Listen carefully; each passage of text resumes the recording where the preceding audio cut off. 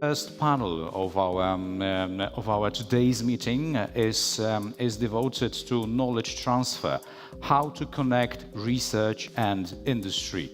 Ladies and gentlemen, the synergy between the academia and the industry is especially important to make the process of transferring scientific discoveries, breakthroughs, and research findings into practical, real-world applications possible.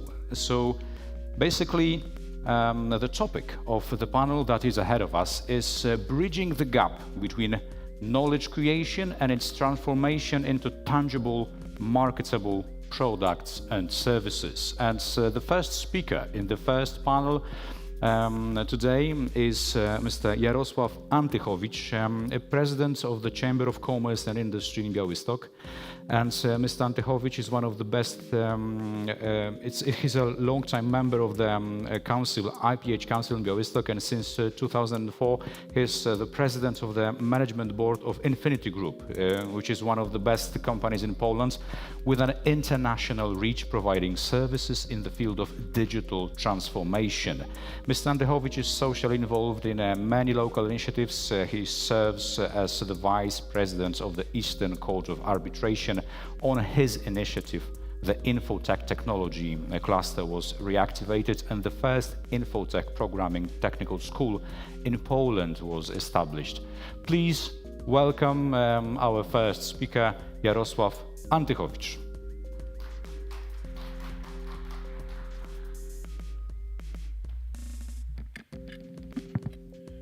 Dzień dobry Państwu. Państwo pozwolą, że będę mówił po polsku. Powiedziano, że wolno. Na wstępie dziękuję Państwu za zaproszenie, organizatorom, ale też dziękuję Wam wszystkim za to, że zechcieliście o tak wczesnej porze przyjść na spotkanie też przy okazji ze mną.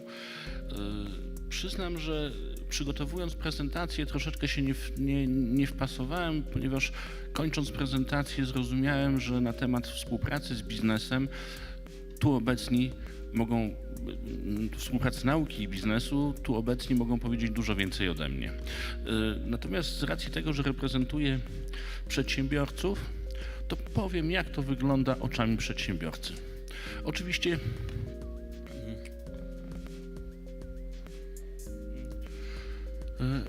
też nie chcę marnować Waszego czasu na wysłuchiwanie, jakie korzyści płyną ze współpracy nauki z biznesem.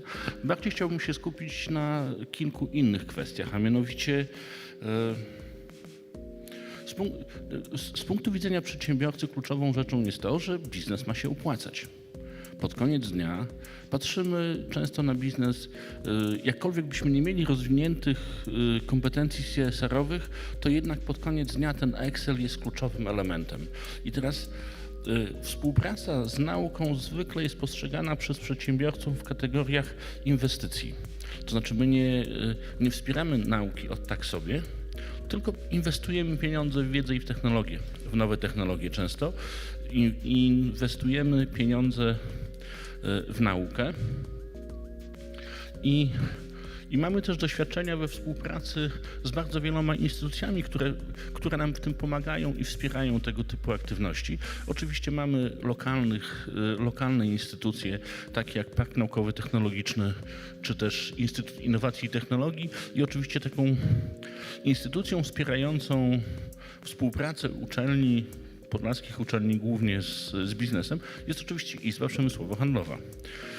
Jesteśmy ciągle obecni i my i nasi przedsiębiorcy są ciągle obecni w tym środowisku naukowym i przyznam, że bardzo często też osiągamy bardzo konkretne, wymierne korzyści z naszej obecności. Oczywiście mamy też mnóstwo wspólnych inicjatyw jako Izba z przedsiębiorcami i ze światem nauki, między innymi Pomosty Przyszłości. Jest to projekt, który wspiera rozwijanie innowacyjności wśród młodych ludzi. To też Polski Produkt Przyszłości. To jest konkurs, ale też ma na celu wspierać bardzo mocno działania lokalne w dziedzinie nauki. Oczywiście też nie chciałbym długo mówić na temat korzyści, jakie płyną ze współpracy uczelni z biznesem, natomiast chciałbym poszukać troszeczkę egzegezy, skąd to się wszystko wzięło, gdzie jest ten fundament takiej współpracy i co rzeczywiście buduje innowacyjność na świecie. I tutaj mam do Państwa takie przemyślenia, że jednak chciałbym się cofnąć do czasów II wojny światowej, bo jak Państwo pewnie pamiętają, po zakończeniu II wojny światowej, poza wyznaczeniem nowych granic, poza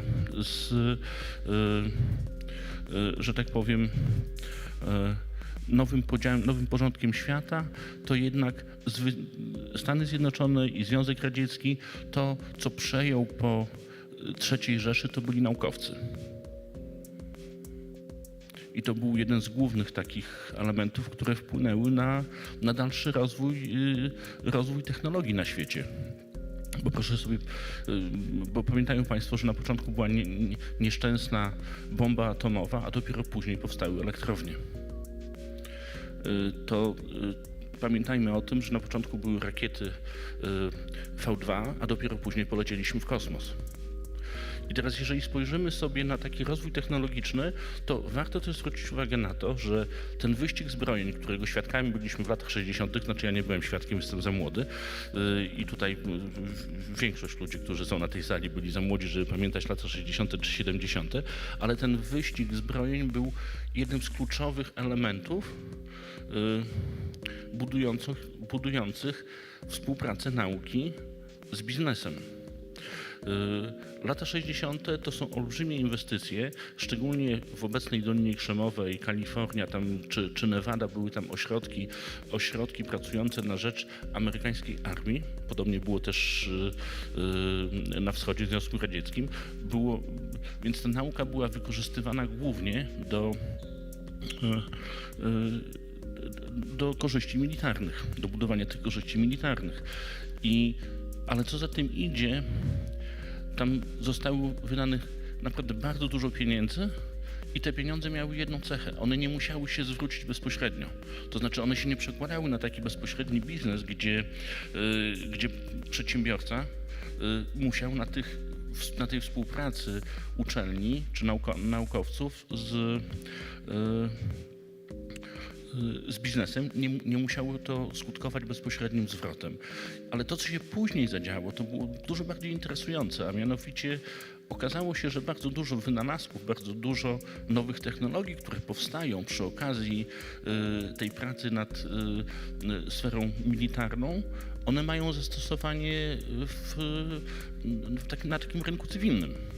I pamiętajmy o tym, że woźniak, który skonstruował płytę główną do pierwszego Maca, Macintosha, to on wcześniej pracował w ośrodkach zbrojeniowych. I tą wiedzę, którą on przeniósł później na rynek cywilny.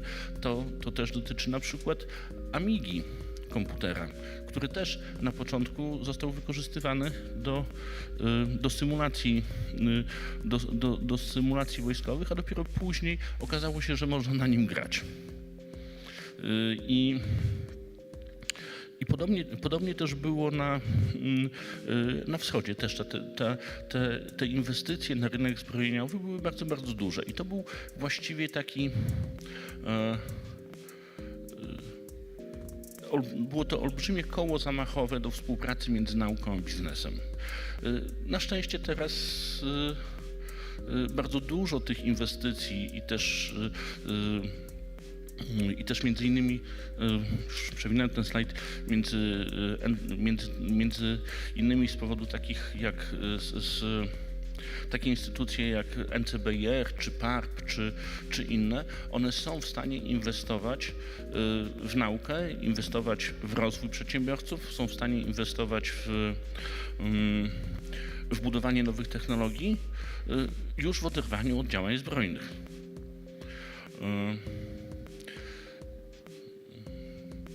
To ten ostatni ostatni okres, ostatnie 20-30 lat, to mamy taki okres, w którym biznes zaczął się rozwijać zupełnie w oderwaniu od tego przemysłu zbrojnego. Między innymi powstały takie firmy jak Google. I teraz jeżeli spojrzymy na takie najbogatsze firmy na świecie, no to widzimy, że to są firmy z obszaru nowych technologii. I one już nie potrzebowały tego zastrzyku wiedzy od strony takiej militarnej. One już się rozwinęły w oparciu o potrzeby użytkowników. I teraz możemy zobaczyć, jak te nowe technologie zmieniły nasze życie. Bo staliśmy się światem cyfrowym. Jakie będą dalsze losy w moim odczuciu? W moim odczuciu to jest w chwili obecnej współpraca z nauki, z biznesem jest jedynym polem, w którym jesteśmy w stanie zdobyć przewagę na rynkach. To ten biznes, który reprezentuję w chwili obecnej tylko i wyłącznie za pomocą naukowców, wiedzy i badań może nas przenieść w taki obszar, o który nam kiedyś pan prezydent Lech Wałęsa obiecał, że staniemy się drugą Japonią. Więc jeżeli chcemy być postrzegani jako kraj,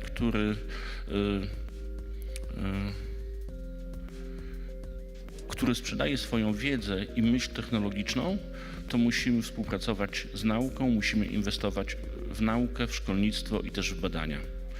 Dziękuję Państwu ślicznie.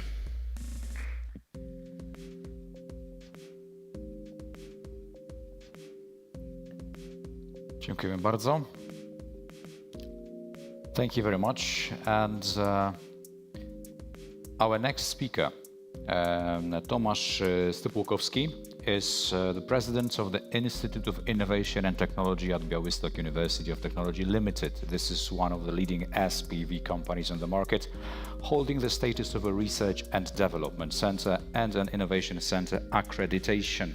The company is responsible for fostering cooperation between academia and business, commercialization, designing and implementing scientific innovative solutions in the market. Mr. Stypułkowski is the co-founder of several startups in the technology, services and manufacturing industries.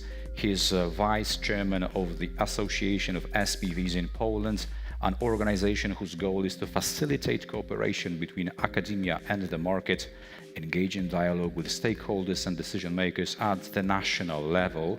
And Mr. Stypułkowski is going to give us an answer to the question why the future of technology transfer belongs to revolutionaries.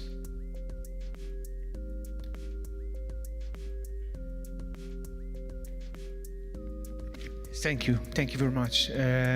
Ladies and gentlemen, good morning. I was asked to present in English, so if it's not a problem, I'm going to present in English. If I'm going to have any problem, I will try to switch to Polish and maybe we'll find a solution. Well, I didn't say actually that I am going to give you the answer to that question. That's just a question. I don't know if we know the answer to that question, but first of all, let me tell you what gives me the right to speak on that topic. Well, at least I'd like to think so. I have got the right to speak on that topic because I have 10 years of experience if it comes to technology transfer and cooperation between science and business, as well as the Technical University of Białystok and the University of Warsaw. I've managed to conduct more or less 1,000 scientific services for the market for the past 8 or 9 years. Successfully implemented the results of those services to the market. I've managed to cooperate with, to start up, to manage, to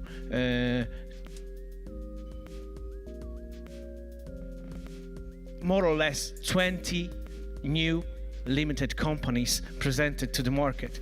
I've managed to successfully transfer equally 15 technology results to the companies in Poland. I've managed to, well, just like the speaker said, I am the chairman of the SPV, fully owned by the Technical University, and for the last 7 years, we've managed to double the income of the company, and we've managed to multiply the income based on the scientific services 10 times yearly. So it does work, actually. We do have the Research and Development Center status given by the Prime Minister, and over 200 of experts, scientists, researchers, freelancers cooperate with us each year to implement those services, those scientific services, to the market. So I know a little bit about this cooperation. Why do I want to speak? Why do I have to say something to you? Because EU funding puts a huge pressure on this cooperation. As you can see, like every programming period, the first one, I don't mean those 2004 EU funding, I mean like 2007, 2014, then 2013, then 2014, 2020, the cooperation between science and business started to gain the attention of the European Commission.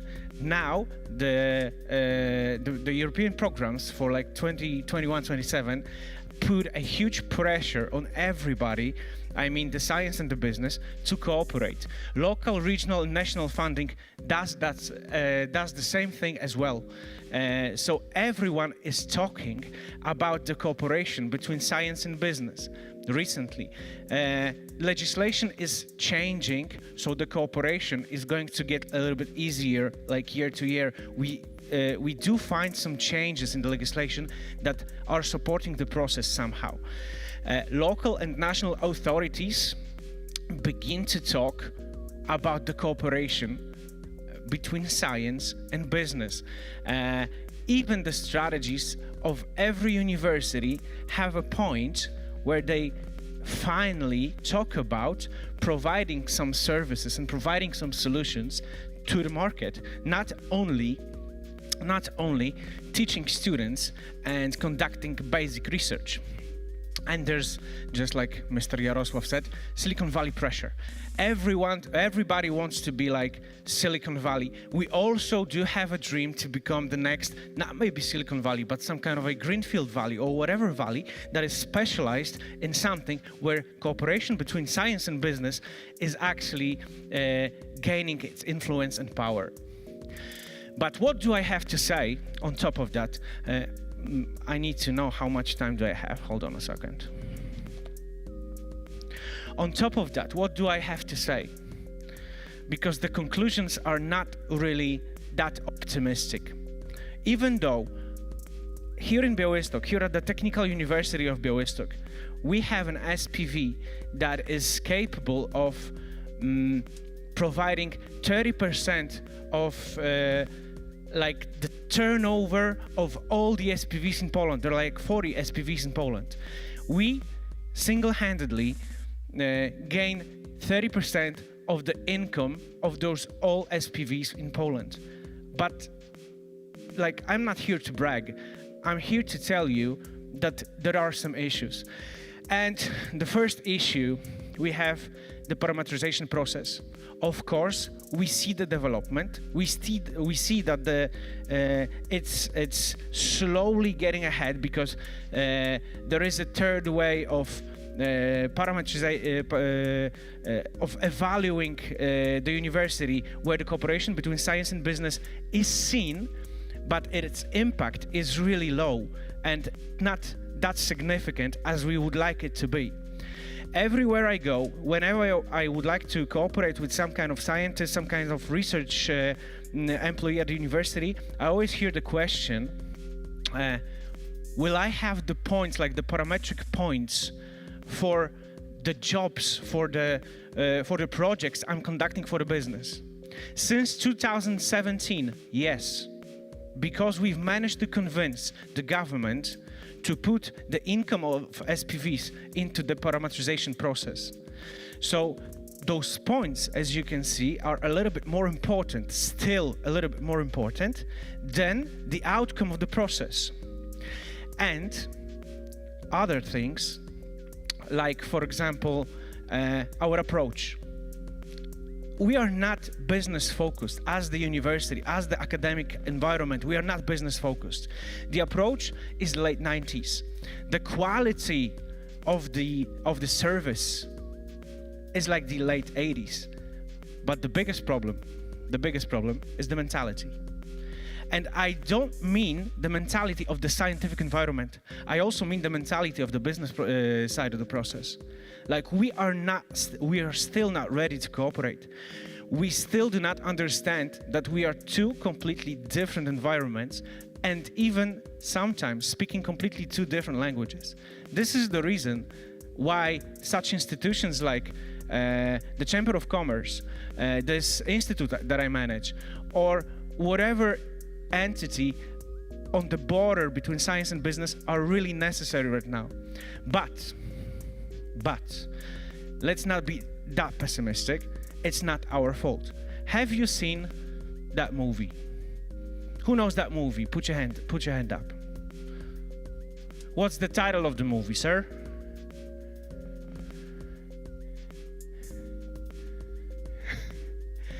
You've seen that movie, right?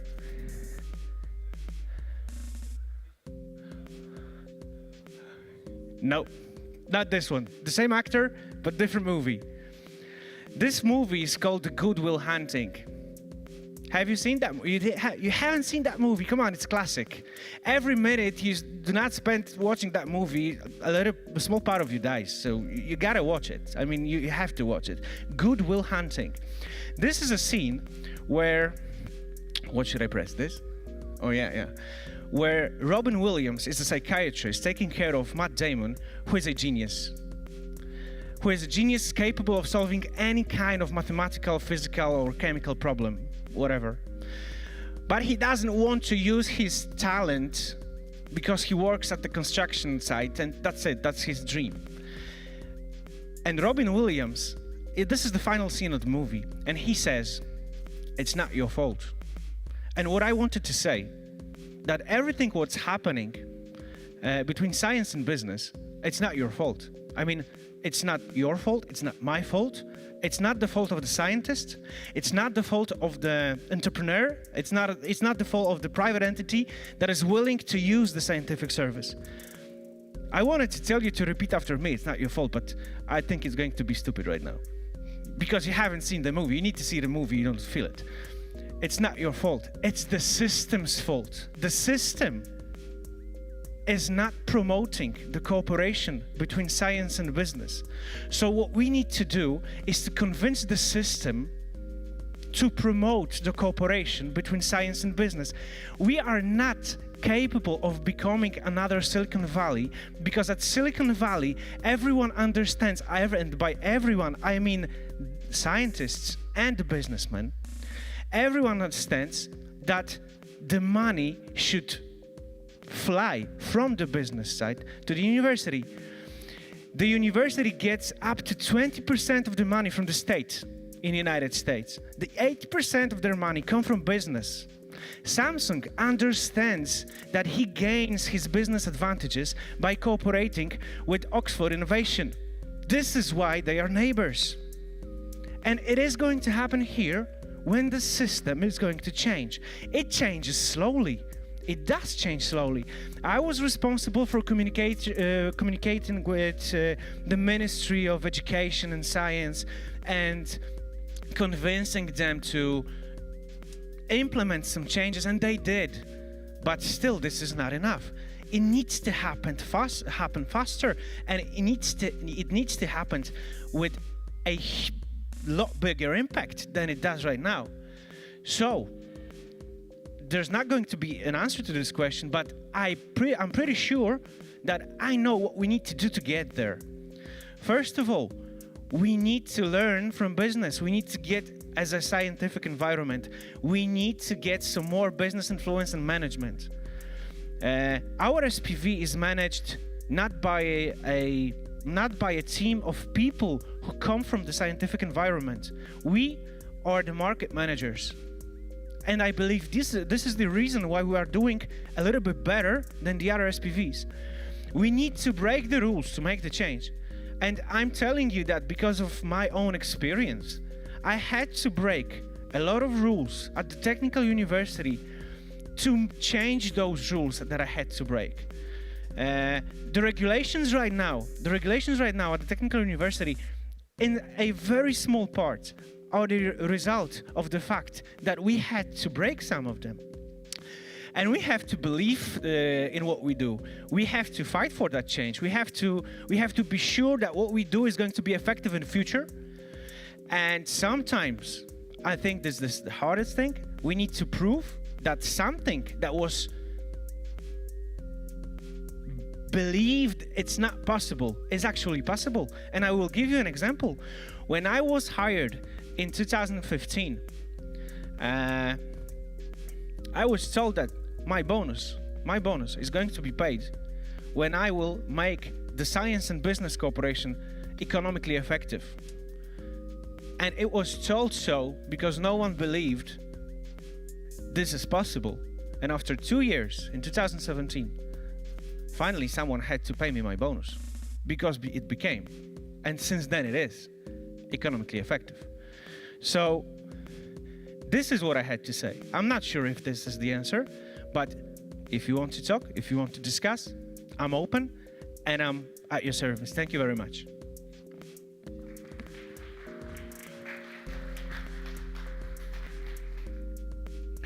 Thank you very much. I believe Mr. Stupukowski is also ready to give you some answers later on during some breaks. But the question was really interesting, and I hope you got the answer as far as the answer was possible to be given. And our next speaker is Enfrid Czech.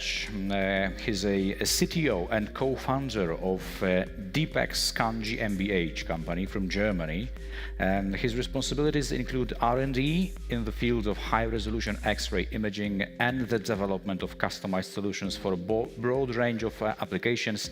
In 1992, he joined the development department at Airbus in Bremen, where he managed the metal physics group and studied the laser welding metallurgy of aluminum alloys. From 1997 to 2009, he managed the materials analysis department and the Center for Complex Analysis at Advanced Micro Devices in Dresden. He also has a very long history and track record of his academic career and research. In 2019, he was awarded with the Federation of European Materials Gold Medal. Ladies and gentlemen, from research to innovative products, microscopy for materials design. Enfrid Czech. Thank you very much for this kind introduction. It's a great pleasure for me to be here in Białystok at this excellent Politechnika, and I would like to thank the organizers for inviting me. When I agreed to give a talk, then I mentioned the title, and then 1 week ago I started to think about what really I should talk about. And I would like to provide a very particular example for technology transfer from research to innovative products, and the particular product is a novel X-ray microscope. And when I prepared this talk, I thought about more than 1 decade back.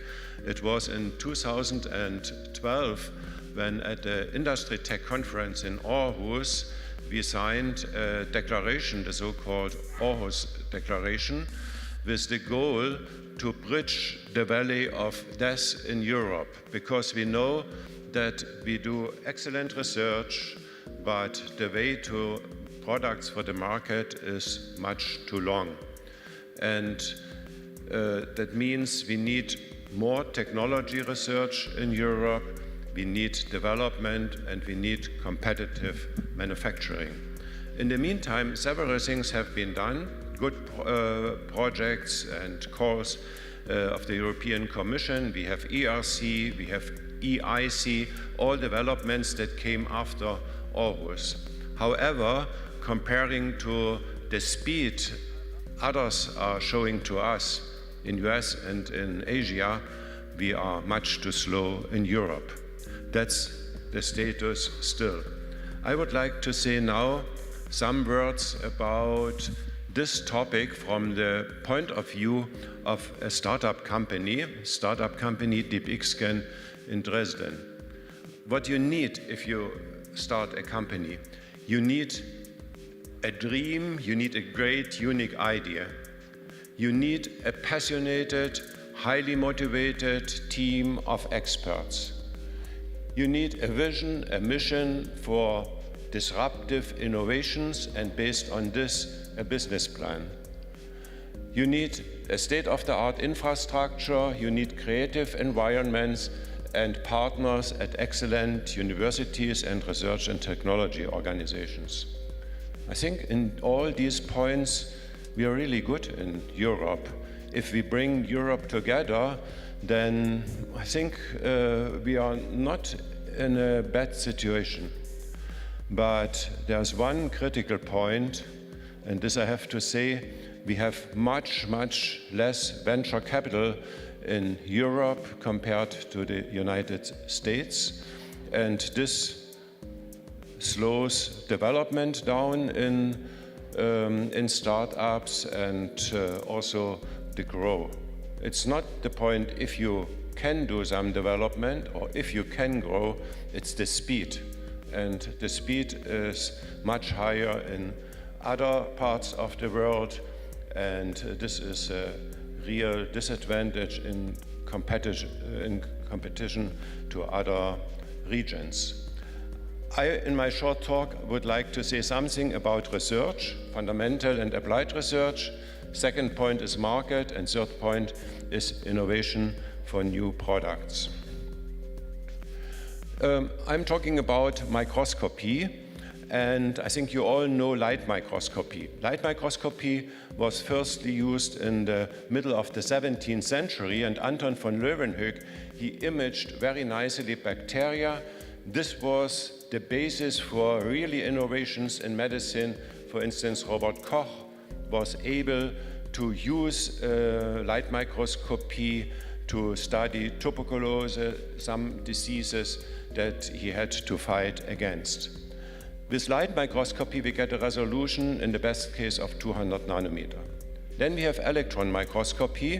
1931, Ernst Ruska built the first electron microscope, and this was a revolution that brought us further in solid-state physics, material science, and microelectronics is not possible without electron microscopy. Here we can go down to atomic resolution, but there is a missing gap, and this missing gap can be filled by X-ray microscopy.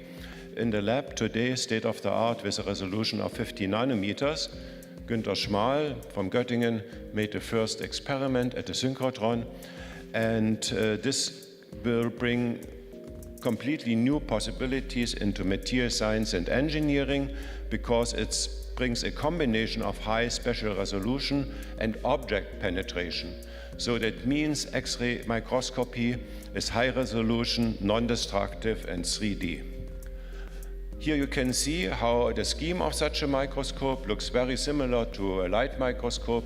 You have a light source, in this case it's an X-ray tube in the lab. Then you have illumination optics to bring as much as possible photons to the sample. Then you have an objective lens. This objective lens is the critical part, as in each microscope. It has to be different to a light microscope because glass lenses cannot be used to focus X-rays. So you need a so-called Fresnel plate. That's a diffractive optics, and then you have a detector. I would like to show 3 examples what you can do with X-ray microscopy. The first example on the left, this is the metallic interconnect structure of a microchip from Intel, and it's possible to see each metallic structure. So that means the design of a microchip is not something which is confidential anymore. It's no problem to visualize with X-ray microscopy. The second example in the center is a battery electrode. That's the green part is the cathode. You see that the cathode exists of many particles, and between the particles there is open volume, and the interconnectivity of the pores, so-called tortuosity, is an important factor of morphology to improve the performance of a battery. And on the right-hand side, you have an example from biomimetics. That's a diatom. By the way, this diatom came from Poland. I think it's from the Dunajec River, brought by Izabela Skłobicka to Dresden. And then you can see very nicely the inner structure of this diatom, and you can learn a lot for mechanical engineering and construction for the design.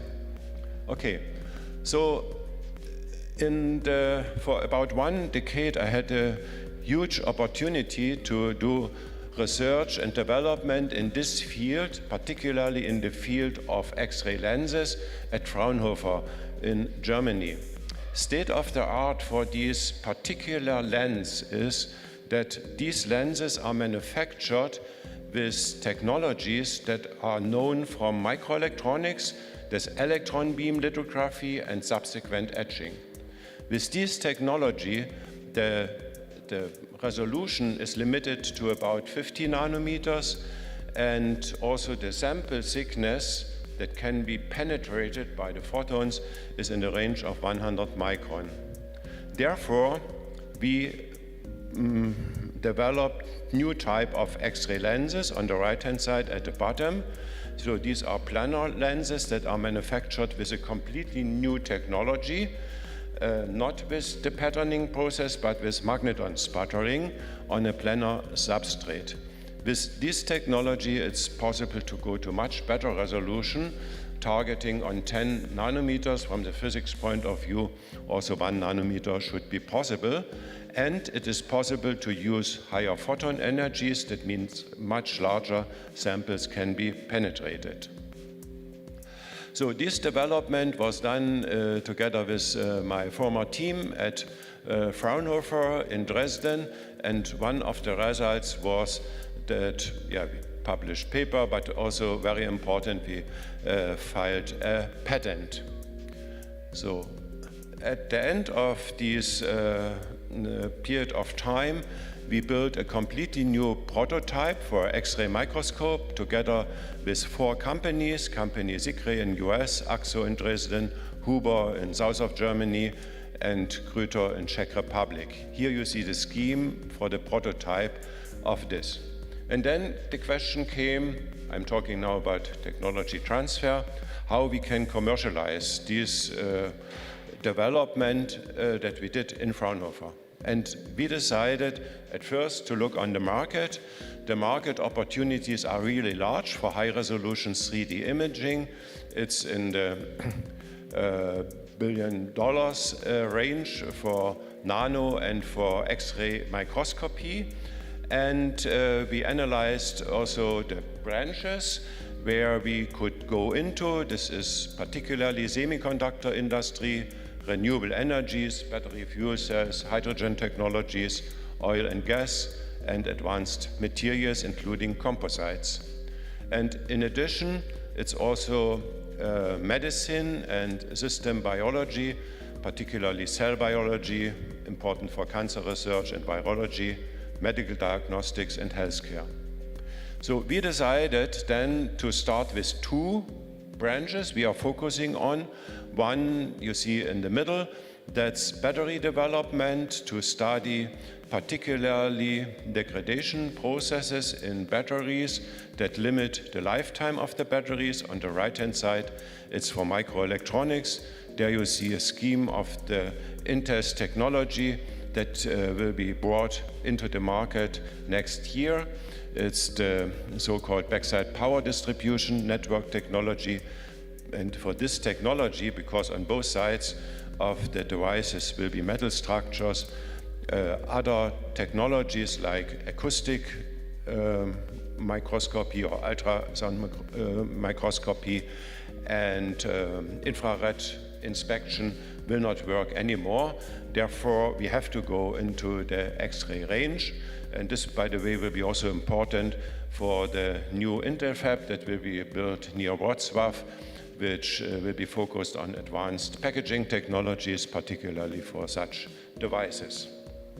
So after the market analysis in the beginning of 2021, together with Norman Huber, businessman from south of Germany, I founded the DeepXscan company with the goal to develop and commercialize X-ray microscopes. And at the moment, we are 10 employees, physicists, engineers, and computer scientists. Here you can see our first product on the right-hand side. We go to higher photon energies compared to the state-of-the-art of competitors that we have, so that we can penetrate larger samples. We have the possibility of contrast optimization. We have shown this particularly for microelectronic products, and we are using advanced X-ray optics. Advanced X-ray optics is the key. So we at first we licensed the patent from Fraunhofer that I mentioned before, and then we went into additional approach. So we filed another patent for our company for a new process, how to build lenses that are able to increase the penetration depth or the sample size by a factor of 100. On the right-hand side, you can see the scheme from the patent application. And the trick that we are using is that we are not using patterning technologies like E-beam lithography and etching. We are using extremely perfect glass fiber. Extremely perfect means a very high degree of roundness. And then we deposit hundreds of sublayers with atomic layer deposition. That's the technology that allows us to get really homogeneous layer stacks. And this development we have patented, and we collaborate here with Institute of Physics of Academy of Sciences in Poland, in Warsaw, and the chamber, the fabrication equipment for these new X-ray lenses we designed and built together with company AP Vacuum here in Poznan. So that means, summarizing this, from research to innovative product, it's a very exciting pathway, but it's hard and with risks. You need a great idea, vision, mission, business plan. Most important from my point of view is a passionate team, partners and friends at universities, particularly infrastructure, and you also need money, venture capital. And for the X-ray computed tomography with high resolution, I would like to say it's 3D, high resolution and non-destructive. We are closing the gap between visible light microscopy and electron microscopy. And it's a powerful technique to study 3D structures, particularly hierarchically structures from nature and for engineered structures. And because it's non-destructive, we can visualize kinetic processes, so in situ and operando processes, for instance, cycling a battery or doing mechanical studies for crack propagation are possible. With this, I'm at the end. And here you see a part of our team in Dresden. And one of the persons on this slide is Markéta Katličová. She came from Czech Republic as an Erasmus student to us for 6 months. Erasmus is, from my point of view, the best program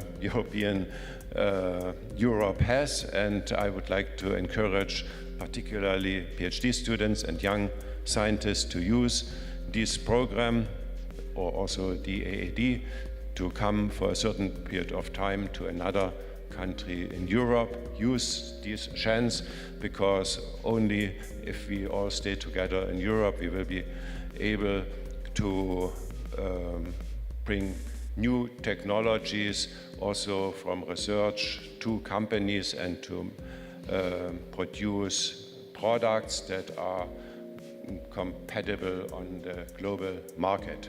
Thank you very much.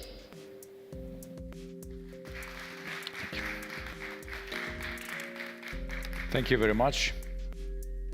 Eren Fitchech, ladies and gentlemen, and our next speaker, Dariusz Butrymowicz, represents Białystok University of Technology. Mr. Butrymowicz's research area covers refrigeration and heat pump systems, heat transfer and heat exchangers, modeling of thermal flow processes, thermal power engineering, two-phase flows, chemical engineering and processing, waste heat utilization, gas cleaning, and electro-hydrodynamics. And Mr. Butrymowicz will talk about recent developments in utilization of waste low-grade heat in cooperation with industrial partners. Mr. Butrymowicz, the stage is yours.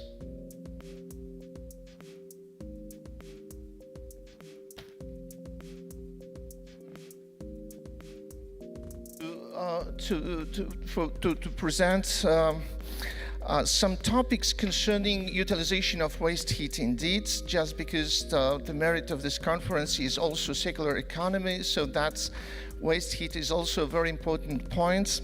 So I'm head of Department of Thermal Engineering at the Białystok University of Technology. So that's within past years we have developed some technologies concerning utilization of low-grade waste heat.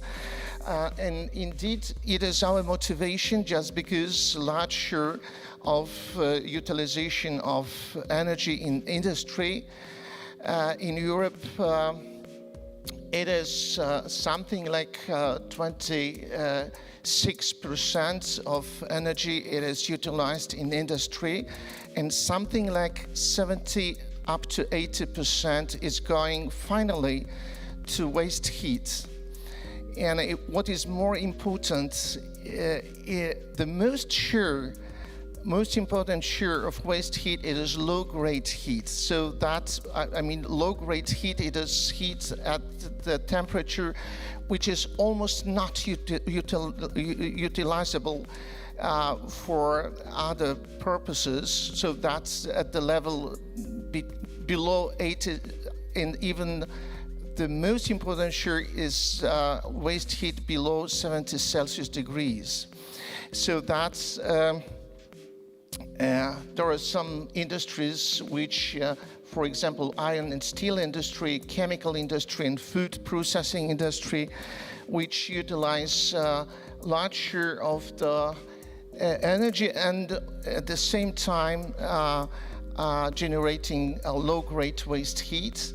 Also, there are numerous cases of waste heat generation, for example, in marine conditions, so that you see what will be the exemplary case of the diesel marine engines, the share of the waste heat generated in marine conditions, for example. So that these aspects were our motivations to develop some technologies for conversion of low-grade waste heat to cooling capacity, just because utilization of low-grade waste heat to just heating capacity, it is obvious, but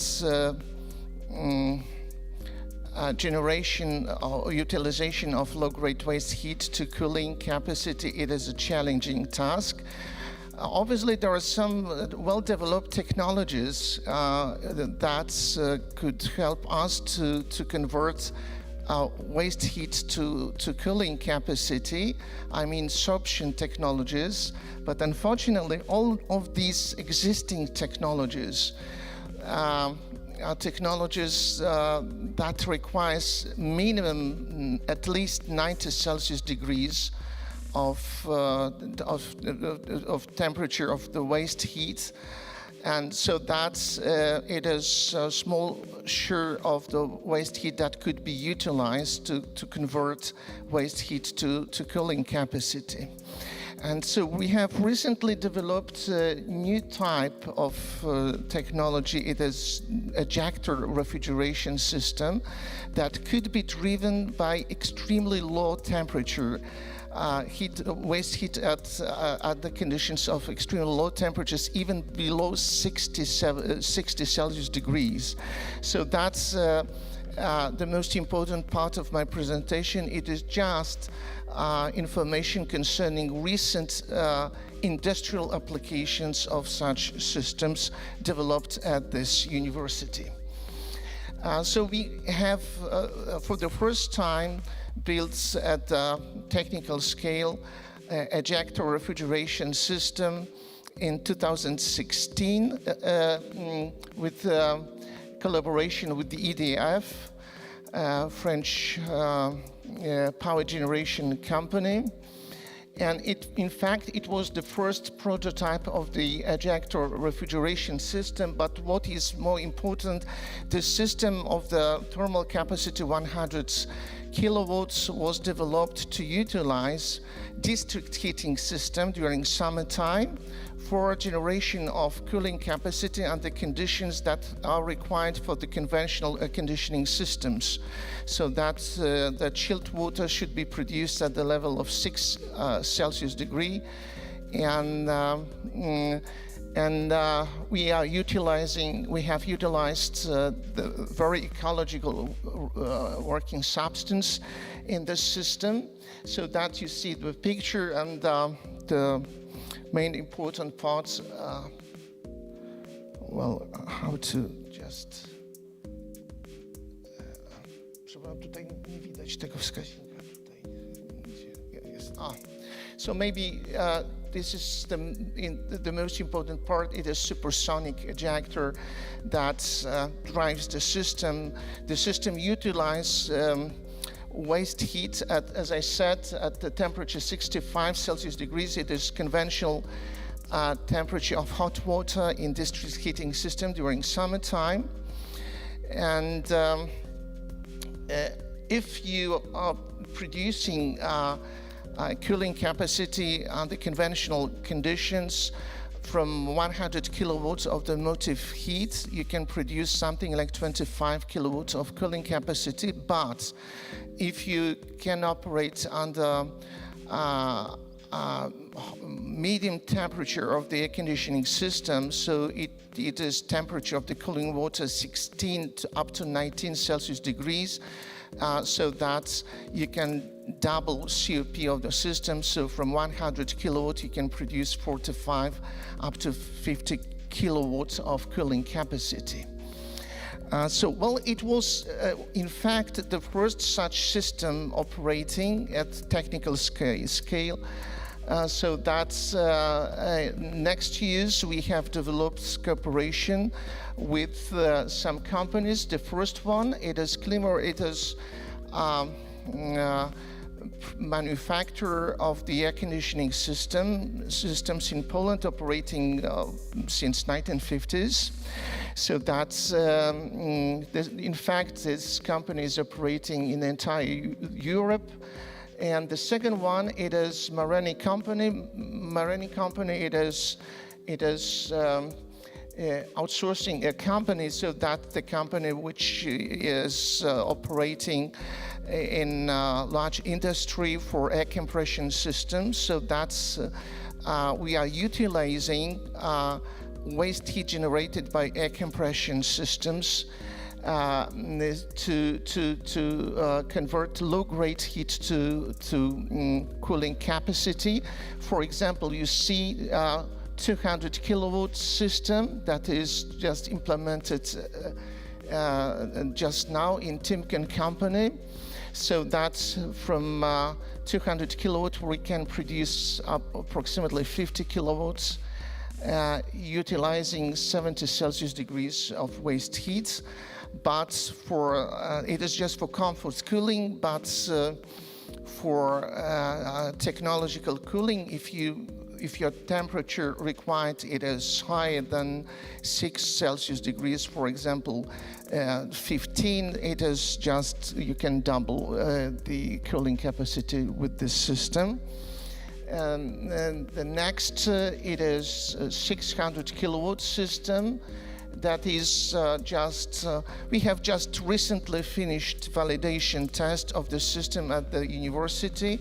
And for your information, it is very unique situation just because at our university we have infrastructure that is capable to do validation tests up to 1.2 megawatt of thermal capacity in our laboratory scale, so that we can do investigations, large industrial systems using our infrastructure at the university. So you see, this is a 600 kilowatt system under validation tests.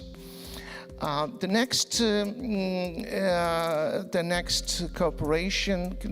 part of our cooperation is cooperation with some shipyards in Poland, just because in marine conditions you're also generating large amounts of low-grade waste heat in marine diesel engines, so that we have developed recently our approach for cleaning system for recovery of waste heat, as well as conversion of low-grade waste heat to cooling capacity for marine applications, so that you see we have developed a system of recovery of waste heat under marine conditions.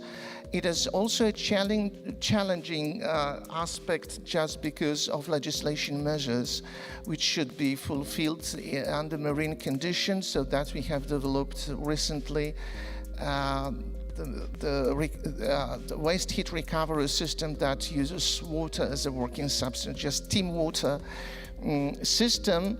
And you see, this is photo of the entire air conditioning unit, refrigeration unit that is driven by waste heat, also with heat recovery system built in the unit. So that's also in cooperation with air conditioning company Climor, we have developed also the hybrid system, just because in our technology you can combine both. The system could be driven by electricity under conditions if you have not available waste heat, or could be driven by waste heat.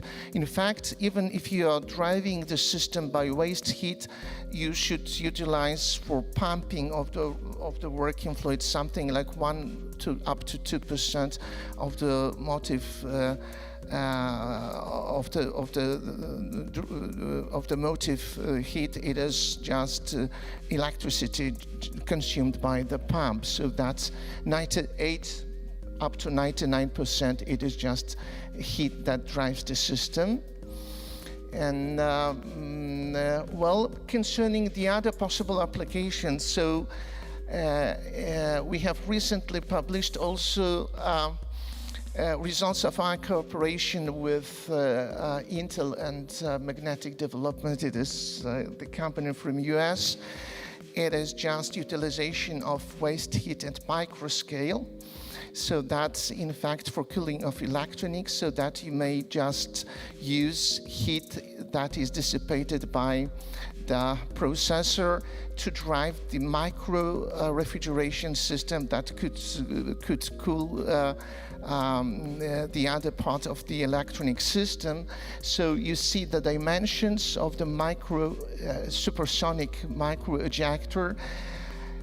In the system, isobutane was applied as the working fluid, so the system was demonstrated at the technical scale, very small indeed. So as you see, this technology could be applied for very large industrial systems, but at the same time could be also very efficient to cool down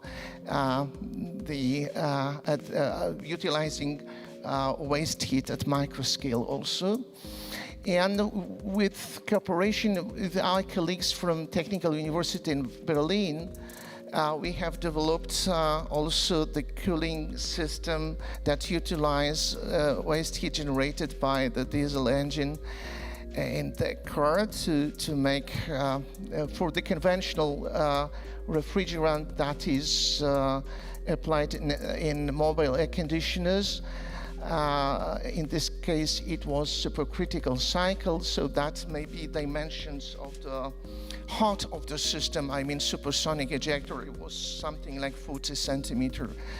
That was demonstrated as also the option. So that's concerning the required temperature level of the waste heat that could be applied to drive the refrigeration system, for example, for comfort air conditioning, also for mobile applications. As you see, the level of temperature for fuel cells and even battery could be thought as suitable also for application of this kind of technology. And also concerning future perspective, we have recently also demonstrated possibility to just build passive systems so that without any utilization of electricity to drive the system, just because you can also make possible fluid pumping using heat-driven pump. So we have, it is called two-phase injector, so we have recently demonstrated also possibilities of this technology. Well, what we can do in the case if we are dissipating really low-grade heat, so that if the temperature is significantly below 50%, it is the case of the heat that is dissipating from, for example, large industrial refrigeration systems at really very large scale.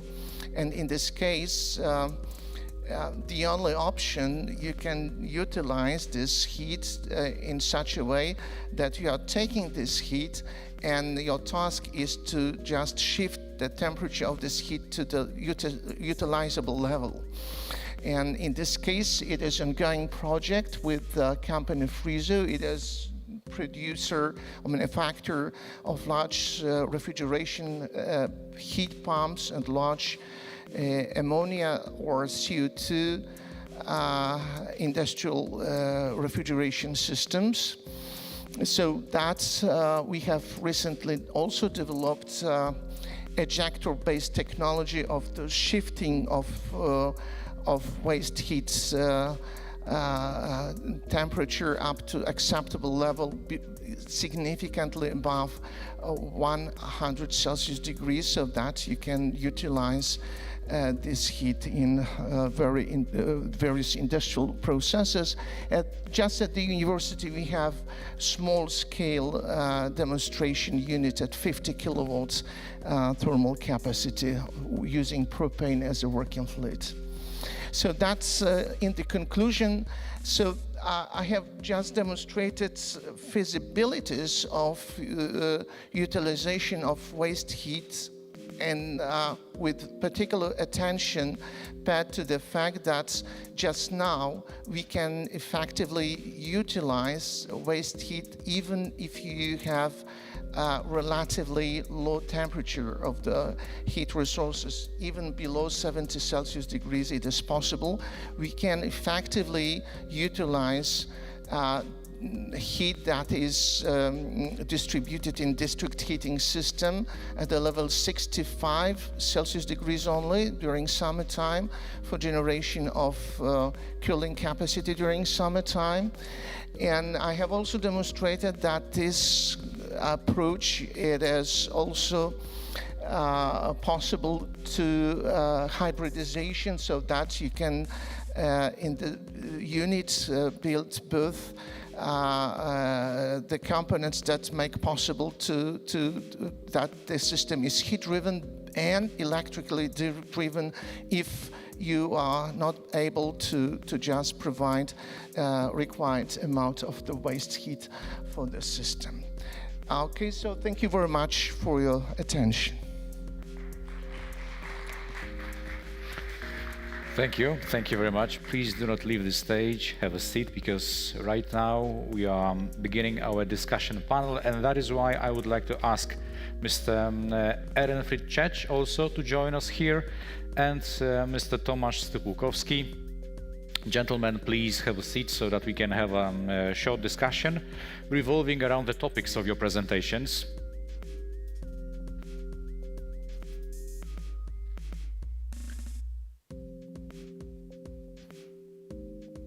Please have a seat. And basically, I really liked your presentations, and basically, I love the presentations that we have here during our conference, because they tell us a lot about success stories and successful, practices and cooperations.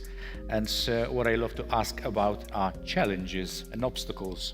And that is why the first question of our panel is, what are the most significant challenges you see in the current landscape of knowledge transfer between science and industry? And what innovative solutions or strategies do you propose to overcome them, those challenges? And Mr. Stypułkowski, since you are the closest to me right now, we may start with you, but I would like all of you gentlemen to say a few words about that. All right, thank you. Well, from my point of view, I mean, I see the Polish environment clearly, right? As an SPV association vice president, I can see that the challenges are pretty similar everywhere in Poland, and the biggest one is lack of business competences in the academic environment. And just like I said during the presentation, it's not the fault of the scientific environment. We are not taught, even as children, how to raise our entrepreneurship skills, and how to, for example, conduct my own small business. When you look at the Scandinavian teaching programs, even in the kindergarten or the primary school, the kids are taught how to be effective, economically effective, and we are not taught that. I mean, we have to learn it on our own and by ourselves, and this continues until we become an employee of the university. We still do not have the skill to manage my own business. And if we want to think that, for example, indirect commercialization, it is starting the company based on an R&D result, is one of the ways to be successful, because we see it happens in Western Europe, Silicon Valley, sometimes in Poland as well. The knowledge on the R&D result is not the only thing we need to have. We need to have some business skills, and we don't have that business skills. So this is one of the main barriers. The second one, also, like I said during the presentation, is the system. The system doesn't support the scientist who is willing to cooperate with business, who is willing to start their own business, who is willing to provide some scientific services for the business or to do anything with the business. There is a pressure coming from the EU funds, regional funds, the authorities, but the system doesn't support that. So this is the second challenge. And I think that what we need to do is to work at our fundamentals in every area. I mean, we have to work with the government, we have to work with the local authorities, and we have to work among each other to gain the knowledge and to build the competences that we lack. But it's a long way to go. I mean, but we have to make the decision today, so in 10 or 15 years, we are going to be ready to do it fluently and without those barriers I've mentioned. Okay, thank you. Mr. Czech, you have a long history of cooperation with business, so maybe you have some thoughts on the challenges and obstacles that has to be overcome. Yeah, so I agree on some of the challenges that you mentioned, and I think the question is very important, because we always talking about successful startups, but there are more startups that fail than startups that are successful.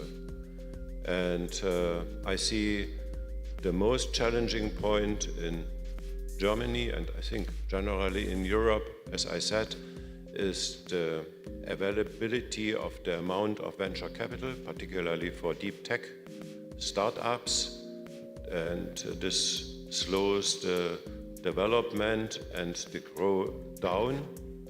And if it is too slow, then it also causes facts that startups will not survive because of the competition. This is, from my point of view, the most important point. The second one that I would like to mention is that it becomes more and more complicated to get the best brains into our startups because of the demographic development in Europe and also competition with other organizations. So this is not a critical point for us at the moment.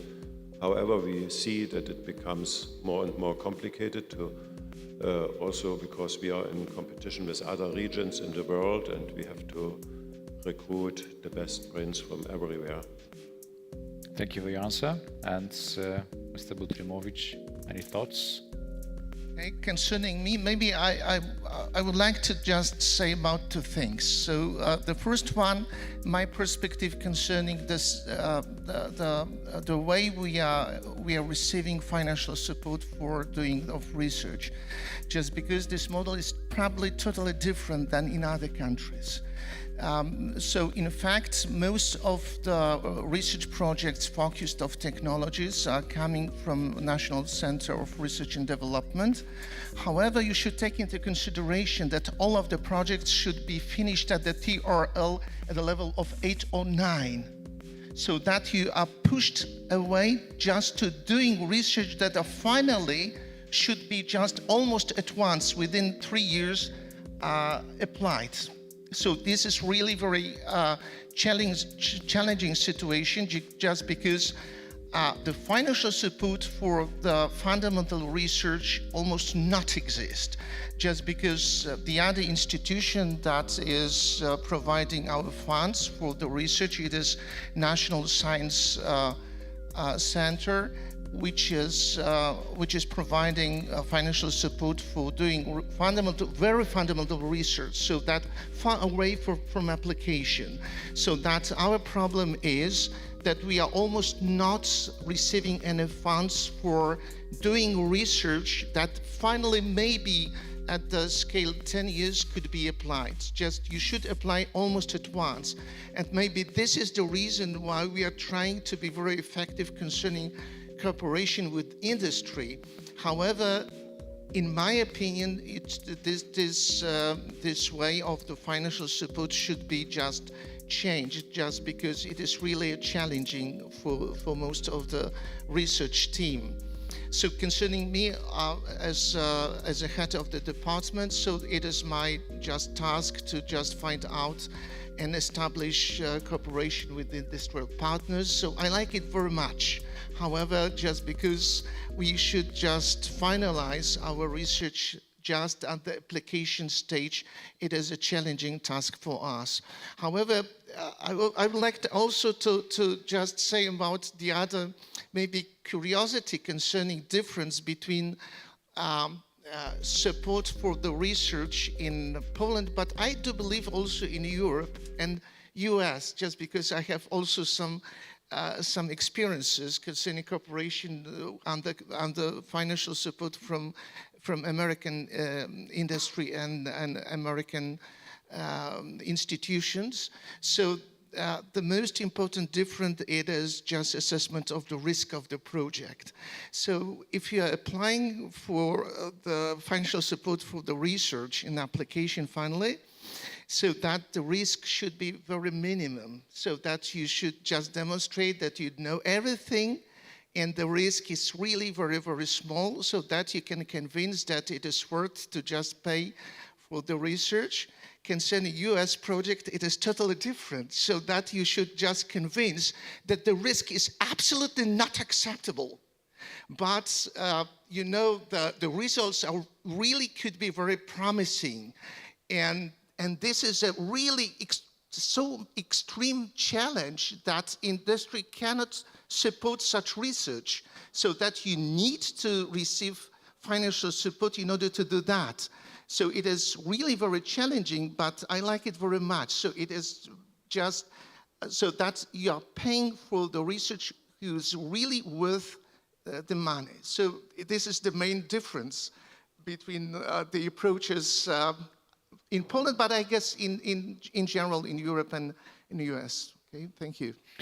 Okay, thank you very much for the answer. So since we've said a few words about challenges, let's now imagine that we are in an ideal world. And in the ideal world, how do you envision the ideal collaboration model between academic institutions and industries to facilitate seamless knowledge transfer and innovation? In an ideal world, how would you like it to be? Concerning me? Yeah, sure. Yeah.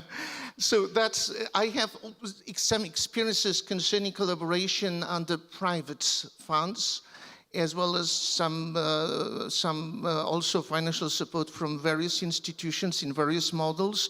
So that's, well, maybe it is the same with which I have started my speech. It is just the problem of the not maybe collaboration with industrial partners, but possibility of development of some technologies using the maybe more the more fundamental research.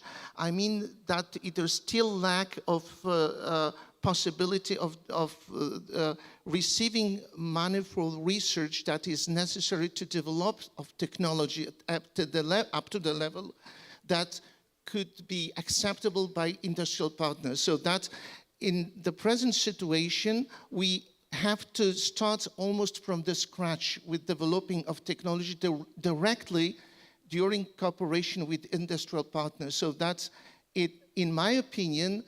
So ideal cooperation should start at well-developed technology level, and in this case also the risk of this cooperation will be just mitigated to up to required level. Obviously, collaboration with industrial partners is very complicated. It is challenging just because during our cooperation with industrial partners, we have to, under such model of financial support at present, developing some maybe not very fundamental but basic concepts of the technologies, so which is not, I guess, the best way for cooperation, in my opinion.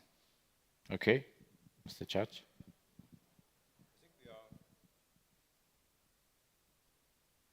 I think we are in a very good situation regarding collaboration with universities and RTOs. So in Dresden, we are very closely collaborating with Fraunhofer.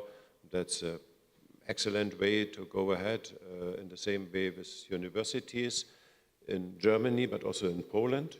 Yeah, so I think that's really working very well. What I would wish for a funded project, that we have less administrative work to do to reduce this significantly, because we want to concentrate on the real work to make a product. Thanks. Yeah. Okay, you've asked about a fantasy, right? Yeah. So let's make the dreams come true. Yeah. Let's paint the picture, because to make it come true, it's going to take a lot of more work. I see one basic solution if it comes to like the ideal and perfect world, where all of us are on the same page. Well, you've talked about money. Money is necessary, but I believe that money is an outcome of the good things we do. If we start doing good things, the money will appear on itself. And if the business is going to be aware of the fact, just like what you said, is going to be aware of the fact that it's okay to fail in the R&D process. The outcome doesn't need to be 100% project. It doesn't need to be TRL9. It just has to give you some opportunities and hopes that someday it might happen.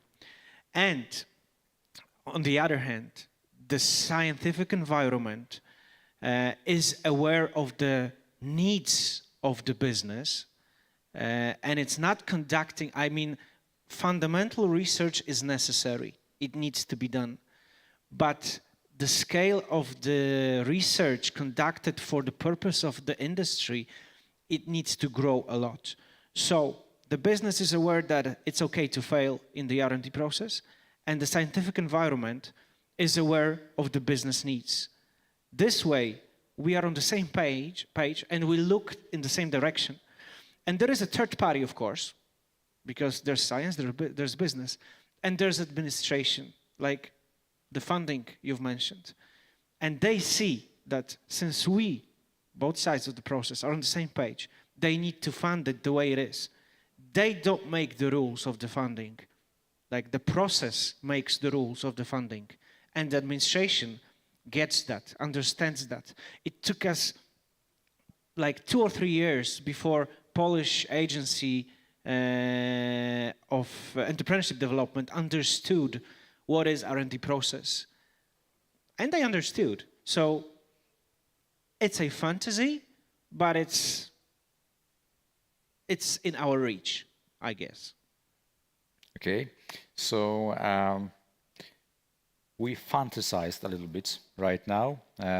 You said that's in our reach, so now let's please become more down to earth and let's try to face the reality and think about the reality in terms of small and medium enterprises, because small and medium enterprises, they often face basically problems and challenges in accessing and implementing scientific knowledge.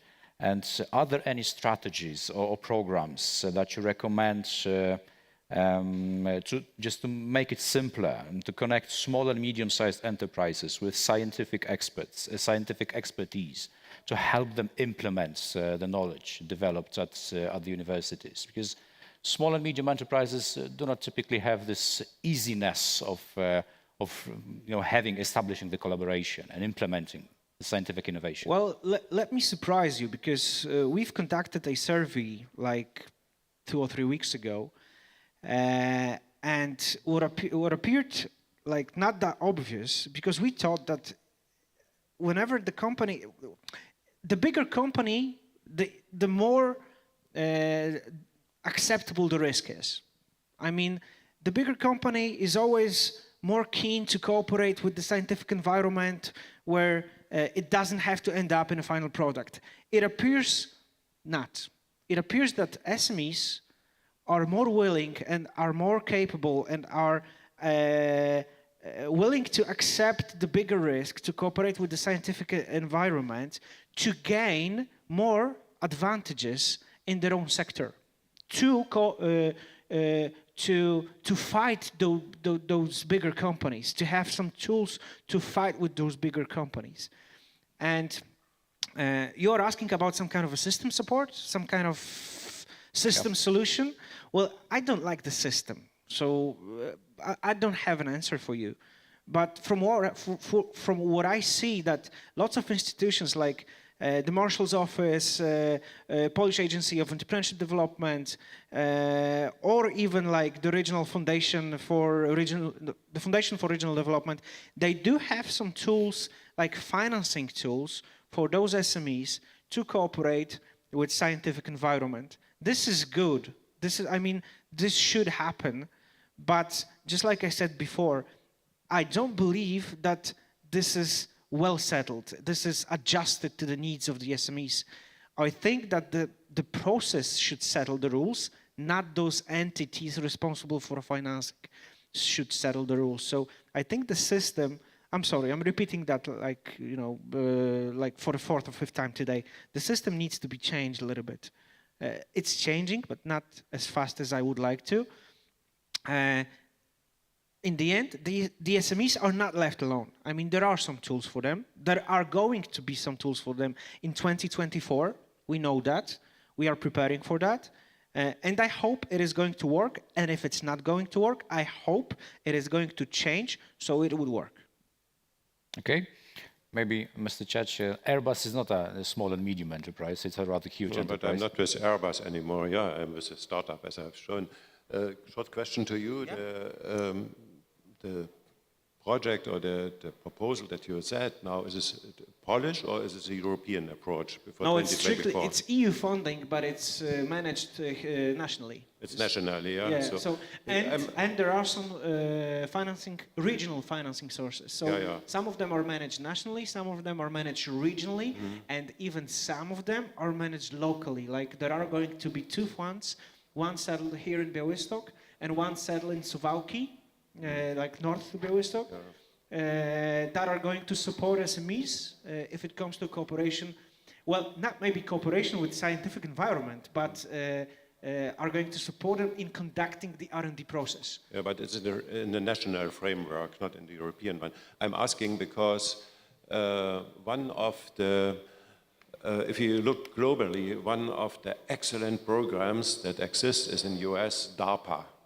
Yeah, DARPA, they have innovation managers that look and screen for good ideas, work together with startups, and bring them together with VCs. And this is a very, very successful process in the United States. And in Germany, we started recently, 3-4 years ago, with a similar process. That's Agency for Disruptive Innovations in Germany. They have, I think, the same vision. However, it's connected with significantly more administration and bureaucracy, which is, and the amount of money they have is at least one order of magnitude less compared to the societies that we have. So we have some ways that point in the right direction, that brings us optimism, but as you said, it's too slow. Yeah, we have to accelerate such positive developments in Europe, and maybe also to see jointly here in Central Europe how we can bring such new ideas into reality, learn from experience in Poland, learn from experience in Germany or from France and from Sweden, as we had representatives yesterday, and bring this together to push new thinking and look around how US, how Korea are doing this. Exactly. Can I add one more thing? Please. Yeah, shortly. Shortly. If the system is not going to support the process properly, the business is going to drive away from the scientific environment, because the business is always in the pursuit for money, and they are going to find the money cooperating not locally with the scientific environment, but globally with the scientific environment. So Polish company, it might happen. It happens right now that regional companies are cooperating with universities from south of Poland or west of Poland. It's starting right now that regional companies are starting to cooperate with German universities, with Swedish universities, with American universities. So it is going to happen. If the system is not going to support us, and if the scientific environment is not going to change, the business is going to drive away. The business is not going to wait for us. Okay. Ladies and gentlemen, because we are running out of time, perhaps there are some questions in the room. Anybody wants to ask any question to one of our panelists? Since I can see no questions at this point, ladies and gentlemen, thank you for this part of our conference. This panel has just ended. Thank you, gentlemen, for your participation, for your input, for your opinions, and enjoy the rest of the conference. Thank you very much. Thank you.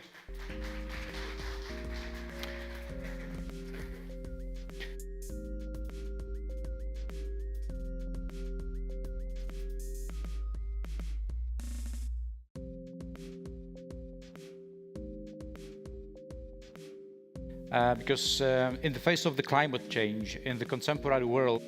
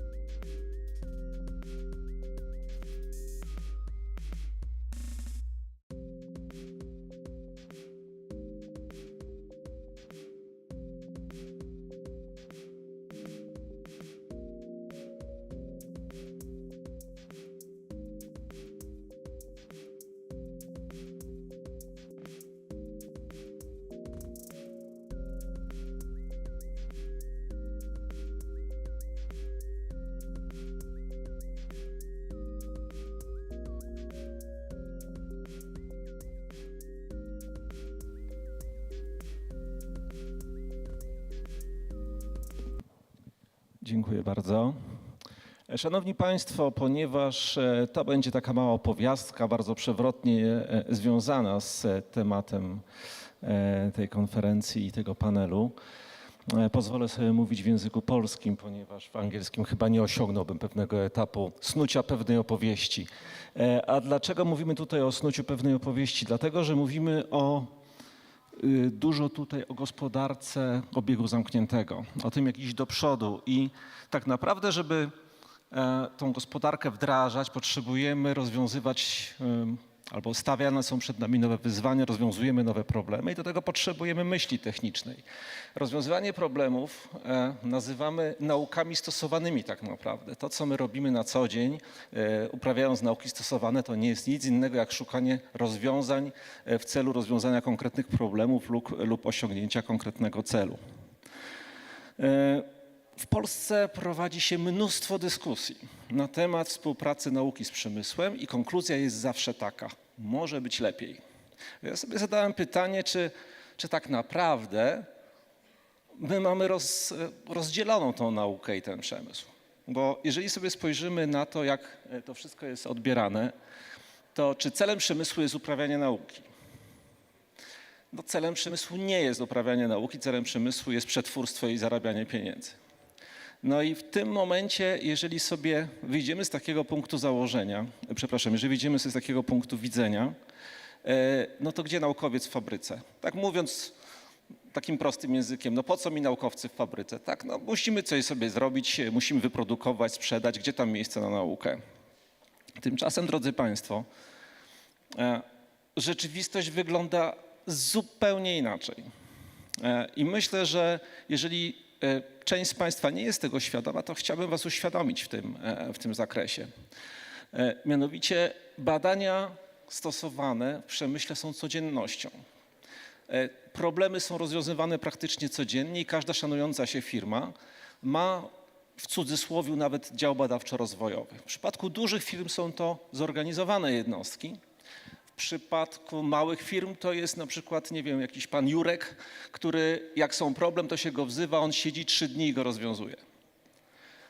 I jeżeli popatrzymy sobie na to z tej perspektywy, to okazuje się, że w przemyśle funkcjonuje bardzo duża liczba osób zasługujących na miano naukowców, dlatego że rozwiązują oni problemy i wdrażają innowacje.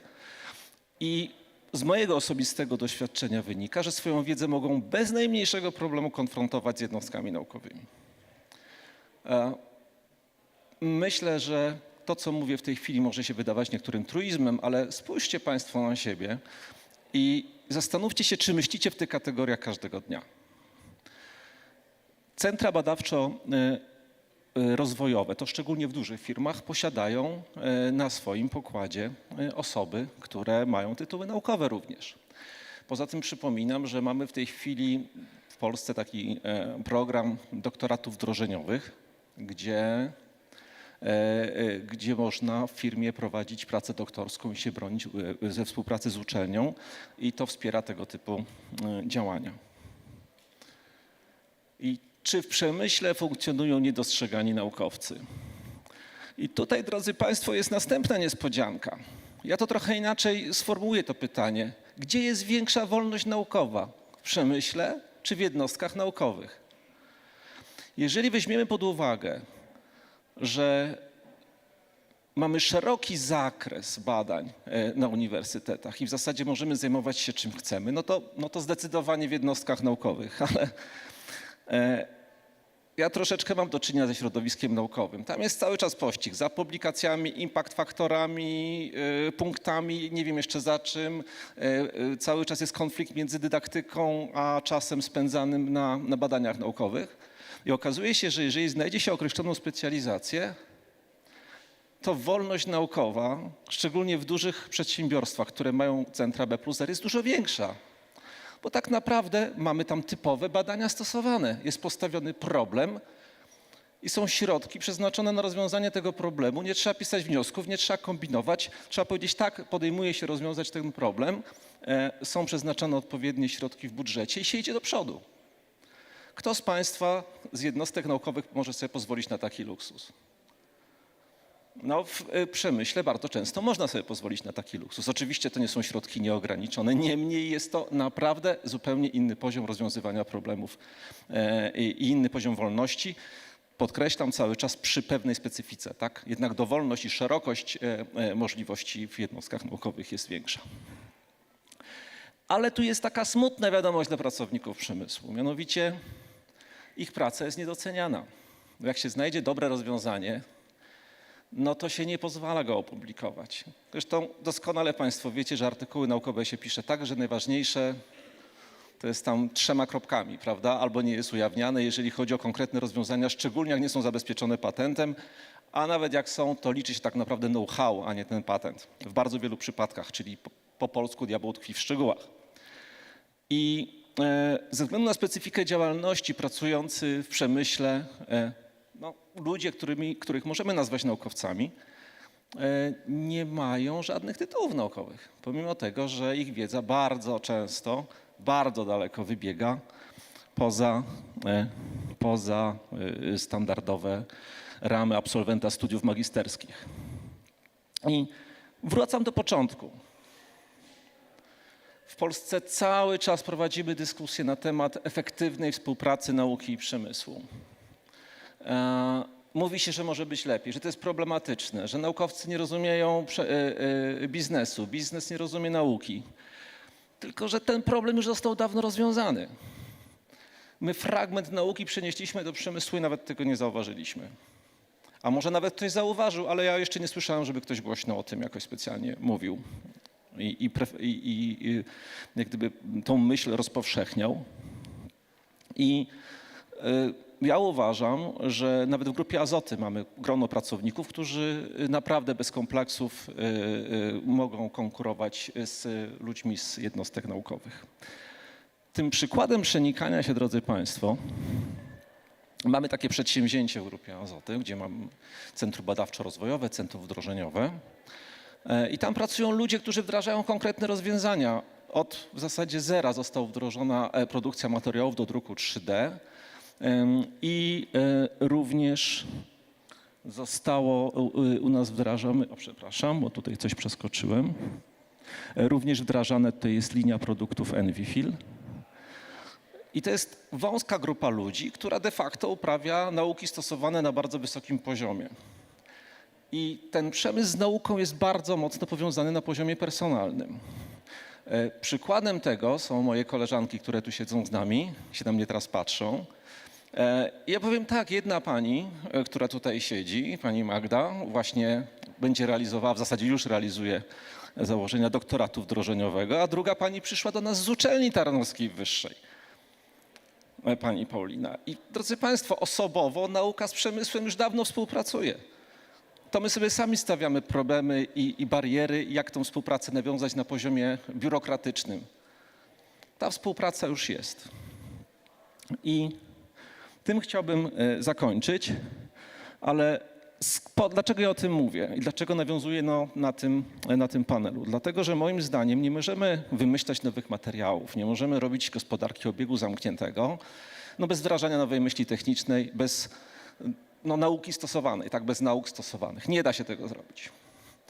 I z jednej strony chciałbym Państwa uspokoić, że my mamy potencjał, żeby to robić. I ten potencjał jest w ludziach, którzy pracują i przenikają się wzajemnie w tych środowiskach naukowych. Ale z drugiej strony też chciałbym zwrócić uwagę tych ludzi, którzy ten potencjał w przemyśle stanowią, żeby nie bali się iść do uczelni, bo to zazwyczaj było do tej pory tak trochę nierozpoznawane. Wchodzili w tematy doktoratów wdrożeniowych i nie bali się być uhonorowani chociaż tytułami naukowymi, tytułami doktora za swoją pracę. Myślę, że to jest istotne. Myślę, że w Polsce mamy zdecydowanie mało zdolnych ludzi z osiągnięciami z tytułami doktora, a z normalną ścieżką będzie to bardzo trudne, dlatego z powodów typowo gospodarczych nigdy tych publikacji, ścieżki naukowej nie da się w 100% zrealizować. Także tak może przewrotnie, częściowo na temat. Chciałbym Państwu bardzo podziękować za poświęcony czas i życzyć dalszej miłej części dnia. Dziękuję bardzo.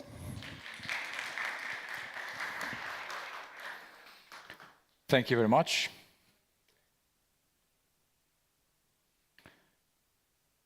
Ladies and gentlemen, artificial intelligence is more and more present in our lives. Some of us know that artificial intelligence can make our lives easier. Some people fear artificial intelligence, thinking that it might maybe take their jobs or whatever. There are many misconceptions concerning artificial intelligence. So I guess our next speaker will tell us more on how artificial intelligence can influence industry. Ladies and gentlemen, RAE is a technological startup operating at the intersection of MarTech, FinTech, and Legal Tech, specializing in optimization and automation of processes. And our next speaker is Ariel Stępień. Mr. Stępień represents RAE, and the title of his speech is How to Prepare Your Organization for the AI Revolution. Data is a key role in digitalization of processes. The stage is yours.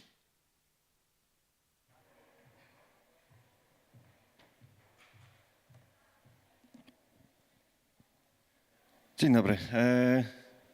Szanowni Państwo, ja od 3 lat już w RAE, w startupie, który zajmuje się właśnie optymalizacją i automatyzacją procesów biznesowych.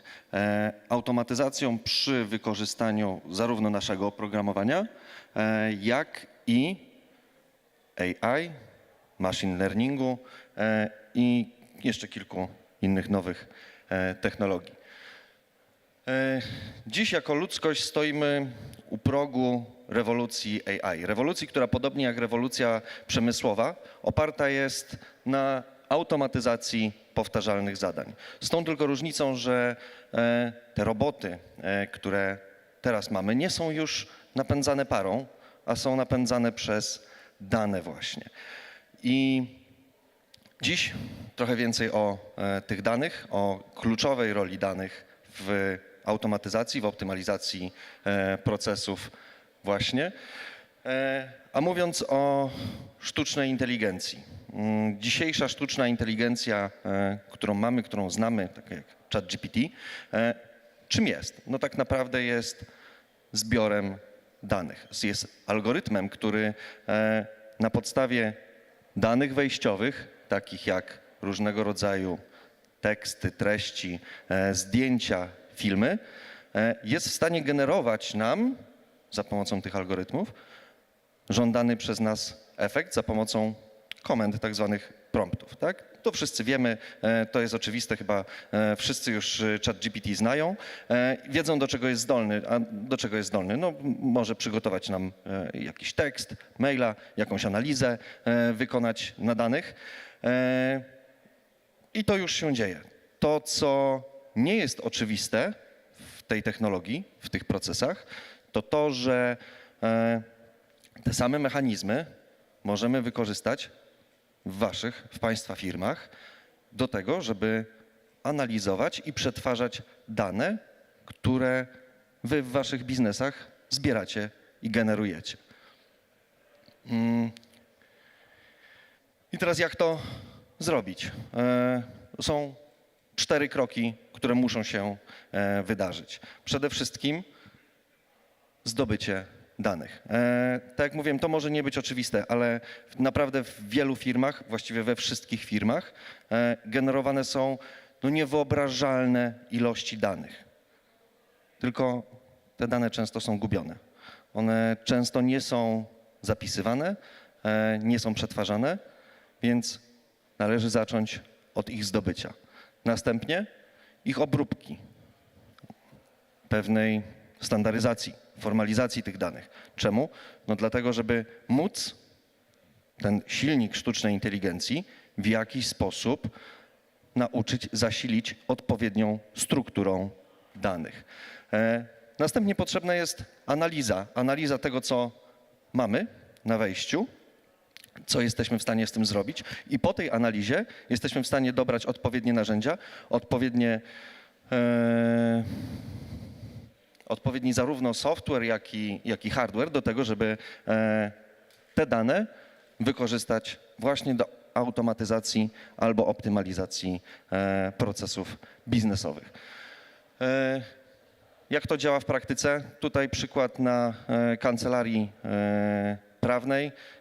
Można byłoby rzec, że pracy prawnika nie da się zautomatyzować. Okazuje się, że się da. My to zrobiliśmy.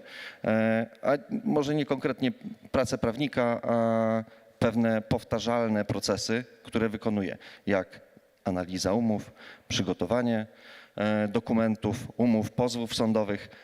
I w ciągu niecałego roku udało nam się zautomatyzować zadania prawników odpowiadające blisko 19 000 godzin pracy. To prawie 10 pełnych etatów miesięcznie w 7-osobowej kancelarii. Chciałbym dzisiaj powiedzieć też o przykładzie trochę innym, pewnie ciut bliższym Państwa sercom, bo z branży produkcyjnej. Niestety chyba czas nas będzie tak gonił, że nie starczy nam czasu, ale to chętnie opowiem o tym po prezentacji. Na szybko to, co mogę powiedzieć, co udało nam się dokonać przy automatyzacji procesu zakupów i zatowarowania magazynu, to stworzenie inteligentnego narzędzia do predykcji zamówień i zatowarowania magazynu na bazie zarówno danych historycznych, jak i danych bieżących, ale też takich danych nieoczywistych, jak aktualnym statusie i ilości szans sprzedażowych. No i możemy rozmawiać o efektach tego wdrożenia, ale to, co jest bardziej istotne w tym wszystkim, to efekty uboczne. A efektem ubocznym, takim najbardziej istotnym, było zwiększenie ilości sprzedaży. Dlaczego? Dlatego, że przy okazji zmiany i automatyzacji procesów związanych z magazynem zmieniliśmy kilka innych drobnych procesów i okazało się, że nagle sprzedawcy, handlowcy mają większą wiedzę na temat biznesu, mają większą możliwość predykowania swoich działań i też trochę wywołaliśmy konkurencję, ale o tym może później. Wracając do AI-a. Tak jak właśnie było mówione, wielu ludzi boi się, że AI odbierze ludziom pracę. My w RAE wierzymy, że tak nie jest, że AI jest już właściwie takim dodatkowym pracownikiem w firmie. Pracownikiem, który wykonuje zadania powtarzalne, często bardzo trudne, często takie jak analizy, które zajmują naprawdę dużo czasu, a mechanizmy machine learningu czy mechanizmy związane ze sztuczną inteligencją są w stanie te zadania wykonać naprawdę błyskawicznie, tylko potrzebne są do tego dane. I teraz jak zacząć? Najlepiej zacząć od planu i to jest taka właśnie data strategy, tak to się nazywamy, też to robimy, jakby od tego zaczynamy trochę proces, czyli zastanawiamy się, jak te dane, które Państwo możecie mieć albo macie już w swoich biznesach, wykorzystać i jakich narzędzi użyć do tego, żeby z czasem budować coraz większą wartość w firmie. Tyle na ten moment ode mnie. Zapraszam do kontaktu, a jeszcze tak na sam koniec, jeśli mogę, drobną ciekawostkę. Parlament Europejski już zaczął się zabierać za regulację rynku AI i tego, co z AI będzie działo się w przyszłości. To jest definicja, jaką zaproponował Parlament dla AI-a i okazuje się, że jest tak szeroka, że w zasadzie wszystko będzie AI-em i wszystko będzie już niedługo regulowane. Wszystko to znaczy lodówka, która podpowie nam, że trzeba kupić mleko, maszyna produkcyjna, która będzie podpowiadać, kiedy kończy się jakiś tam filament na przykład w niej, ale też systemy, w których pracujemy na co dzień, na przykład przy sprzedaży czy na przykład przy analizach, również będą według tej definicji postrzegane jako sztuczna inteligencja i również będą regulowane. A co za tym idzie, już teraz dobrze się trzeba na to przygotować, posprawdzać w waszych firmach, które z tych mechanizmów mogą być regulowane, zablokowane albo których wykorzystanie może już wkrótce nie być możliwe, więc to też zapraszam, chętnie porozmawiam na ten temat z Państwem w kuluarach. Dziękuję.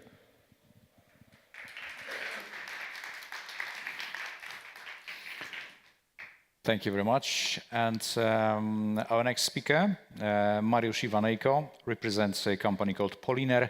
And Mr. Iwanejko is a practitioner associated with the water supply and sewage industry from the beginning of his professional career. And he introduced systems for trenchless renovation of sewage systems to the Polish market. The title of his speech is Trenchless Renovation of Water and Sewage Systems Using Resin-Impregnated Fiberglass and Felt Linings and GRP Pipe Modules. Mariusz Iwanejko.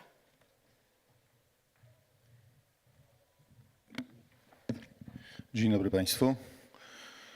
Jako się rzekło, Mariusz Iwanejko. Trochę oderwany od rzeczywistości temat. Państwa rzeczywistość, inteligencja sztuczna, jakieś bardziej skomplikowane sposoby życia. A ja chciałem powiedzieć o czymś, co jest bardzo konkretne, namacalne, powiedziałbym nawet mokre, czasami śmierdzące, czasami pachnące. Spróbujmy uruchomić filmik. Uwaga. Tak wygląda rura kanalizacyjna, ta pod ziemią, prowadząca ścieki. Ona jest popękana, często połamana, przecieka do wewnątrz, wycieka na zewnątrz, a tak jest po reparacji. Po tym bezwykopowym działaniu, które my od dobrych 20 paru lat wykonujemy. Czasami rurociągi są bardziej zniszczone, czasami mniej. Firma Blakan to holding. Tutaj była mowa wczoraj o sieci, sieciowaniu. My jak gdyby w sposób naturalny doszliśmy do tego, że należy oprócz usługi czysto instalacyjnej mieć w swoich strukturach organizacyjnych także i produkcję tych części, przynajmniej tych produktów, które wykonujemy i tak wygląda. Ja reprezentuję firmę Blakan S.A. Inżynieria Budowlana. Mamy parę oddziałów, czym się zajmujemy. Kurczę, mi jakoś niewygodnie, że tu Państwa okiem. Zazwyczaj mam przed sobą jakiś monitorek, no ale nic. Paru pracowników zatrudniamy. Usługi wykonujemy po całej Europie. Mamy oddziały w Niemczech, mamy oddział w Rumunii. Jesteśmy firmą polską, ale z chęcią bycia międzynarodową i to nam się czasami udaje. To są dwie firmy, które produkują. Firma Marplas produkuje rury i moduły z GRP, Glass Reinforced Plastic, czyli włókno szklane nasączane żywicą, a druga firma Poliner, po polsku Poliner, w barbarzyńskim języku angielskim, produkuje rękawy, linery z włókna szklanego i z filcu, nasączane różnego rodzaju żywicami. Wtedy zaczęła się ta produkcja. Skąd myśmy się tu w ogóle wzięli? Otóż prezes Polinera, którego dzisiaj jakoś nie widzę, nie wiem, zapisał swoją firmę do Klastra. Na początek wydawało się to być takim strzałem trochę kula w płot, ale później się okazuje, że my spotykamy się z ludźmi, którzy w ogóle nie wiedzą, nie znają tego biznesu naszego. I to ciekawe jest, bo mam teraz olbrzymią ochotę porozmawiać z panem, który przed chwilą mówił o sztucznej inteligencji, bo mamy pomysł na to, żeby tę inteligencję wprząc w nasze zabawy. Produkcja. Aha, filmik idzie. To jest animacja tej produkcji robionej przez Polinera, czyli najpierw mamy wykładzinę z włókna szklanego, różne warstwy i maszyna najpierw układa te warstwy, a potem je różne, jak tu widać, waterproof, no bo to akurat chodzi o rękaw do wodociągu. I to wszystko jest wzmacniane i ciach, zakładka, aby ten rękaw się dopasował po włożeniu w stary rurociąg i następuje zgrzewanie folii zewnętrznej zabezpieczającej przed UV-em. Kurczę, strasznie długo to leci. Nie wiem. No i tu następuje to nasączanie, później jedziemy na budowę i to tam układamy. Wkładamy w starą rurę, nadmuchamy troszeczkę, żeby wykalibrować i później do środka wjeżdżają. To jest to nasączanie. Lecę dalej, bo tu czasu nie ma. Tak mniej więcej to wygląda. Jest trochę w tym automatyzacji, ale nie za zbytnio, nie za dużo. Różnego rodzaju wykładziny. A teraz możemy puścić filmik? Wie pan co, niech pan przeskoczy tak, powiedzmy, jak pan ma w połówkę. Mogę jechać? No tak, ale już... Nie. Lipa, dobra. Bo niestety nie mam możliwości. To jest realizacja. Bodajże w stolicy kraju nadwiślańskiego, w Warszawie, renowacja kanalizacji. W każdym mieście w zasadzie tego typu technologia już jest stosowana. Państwo oczywiście tego nie widzą i bardzo dobrze, bo cała zabawa polega na tym, aby nie było tego widać. Technologie bezwykopowe mają to do siebie, że przy minimalnych zakłóceniach normalnego życia obywateli staramy się wykonać tę pracę, która jest niewidoczna dla innych, która zazwyczaj przysparzała wielu kłopotów. Wiadomo, wykopać taką rurę, włożyć nową, trzeba zrobić objazdy głęboko, to długo trwa. My jesteśmy w stanie szybko i atrakcyjnie zrobić taką robotę. Tu wiele zalet, między innymi zaletą tej technologii jest oprócz wspomnianej już braku zakłóceń czy niewielkim zakłóceniu życia obywateli, także i to, że nie wymagane są żadne pozwolenia na budowę, tylko zgłoszenie, co w procesie budowlanym często wymaga. Tyle tam wyprodukowaliśmy tych linerów, 601 km i nie jesteśmy jakimś największym producentem w Rzeczypospolitej, ale najwięksi producenci, którzy pochodzą z Niemiec, produkują kilkaset kilometrów rocznie różnego rodzaju. Tutaj parę zdjątek. Największy kolektor, burak.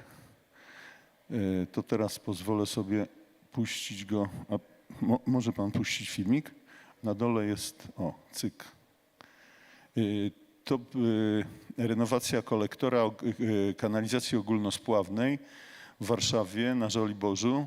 3 metry na 3,30, czyli do środka swobodnie samochód wjeżdża i wykonaliśmy to modułami z GRP, czyli najpierw było rura pomierzona, skamerowana oczywiście, oceniony jej stan techniczny, a potem nastąpiła produkcja, krótkie moduły rurowe, 2 metry i 30 centymetrów długości, łączone na kielich i uszczelkę i moduł po module 4,5 kilometra wprowadzane do starej rury. Potem następuje przy tej technologii iniekcja iniektem przestrzeni międzyrurowej i powstaje no po prostu wspaniała rura. Czasami aż szkoda wpuszczać ścieki do środka. Tak, jest pięknie. No tutaj przy stole wczoraj rozmawialiśmy na ten temat, zapraszałem, nawet jeden pan doktor się skusił, architekt, ciekawe. No właśnie, łączenie tych modułów, no po prostu coś pięknego. Slajdów parę. 12 metrów głębokie wykopy, no bo wiadomo, że w którymś miejscu trzeba ten moduł włożyć. I najdłuższy odcinek 2-kilometrowy, transportowany moduł za modułem na takich wózkach. Tutaj te 12 metrów. No tutaj już nie HDS-em taką normalną, tylko normalnym dźwigiem podawane jeden za drugim i tu inżynierowie odjeżdżają w siną dal. Jak to wspaniale wygląda. Przypominam, 3 metry na 3,30, wartość kontraktu 150 prawie milionów złotych. Robiliśmy to w 2,5 roku bez zakłóceń. Ścieki były przekierowane, bo trudno sobie wyobrazić, różne kształty można, żebyśmy przepompowywali tam bodajże 12 czy 15 tysięcy metrów sześciennych ścieków na godzinę. A tu produkcja. W stosunku do firmy Amargo to nie jest to jakoś niezwykle skomplikowane, bo liczymy grubość ściany, prędkość obracania wzorca plus przesuw rowingu, czyli tej nitki z włókna szklanego nasączonej żywicą.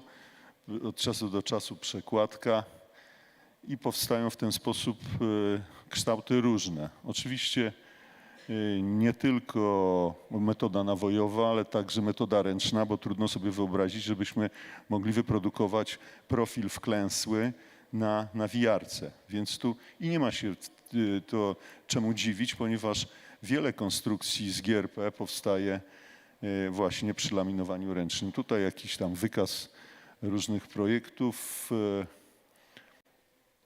Kraków. Nie dlatego, że kochamy były stolice Rzeczypospolitej, ale duże kolektory kanalizacyjne są tam, gdzie jest dużo obywateli. No i tutaj jakaś inna piękna sprawa. I następne.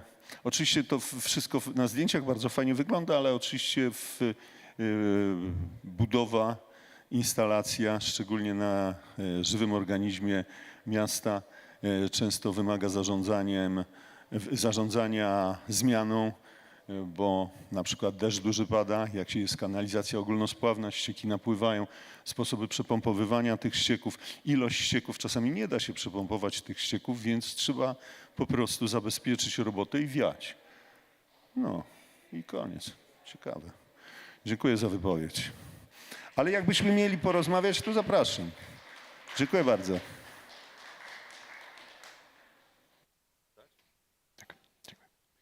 Thank you very much. Obviously, you're welcome to have some talks later on during breaks with our speakers. And our next speaker is Andrzej Adamcio, who runs a company named Unmet. The company deals with metal recycling. And Unmet has gained an established position on the market both in Poland and in Germany. The company conducts numerous research and development works in cooperation with many universities from Poland. Thanks to this, they managed to apply for as many as 3 patents. And Mr. Adamcio's speech is Unmet's research and solutions in the field of composite recycling. The stage is yours. Please welcome to the stage and take your time.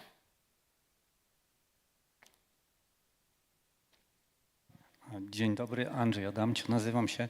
Prowadzę firmę, która sprząta między innymi po moim poprzedniku, czyli zajmuje się między innymi recyklingiem kompozytów.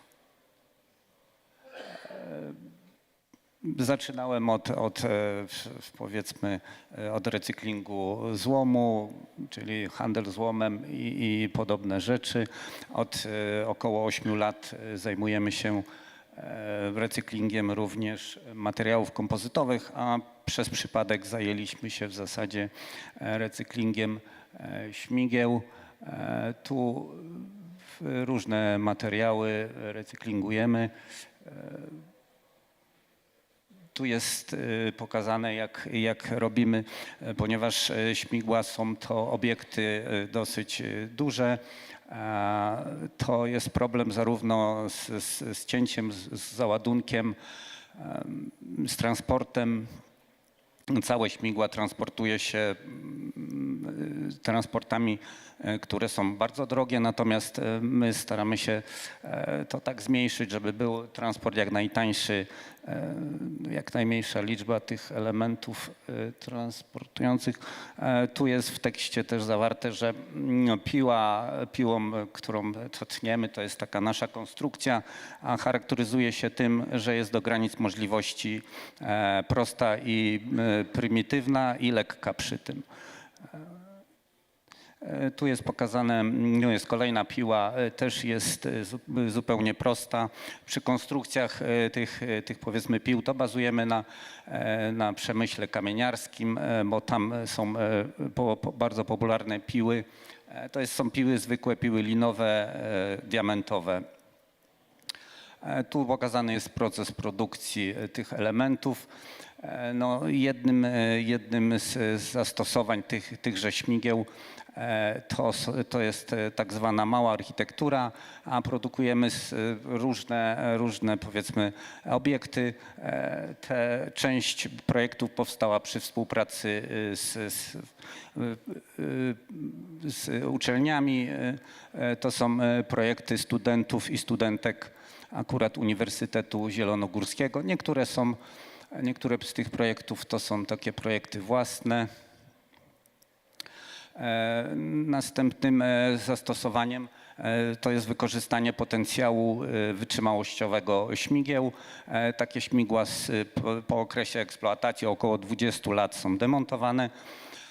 W ich miejsce są stawiane większe elektrownie, a tu są zdjęcia, tu jest laboratorium Politechniki Rzeszowskiej, na którym były badane śmigło w związku z budową kładki. Tu jest projekt u góry wieży widokowej, a tu jakaś wiata samochodowa. Tu jest pierwsza w świecie kładka, ona jest największa. W zasadzie to jest jedyna kładka, gdzie podjęliśmy takie ryzyko. Jest w 100% obciążenie jest przenoszone przez śmigło.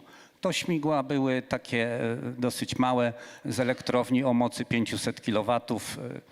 Śmigła pierwotno miały długość 20 paru metrów. Myśmy wykorzystali odcinki 11-metrowe. Zresztą tak to tniemy do transportu, ponieważ typowy transport to jest długość 12 metrów i stąd taka długość wyszła. Tu są kolejne projekty. To akurat, że tak u mnie na działce jest pomost wędkarski wiszący. Też wykorzystaliśmy tu w 90% jest to śmigło. Pomost, jak wiadomo, pokład pomostu jest z desek, kilka lin, rura, natomiast wszystkie pozostałe elementy to są elementy śmigła łącznie z fundamentem, który nie wykorzystywaliśmy do budowy betonów, żadnych innych rzeczy. Wypełnialiśmy po prostu fundament tylko kruszywem, a fundament to stanowiły odcinki śmigła tuż przy piaście. To są elementy takie artystyczne. Część to są projekty, te dwa tutaj po skosie to są projekty zawodowego projektanta. Tutaj ten projekt to jest projekt pana Czarkowskiego, profesora z Uniwersytetu Zielonogórskiego, a on był przeznaczony w zasadzie na takie duże puste przestrzenie jak pustynie. Chcieliśmy to zrobić, może nam się kiedyś uda. Tu są kolejne takie wykonania. Te akurat huśtawki są w firmie pana Toni montowane. Kolejnym wykorzystaniem tu umożliwia tamte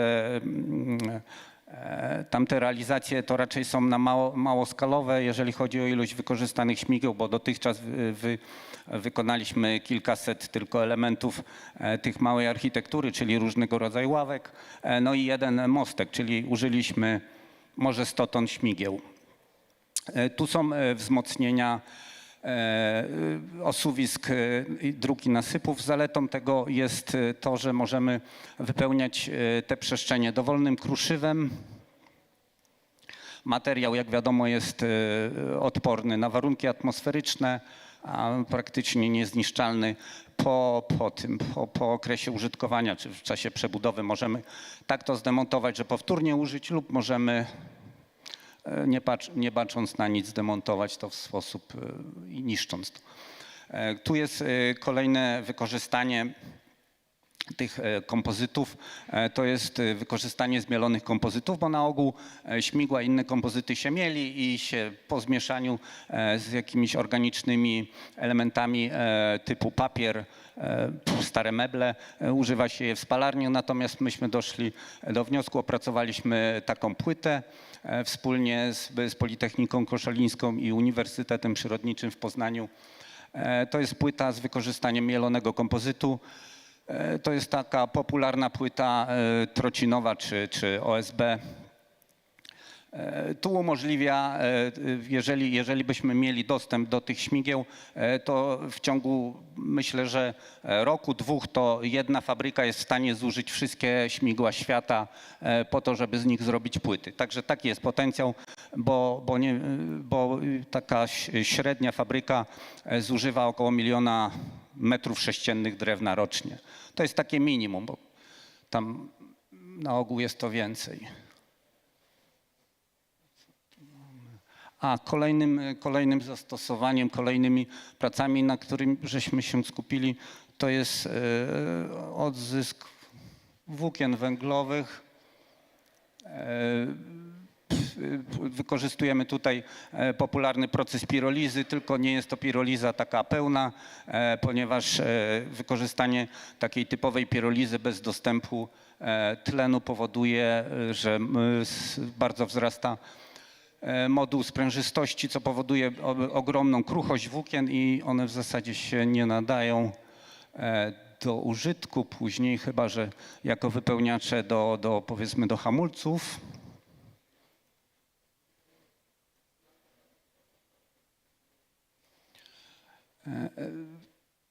Jeszcze jedną z realizacji to jest właśnie piroliza z magazynem ciepła, które będzie można wykorzystać do innych celów. To akurat magazyn w połączeniu z pirolizą jest to magazyn wysokotemperaturowy, który będzie umożliwiał przetrzymanie tego ciepła i wykorzystanie go w późniejszym okresie. Z dostępnych publikacji jest możliwość, wiadomo mi, że jest możliwość przechowywania tego ciepła przez dosyć długie okresy. Ilość przechowywanego ciepła może być dosyć duża. Dziękuję.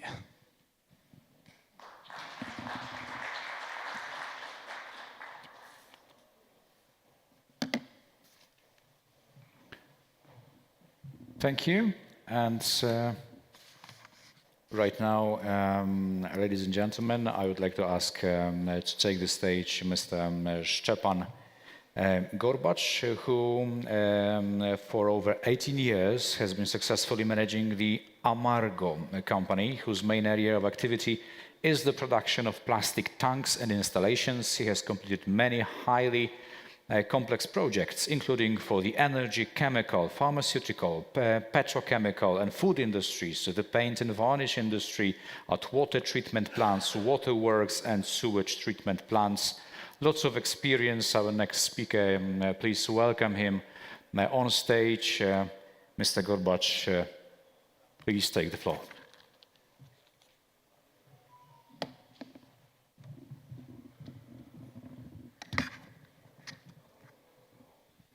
Dziękuję bardzo.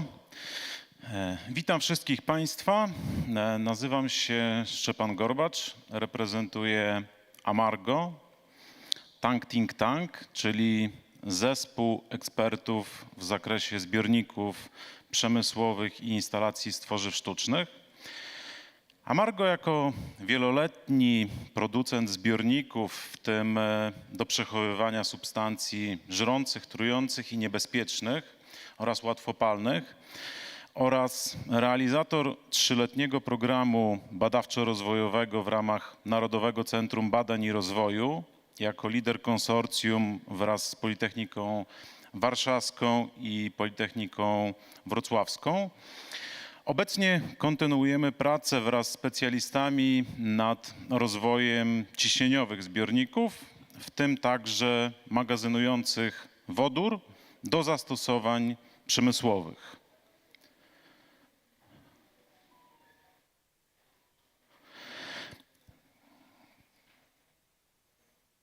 Amargo nieustannie inwestuje w rozwój zaplecza produkcyjnego.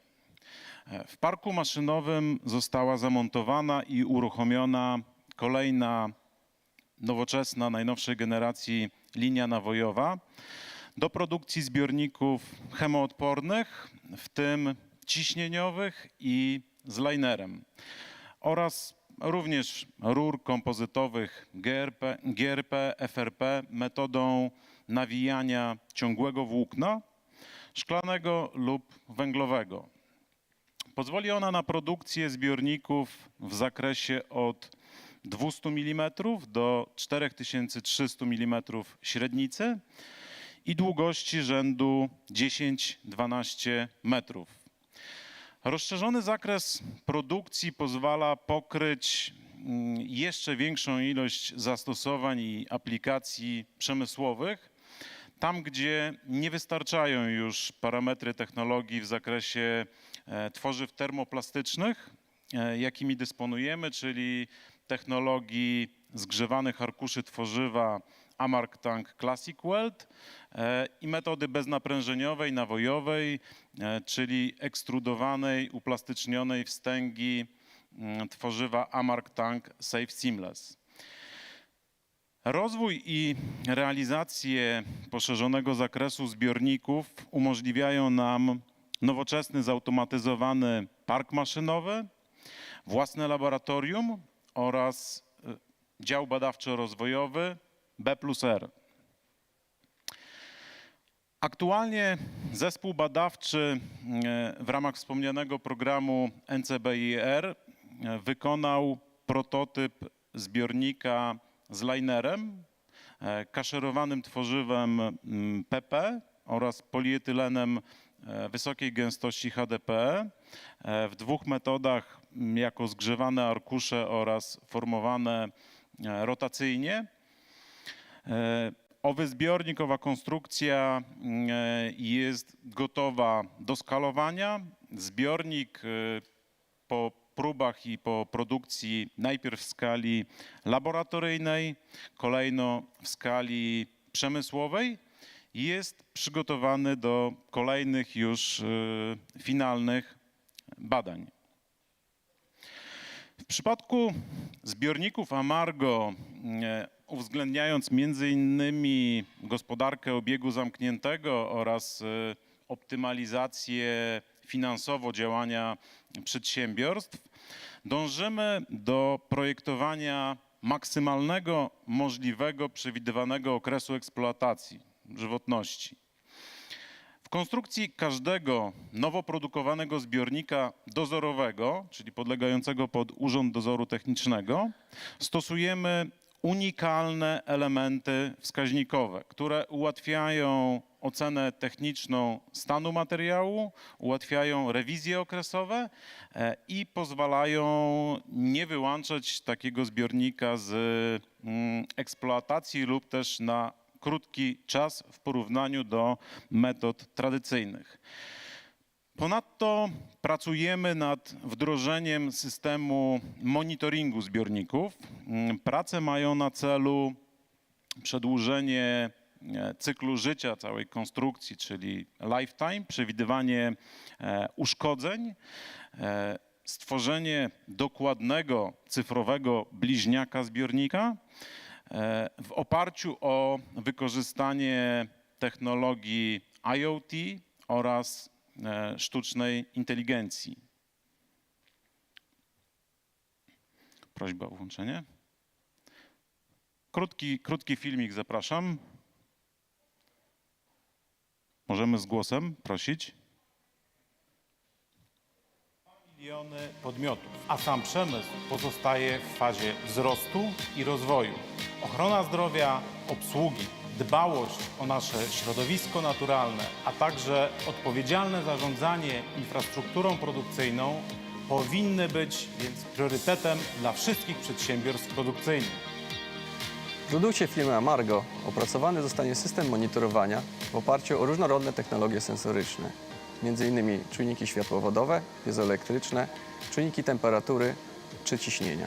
Zbieranie danych w środowisku rzeczywistym pozwoli na precyzyjne określenie kondycji zbiornika w całym cyklu życia. Przewidywanie uszkodzeń, deformacji czy pęknięć pozwoli na podejmowanie świadomej decyzji o dalszej eksploatacji obiektu lub o wycofaniu go z eksploatacji. Pozwoli także na poprawę parametrów projektowanych zbiorników oraz stworzenie dokładnego, cyfrowego bliźniaka zbiornika. Amargo opracowuje metody wydłużania okresu żywotności zbiornika.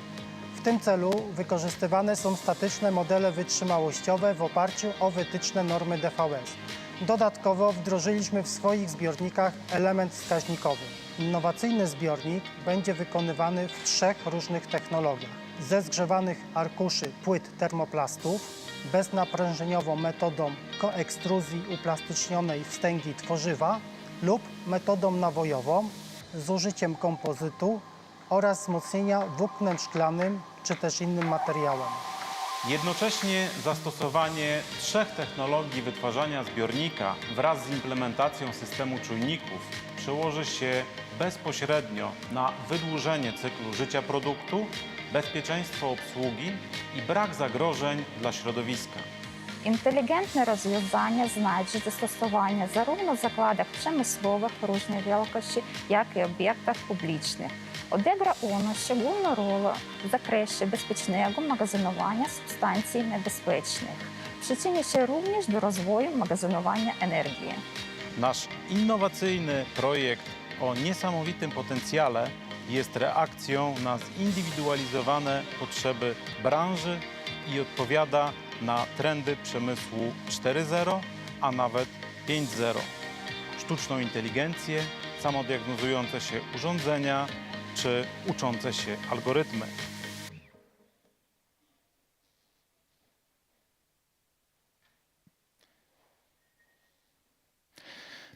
Opracowywane rozwiązania odegrają także ważną rolę w skutecznym magazynowaniu energii, na przykład z odnawialnych źródeł.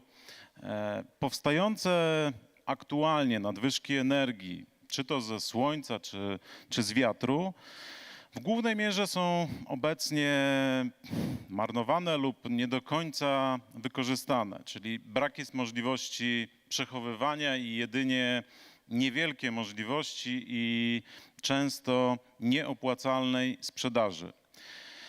Nowy zbiornik dzięki zastosowaniu wysoce efektywnej warstwy izolacyjnej pozwala na magazynowanie i tym samym oszczędność energii.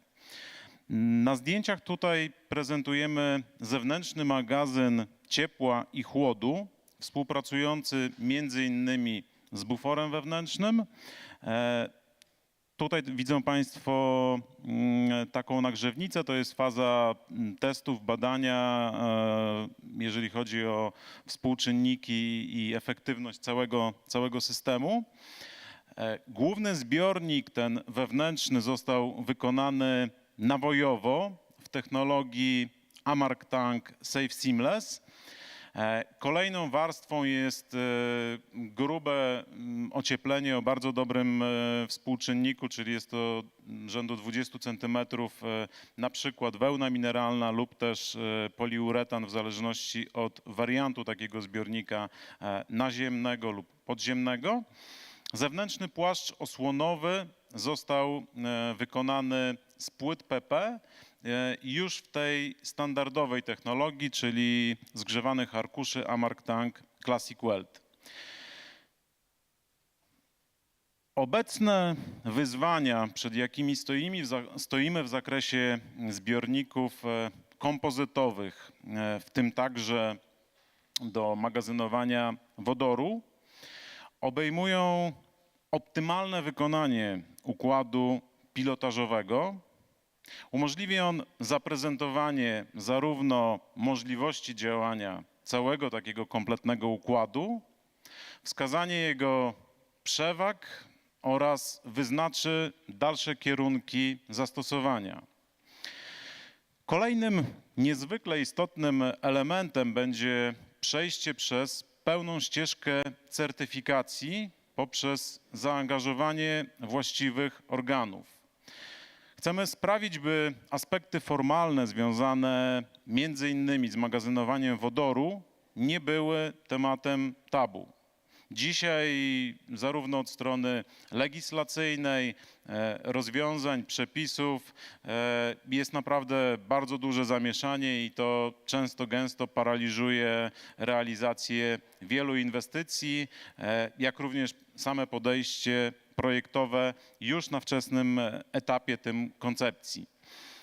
No i ostatnim celem, jaki tutaj artykułujemy, jest przekonanie zakładów przemysłowych, firm oraz instytucji do zasadności stosowania tego rozwiązania oraz przede wszystkim jego przewag i zalet. I chodzi tutaj nawet o małą skalę liczebną, ale na wczesnym etapie. Uważamy, że jest to najlepsza droga do zarówno nabrania wprawy, pozyskania wiedzy, doświadczenia, również spełnienia tego aspektu edukacyjnego i budowania świadomości w całym społeczeństwie i na różnych płaszczyznach, po to, by kolejno już realizować wdrożenia na skalę przemysłową i masową. No i w tym momencie artykułujemy tutaj zaproszenie do rozmów, do współpracy. W ramach projektu realizujemy działania mające na celu zbudowanie powiązań, optymalnych zespołów, strategicznych partnerów, najbardziej obiecujących aplikacji, czyli całego łańcucha zastosowań. Tak jak tutaj wymieniamy, naszymi powiedzmy partnerami do współpracy mogą być firmy, instytucje, które mają potrzebę, mają pomysł na wykorzystanie kompozytowego zbiornika ciśnieniowego, czy też rur jako pewna część instalacji magazynu energii lub też partnerzy, którzy chcą znaleźć po prostu tylko wykonawcę, producenta takich elementów.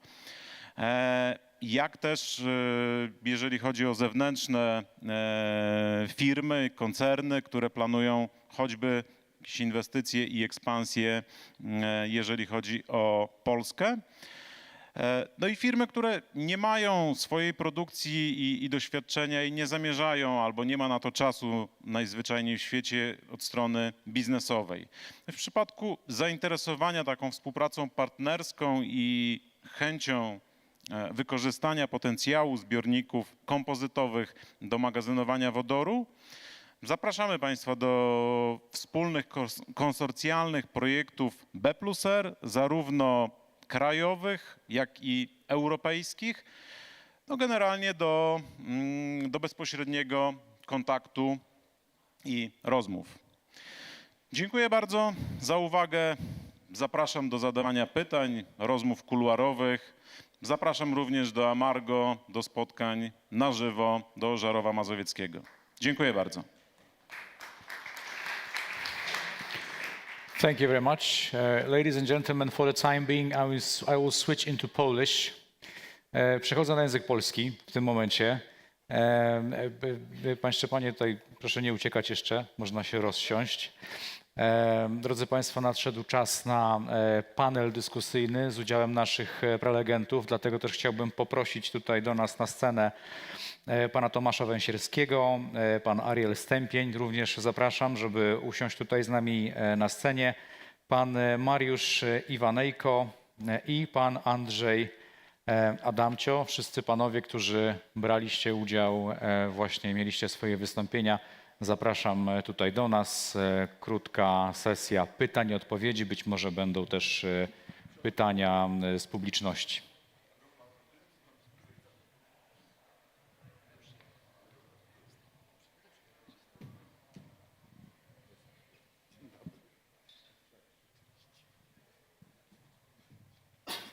Zapraszam.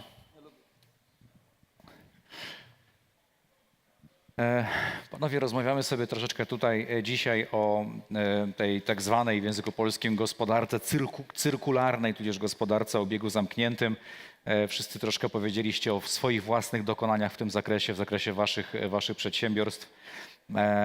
Tutaj mamy też eksperta w zakresie sztucznej inteligencji i AI. Więc ja w ogóle byłem bardzo pod wrażeniem tego momentu pana wypowiedzi, gdzie pan właśnie opowiadał o tym, jak państwo wykorzystujecie dane do tego, żeby przewidywać zużycie zbiornika, jak rozumiem również prognozować, kiedy nastąpi jego wymiana, podejrzewam, czy naprawa, więc to jest są też to dane wykorzystywane w celach predykcyjnych, jak rozumiem, uprzedzając potencjalną awarię, tak sobie to wyobrażam, tak zrozumiałem. Tak, bardzo dobrze pan zrozumiał.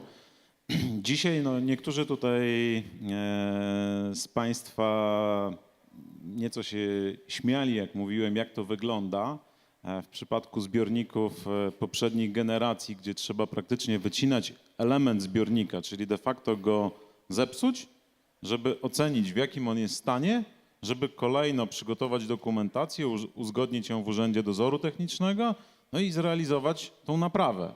Więc jak najbardziej nie jest to właściwa ścieżka, stąd ta nasza inicjatywa i dążenie do stworzenia tego systemu, gdzie moglibyśmy tu i teraz zza komputera raz stwierdzić, w jakich warunkach ten zbiornik pracował, w jakim jest stanie i kondycji, po to, żeby móc bezpieczną decyzję podjąć o wydłużeniu czasu żywotności tego zbiornika, czyli nie kasowaniu go.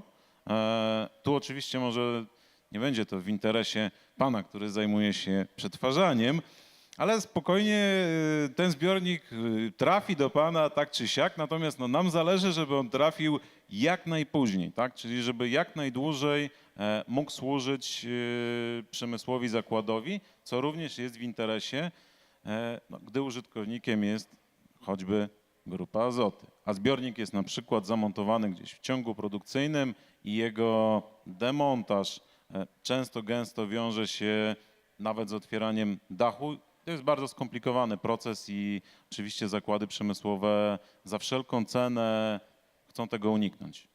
Jasne. Pytanie więc teraz mam do pana Ariela Stępnia. Mamy tu ciekawy przykład wykorzystania właśnie danych w przemyśle. Być może pan ma jeszcze jakieś ciekawe przykłady, które mógłby pan się podzielić z naszą publicznością, z naszymi panelistami. W jaki sposób ta sztuczna inteligencja, ta digitalizacja przemysłu może wpływać na jego stopień, jakby zmniejszać wpływ na środowisko naturalne i jakby pomagać wykorzystywać rzeczy w przemyśle dłużej? Czy to kwestia bardzo indywidualna i wydaje mi się, że w każdym przedsiębiorstwie będzie to wyglądać troszeczkę inaczej. Na pewno to, na co pozwala nam na dzień dzisiejszy zarówno ta sztuczna inteligencja, którą mamy, jak i przetwarzanie samych danych, bo dane to nie tylko cyferki, dane to tak naprawdę też opisy procesów, dane wejściowe do różnych modeli. I teraz te mechanizmy, które już są, które już działają na dzień dzisiejszy, pozwalają na to, żeby chociażby analizować i predykować na przyszłość, jak pewne rozwiązania, czy pewne instalacje, czy pewne urządzenia, maszyny zachowają się w przyszłości. I tutaj właśnie mamy super przykład tego, jak badać zbiorniki. Natomiast w ten sam sposób możemy badać zarówno maszyny, jak i same procesy, czy dostosowywać naszą ofertę do tego, co będzie na topie w trendzie gdzieś tam w przyszłości. To ja to coś może dodam. Proszę. Z tego takiego konkretnego życia ściekowo-wodociągowego. Wszyscy doskonale wiemy, jakie mamy problemy z wodą, słodką wodą. Otóż wykorzystanie wody deszczowej w dzisiejszych czasach jest niezwykle ważne. Nie odprowadzać jej do odbiornika, do rzeki, tylko zmagazynować, ale zmagazynować w sposób inteligentny, czyli w zbiornikach podziemnych, otwartych, czy zamkniętych, czy z tworzywa sztucznego, czy z betonu, zatrzymać tę wodę, a w odpowiednim momencie, jeśli jej nie wykorzystamy, pozwolić odpłynąć grawitacyjnie do tego zbiornika. I badanie jakości, ilości wody zmagazynowanej oraz analizowanie prognoz pogody i sterowanie tymi zbiornikami to jest coś, o czym branża generalnie wodociągowo-kanalizacyjna zaczyna myśleć. I tutaj z całą pewnością wykorzystanie sztucznej inteligencji będzie możliwe. Zrobiłem sobie parę zdjęć pana prezentacji, potem się wymienimy wizytówkami. Jasne. I na potwierdzenie tego powiedziałbym krótko, naukowcy z Politechniki Warszawskiej także są tym zainteresowani.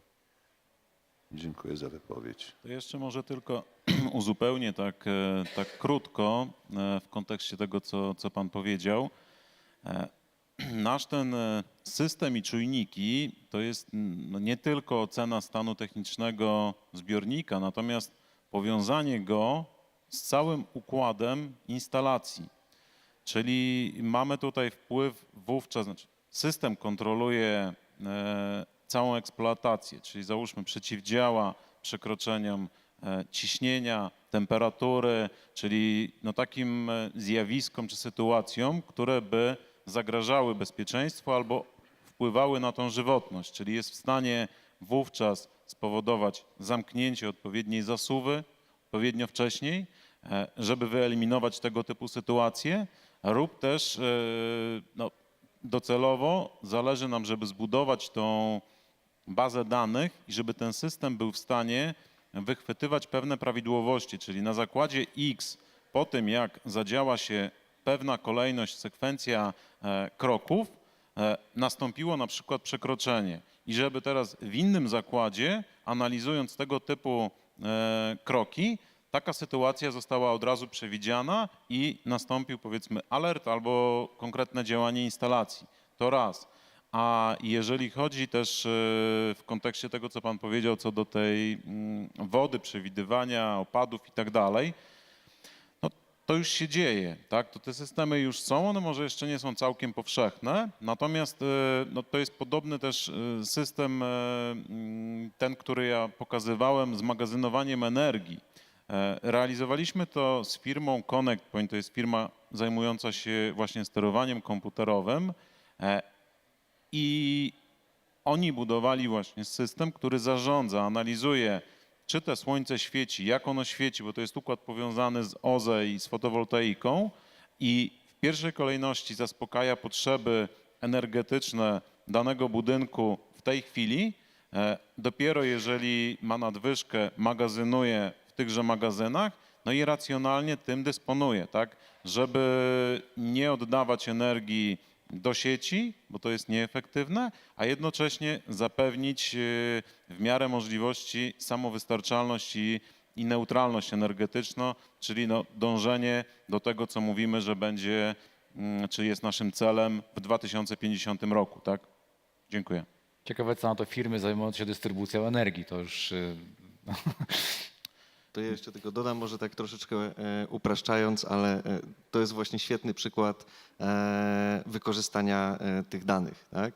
Świetny przykład dlaczego? Dlatego, że z jednej strony mamy bardzo niewielki wycinek danych z kilku czujników, które jeżeli dobrze je wykorzystać, to właśnie są w stanie wpłynąć na zupełnie inne procesy w zupełnie innym miejscu i często w zupełnie nieoczywisty sposób. A co do tych firm energetycznych, no może być tutaj pewien konflikt interesów na gruncie powiedzmy choćby akcyzy, no ale trudno, no, takie jest życie. Znaczy no, na starcie myślę, że wszyscy daliśmy szansę firmom, biznesowi, natomiast być może one mają chęci, natomiast oprócz chęci są no, techniczne możliwości wykonania oraz sfinansowania tego. To, co mam na myśli, to rozbudowę sieci, której nie da się wykonać w krótkim czasie. Tak? Natomiast no, fotowoltaika czy ogólnie OZE można powiedzieć, że eksplodowało u nas w kraju. No i niestety, ale infrastruktura nie jest do tego przygotowana, stąd też my jako biznes staramy się znaleźć rozwiązania i odpowiedź na to, żeby tym inwestorom, tym firmom, instytucjom, które zamontowały zarówno tą fotowoltaikę, czy to w tej mniejszej skali, to są te magazyny, które przedstawiłem, czy to w większej skali w postaci magazynowania wodoru, żeby oni jednak mogli zrealizować te swoje cele i zmagazynować tę energię, gdyż nie ma infrastruktury, która by pozwoliła oddać tę energię do sieci. Albo jest to też no, nieopłacalne, tak? Bo jeżeli słońce przyświeci, to ceny na giełdzie spadają, tak? I efektywności finansowej z tych inwestycji wówczas nie ma. Jasne. Panowie, może są w ogóle jakieś pytania z sali? Jeśli tak, to zapraszam.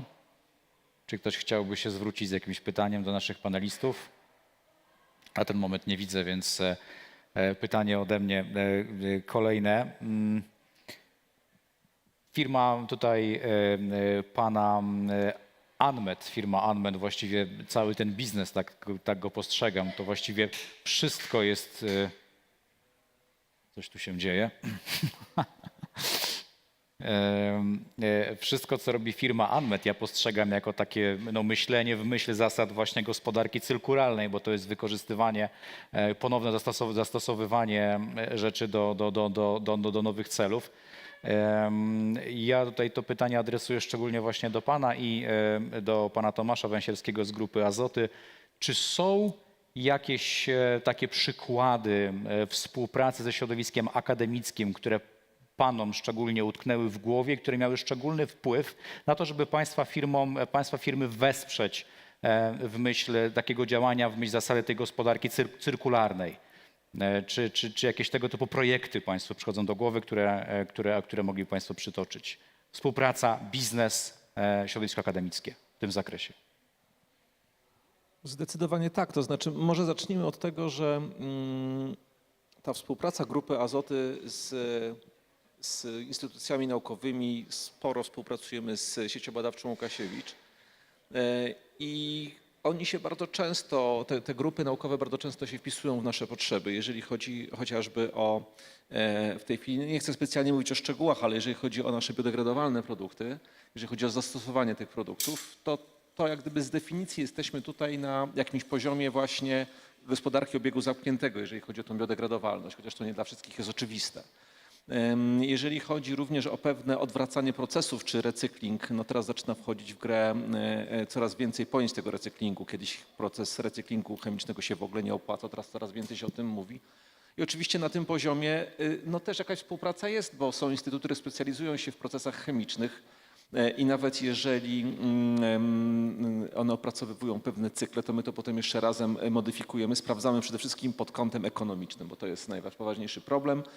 Bo tutaj od razu taki kamyczek może do ogródka. Bardzo często instytucje naukowe zapominają, że pewne procesy tworzą odpady, które są bardzo toksyczne, których pozbycie się kosztuje masę pieniędzy. I na przykład głównym naszym zajęciem jest weryfikacja, czy za dużo odpadów nie powytwarzamy, które będą następnie nas tyle kosztowały, że cały proces można do kosza wrzucić. To taka ciekawostka, że się z tym, permanentnie się z tym problemem spotykamy i wiecznie musimy się przypominać z prośbą: policzcie te odpady.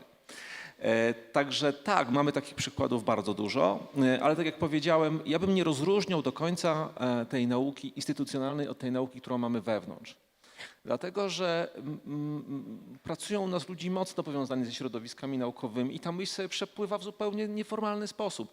I to dzieje się również na odwrót. To są pewne zaszczepiane pewne pomysły i o ile ta instytucjonalna współpraca jest konieczna, no bo tak jest świat skonstruowany, o tyle ja mam wrażenie, że ta nieinstytucjonalna to jest taka organiczna praca, taki mały kroczek po kroczku i przy moim takim podejściu, może ja mam takie niepopularne zdanie, ale jednak uważam, że najważniejsze rzeczy to się robi małymi kroczkami bez podpisywania wielkich listów intencyjnych i tego typu zabaw. Tak? Także reasumując, robimy jedno i drugie. Okej, z perspektywy pana? Ja w tej chwili aktywnie współpracuję, musiałem się zastanowić, z co najmniej z 4 uczelniami, gdzie robimy z mojej inicjatywy różne projekty. W tej chwili z uczelnią rzeszowską prowadzimy badania nad opracowaniem bardzo tanich takich przejść rowerowo-pieszych. One będą na poziomie 50%.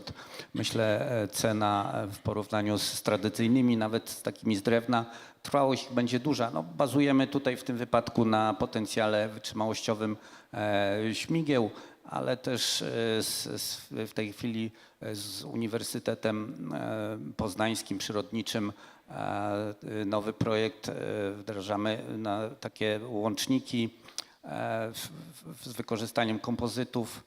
A tutaj projekty między innymi z Białymstokiem, z uczelnią też rzeszowską, to też wykorzystanie w budownictwie. Często korzystam z pomocy Politechniki Warszawskiej, z panią Boczkowską jesteśmy, z panią profesor często w kontakcie, jeżeli chodzi o badania włókien węglowych czy też szklanych. Jeszcze musiałbym się zastanowić, no, ciągle coś nowego wdrażamy i ciągle robimy jakieś nowe badania.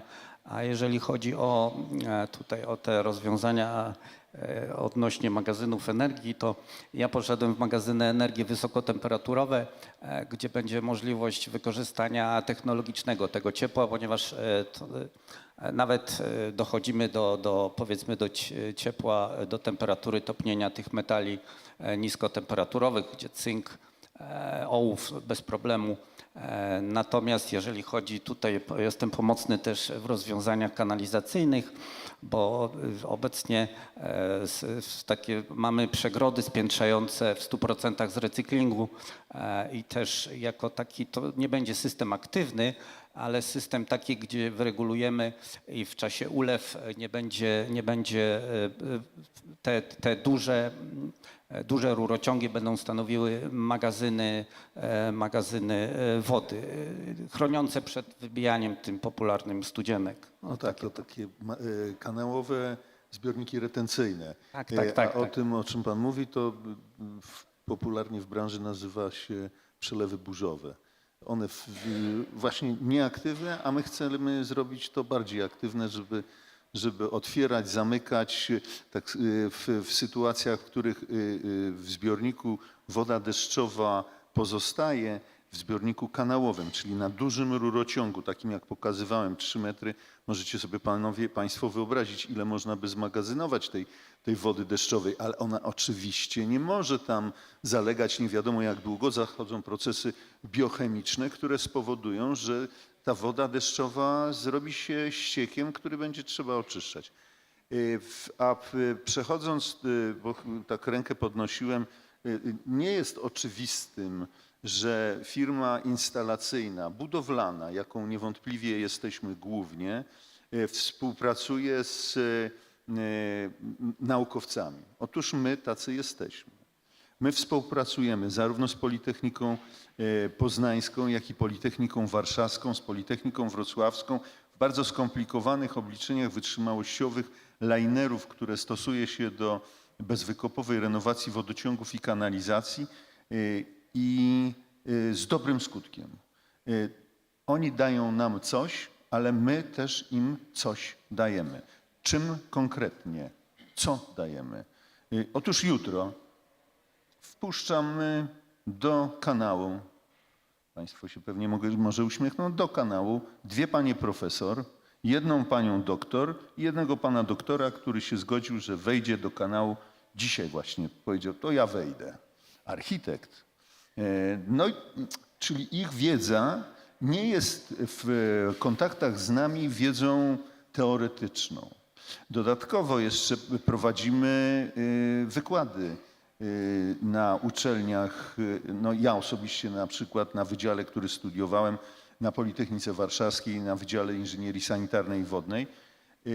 Ponadto mamy w planach stworzenie wraz z Politechniką, no już nie wiem, czy poznańską, czy warszawską, studiów podyplomowych, które będą tę naszą branżę przybliżały, bo specjalistów nie ma zbyt wielu. Najczęściej muszą się tego uczyć od podszewki już na żywym organizmie budowlanym.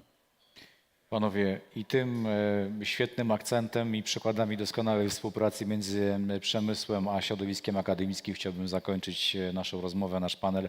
Dziękuję za wasz czas, za udział. And ladies and gentlemen, this is high time. I'm switching into English again. Thank you very much. Dziękuję bardzo. And, Dziękuję bardzo.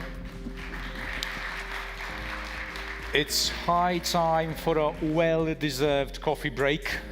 So have a cup of coffee and some many interesting discussions with a cup of coffee in hand so that you can exchange thoughts and ideas somewhere in the backgrounds. And let's meet again in about 10 minutes for the next session, the next panel, this time devoted to research and development in view of development of lightweight composite materials and global circular economy.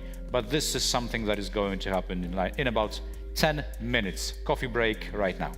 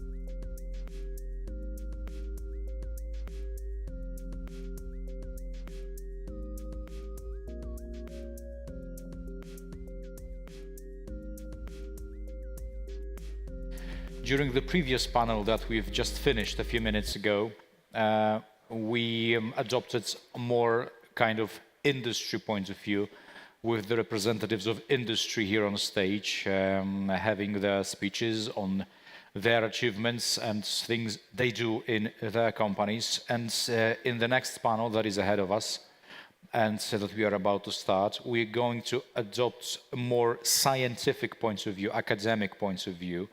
And during this panel, we will explore the intricacies of science-industry collaboration and think about the advantages and the disadvantages that comes with this synergy. But as I said, from more kind of scientific point of view, we will explore how such partnerships foster innovation. And so we'll also talk about the ethical and practical challenges that can arise along the way. The title of the panel, the topic of the panel, is Research and Development in View of Development of Lightweight Composite Materials and Global Circular Economy. And the first speaker in this panel is Professor Krzysztof Jan Kurzydłowski, who is a world-renowned scientist, a pioneer in research and on nanomaterials and the degradation of structural and functional materials.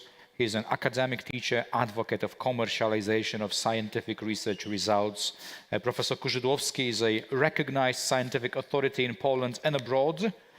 The founder of scientific schools, an animator of the scientific community, and the initiator of many groundbreaking researches in the field of material science and related disciplines. Professor Kurzydłowski is already on stage. Professor, the floor is yours.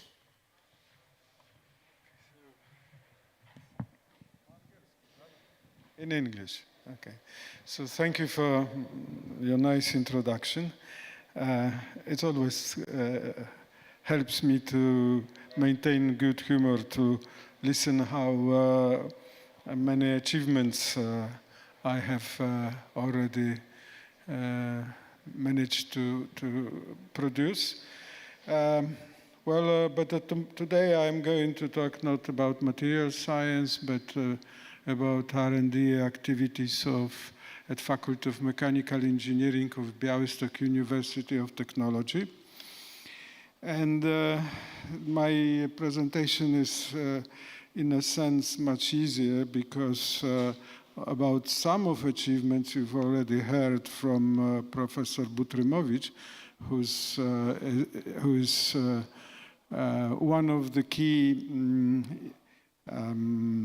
researchers, scientists in our faculty doing research relevant to industry. More generally, looking at our faculty, we have two institutes, Institute of Biomedical Engineering and Institute of Mechanical Engineering, and I am currently director of the second one. Within this Institute of Mechanical Engineering, we have 6 research groups, chairs. One is on automation of industrial processes. There are colleagues working on machinery building and exploitation. I see the error in the third line. It should be material engineering and production. And I am a member of this material engineering and production group.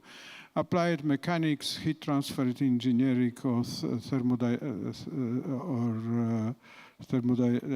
this is the group run by Professor Butrymowicz. And recently established one, dynamic systems. As you look at activities in our faculty, and in particular in Mechanical Engineering Institute, but also it applies to biomedical engineering, there is a clear evidence of interest in utilizing advanced materials, developing advanced materials, and fabrication of materials of unique properties for challenging applications.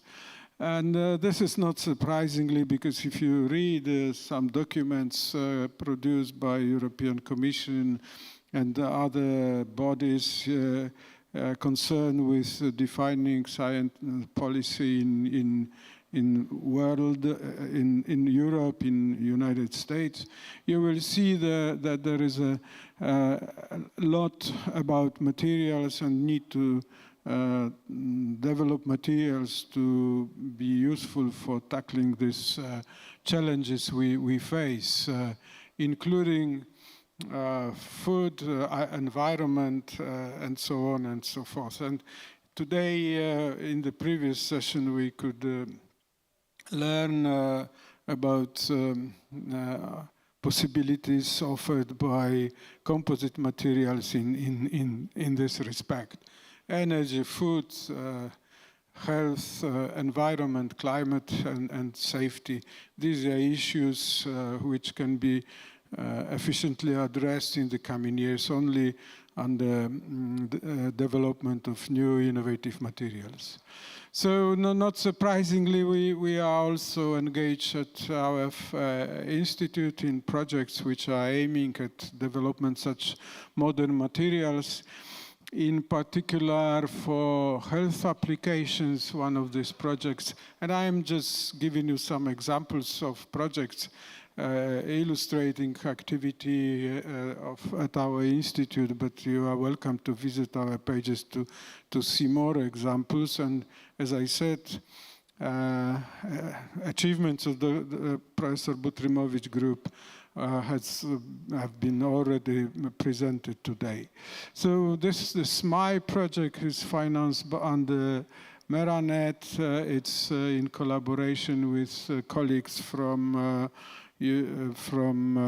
Fraunhofer Institute and from Technische Universität Dresden and from Bucharest. As you see here, it's aiming at fabrication of brackets which can be used in industry for mounting systems correcting position of tooth. As you see, these are very small elements which normally are produced by molding, by casting and molding. Here we try to develop technology for efficient production with laser sintering.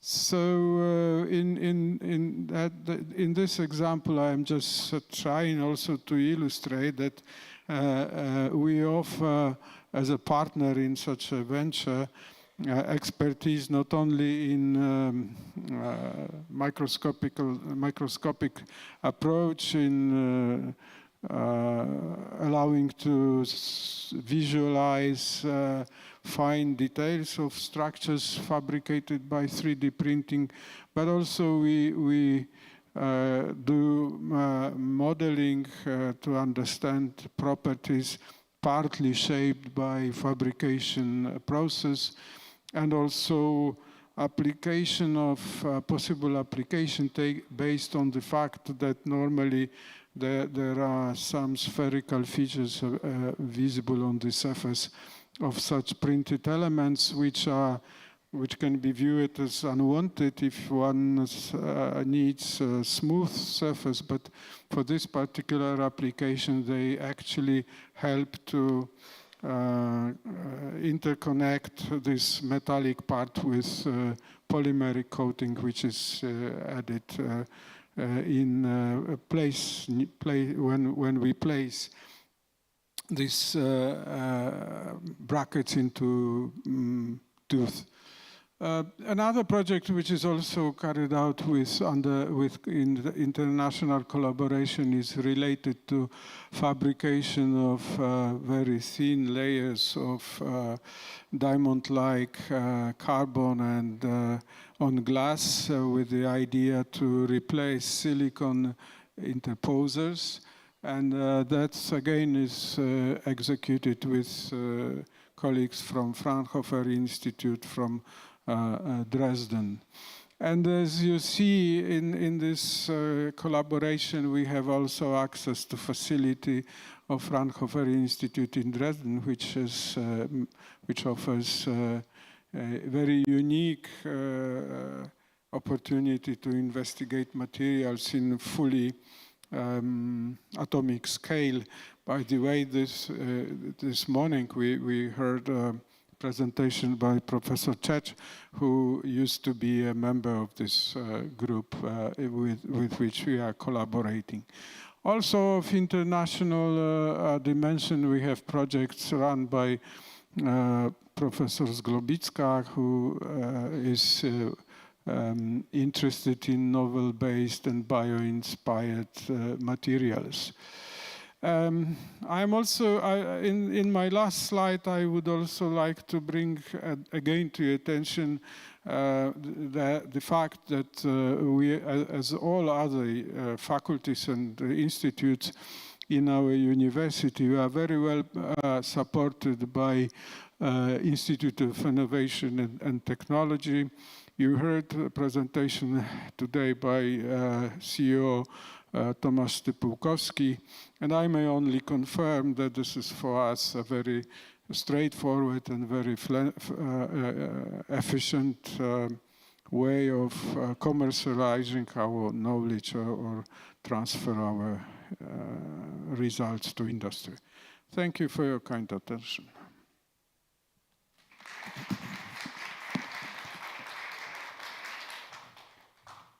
Thank you very much, Professor. And our next speaker is Anna Boczkowska, Dean of Faculty of Materials Science and Engineering at Warsaw University of Technology. Her scientific interest is mostly related to the processing and study of polymers, composites and nanocomposites. She has an industrial background of 20 years in the development and application of composite materials. She's a member of many international and national associations and scientific committees. And welcome, Anna Boczkowska, on stage. The floor is yours.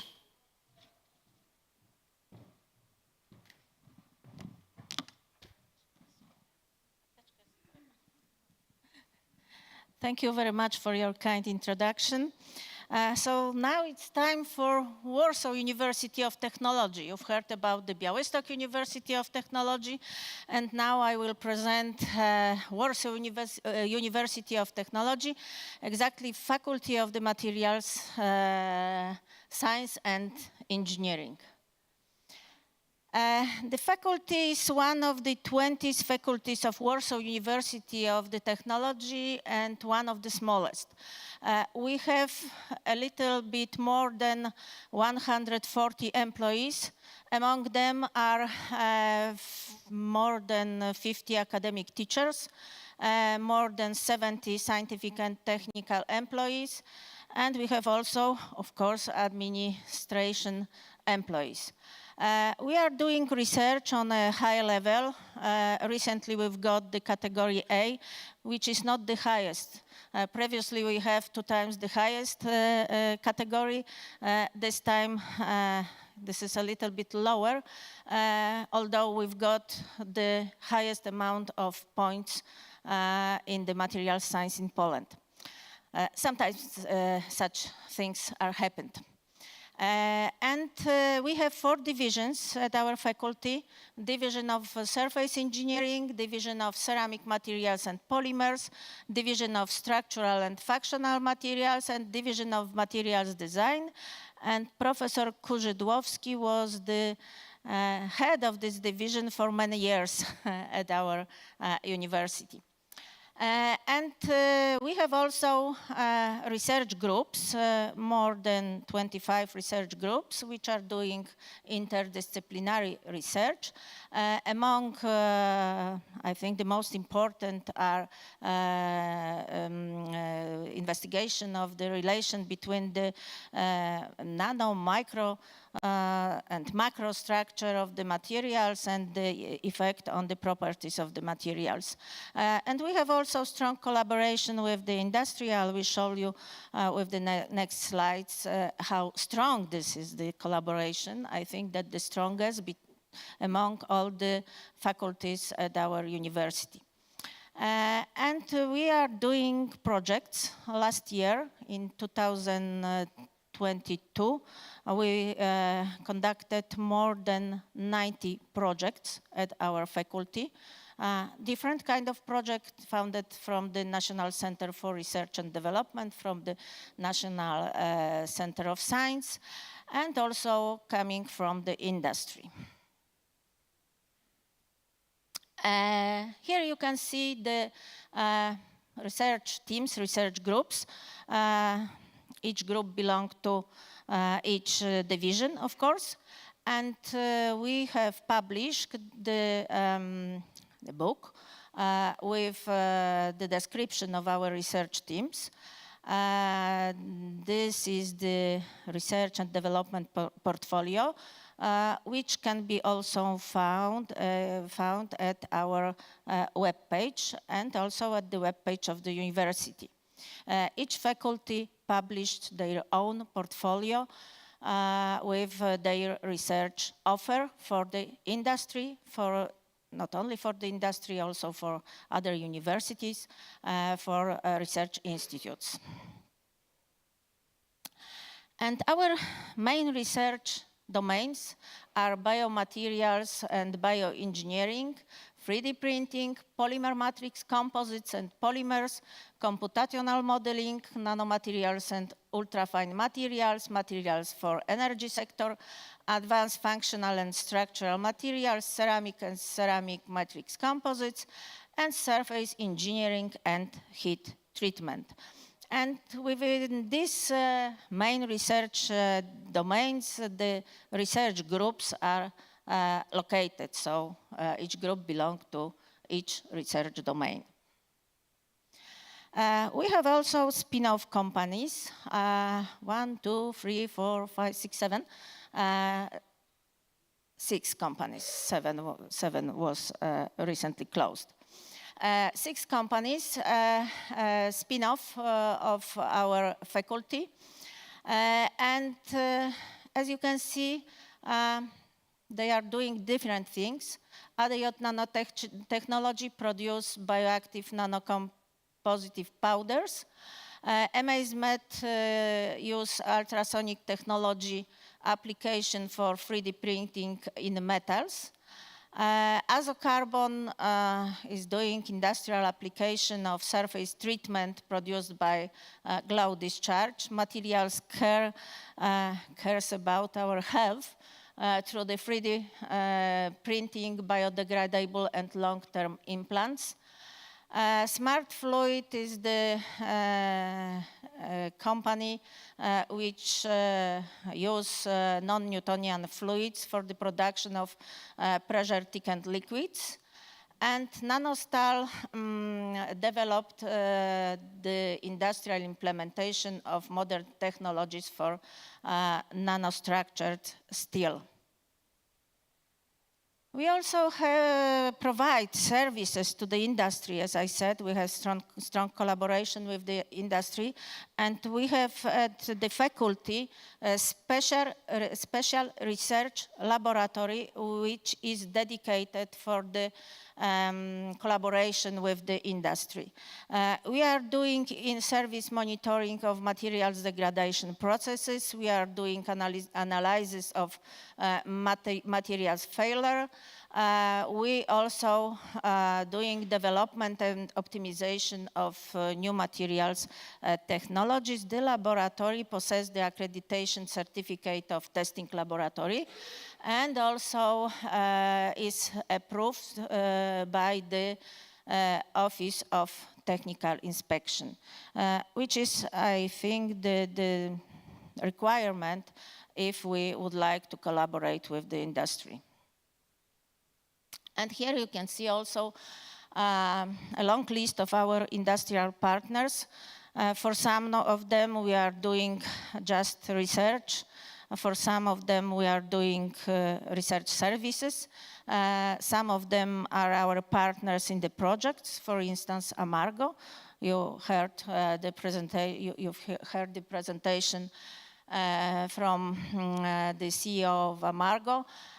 We are the partner of the project, and Anmet also is our partner. We had the project with Paget, Hanplast, KGHM, Cuprum, and many others. And here, with this slide, I would like to show you the structure of our financing sources in the last year, in the 2022. And as you can see, most of our sources coming from the projects or from the industrial services. Almost 10%, this is the green one, coming from the industrial projects, industrial services, which is, I think, a huge amount. And usually when we compare our structure of costs with the structure of costs of other faculties, we have, let's say, strong financing support from the projects and from the industry. You can see also that almost 27% coming from the national science research and development projects. And with these projects, also industry is involved. And just a few examples of our research teams, which can be found also in our R&D portfolio. Let me start with the presentation of the electrochemical and chemical treatment laboratory. The laboratory offers mainly production of coatings using electrolytic method deposited by chemical reduction, by conversion. And they research the microstructure, corrosion resistance, wear resistance, adhesion of the coatings to the substrate, micro and nano hardness, and also roughness of the surface. And of course, they are doing their own coatings, or they are also doing coatings which are ordered by the industry. This is my group. This is Polymer Matrix Composites group, and we are doing research and development of polymer matrix composites reinforced with fibers, polymer nanocomposites reinforced with carbon nanotubes, graphene or ceramic nanoparticles. We are also working on smart materials development activated by magnetic or electrical field. We had projects on self-healing materials, and we are ready to develop this technology. We also do chemical modification of the surface and surface structurization of polymer coatings to improve their hydrophobicity and icephobicity. We are also working on the improvement of electrical and thermal conductivity of composite materials. And also we do the characterization of the polymer matrix composites, and we are also do the services for the industry. And also we possess the electron microscopy laboratory, very well equipped for different kind of microscopes, starting from scanning electron microscopy, going through the transmission electron microscopy, ion microscopy, and also we can do 3D reconstruction of multi-phase materials on polishing and preparation of cross-section using ion polisher. And research that is offered by this laboratory concerns high-resolution electron tomography, in situ testing in TM, stretching, heating, qualitative and quantitative analysis of the chemical composition using X-ray microanalysis, analysis of crystallographic orientation, and convergent beam diffraction in STM, SEAD, and in TM also. And next group, which I would like to present, is dealing with computational modeling of materials and structures. We design open porous materials. We do the numerical analysis of mechanical properties, of flow properties, of thermal properties. We also do simulation of properties and processes at the atomic scale. And we also do image analysis and quantitative description of the structures. And we have different programs, as you can see, on which we can do this analysis. And the last one, the last not least, I should say, this is mechanical testing, mechanical properties testing laboratory equipped with different dynamic or static mechanical testing machine, also the horizontal testing machine. And the laboratory offers testing of mechanical properties of metallic materials, polymer materials, composite materials, according to different standards, as you can see. We also offer custom tests of mechanical properties of materials tailored to customer requirements. We research on the mechanical properties of materials in a limited volume on very small samples. We developed the technology of investigation of such small samples. And we also offer tests of mechanical properties of entire components up to approximately 1 meter in size. And this is all. I would like to thank you very much for your attention.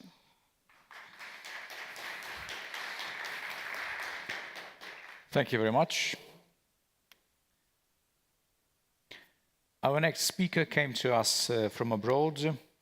Albert Langkamp from Technische Universität Dresden. And our next speaker is the Managing Director of the Rolls-Royce University Technology Center for Lightweight Structures and Materials and Robust Design at the Technische Universität Dresden.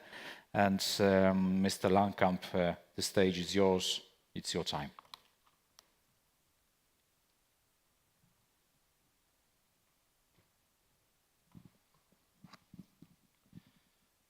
Okay, thank you at first for inviting us to give a speech here at the conference and to build up our cooperation with Podlasie and also with your neighbors from the Baltic states. That means a lot for us. And also very much thank you for the yesterday's dinner. It was very good. Not very often is such good food at a conference. So I have now a little problem. I'm on diet right now and I have to explain my more weight now, my wife, but this is my problem right now. Now I want to talk about bio-based materials for high performance applications in sustainable lightweight engineering. Some words to lightweight engineering, how we see it. So why we are doing it, it can be with regard to the economy, just to save material and then to save costs, to be more efficient, for example, with larger wind turbines or larger aero engines, or just to reduce the masses of airplanes and then to be more effective in transportation, mass reduction to fulfill some systems. And we have defined something new. Actually, it was defined by my boss, Professor Gude, the neutrality. So mainly, it's minimizing the footprint of what we are doing. So we call it neutral lightweight engineering. And it's quite difficult to explain. And at the moment, we are still trying to finding out what we mean by that.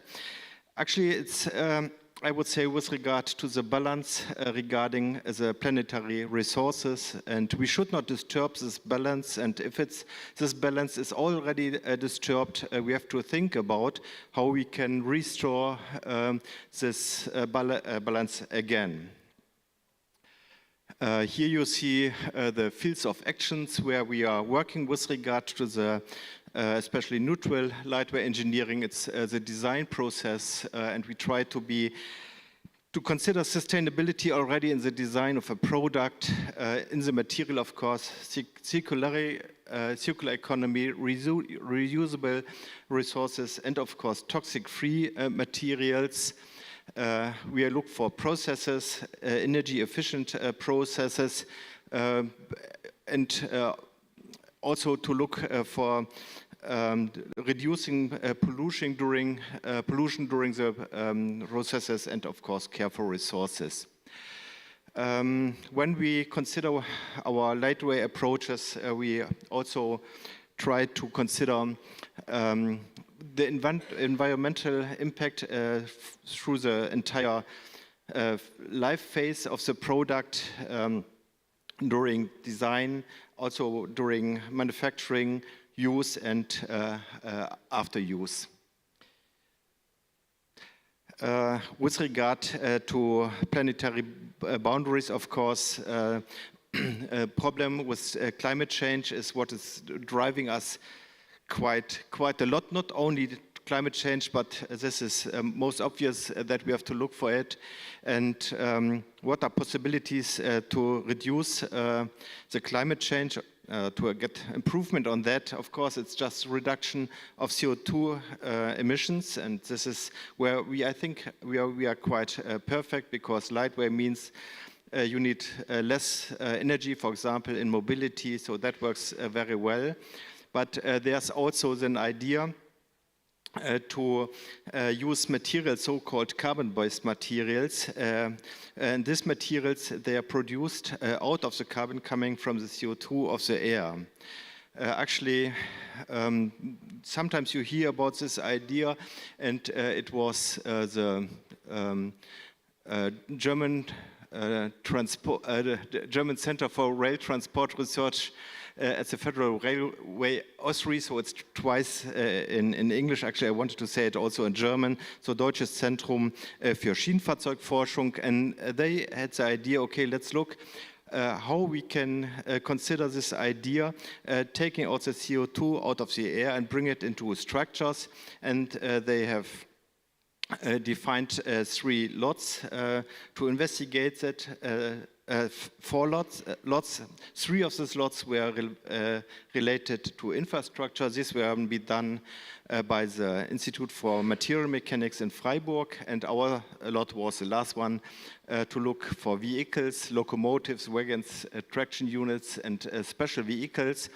And we investigated what kind of possibilities do we have to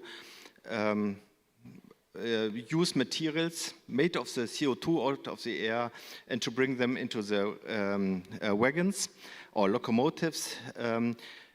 This was especially for train industry, but the results can be directly transferred to all systems.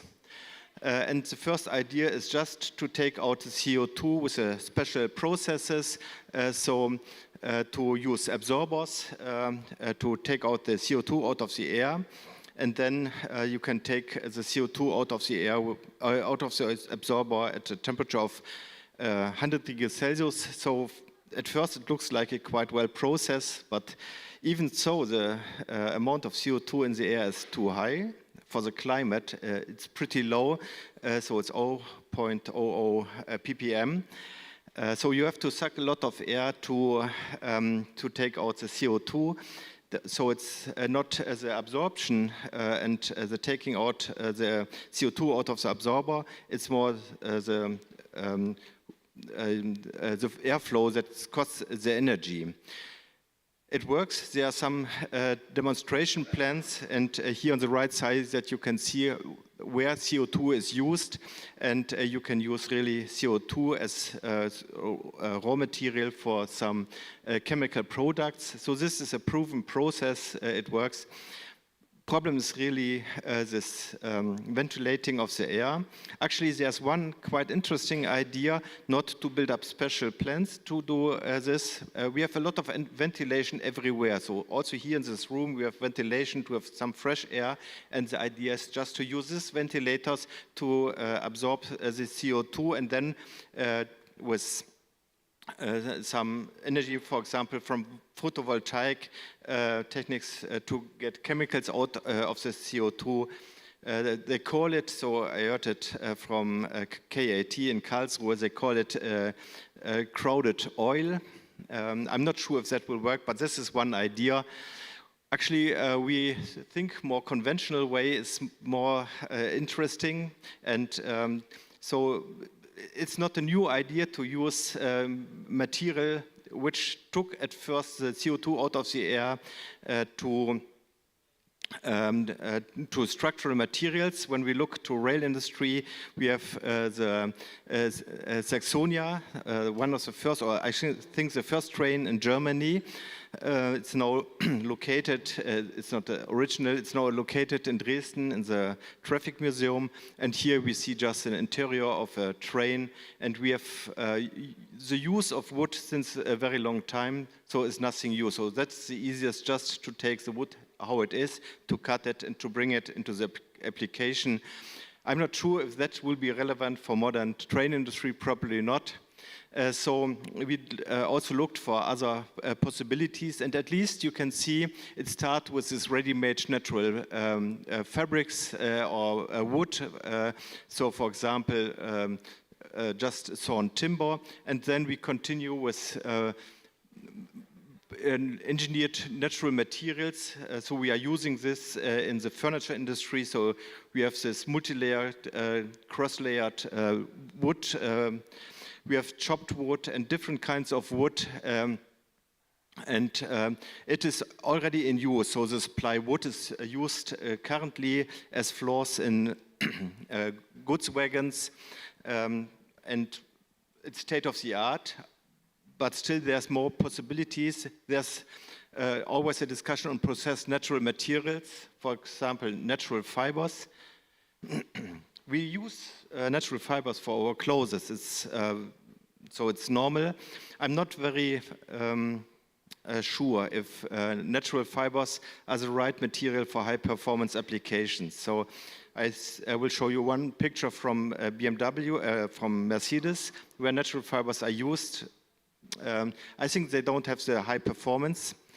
What is interesting, I think, is bio-based synthesized materials. And here, at first, we think about polymers, yes? And for example, some phenolic polymers made from lignin, but what's also possible, for example, carbon fibers also from lignin precursors. And then we are coming closer to what we would like to consider as high-performance materials. There's another very interesting role, because from A to D, it's all coming just from raw materials from the field or from the forest. But there's also the idea just to produce the bio-based material and using phototropic organisms. Yeah, so for example, algae. And there's some work ongoing to use algae as raw material for precursors for carbon fibers.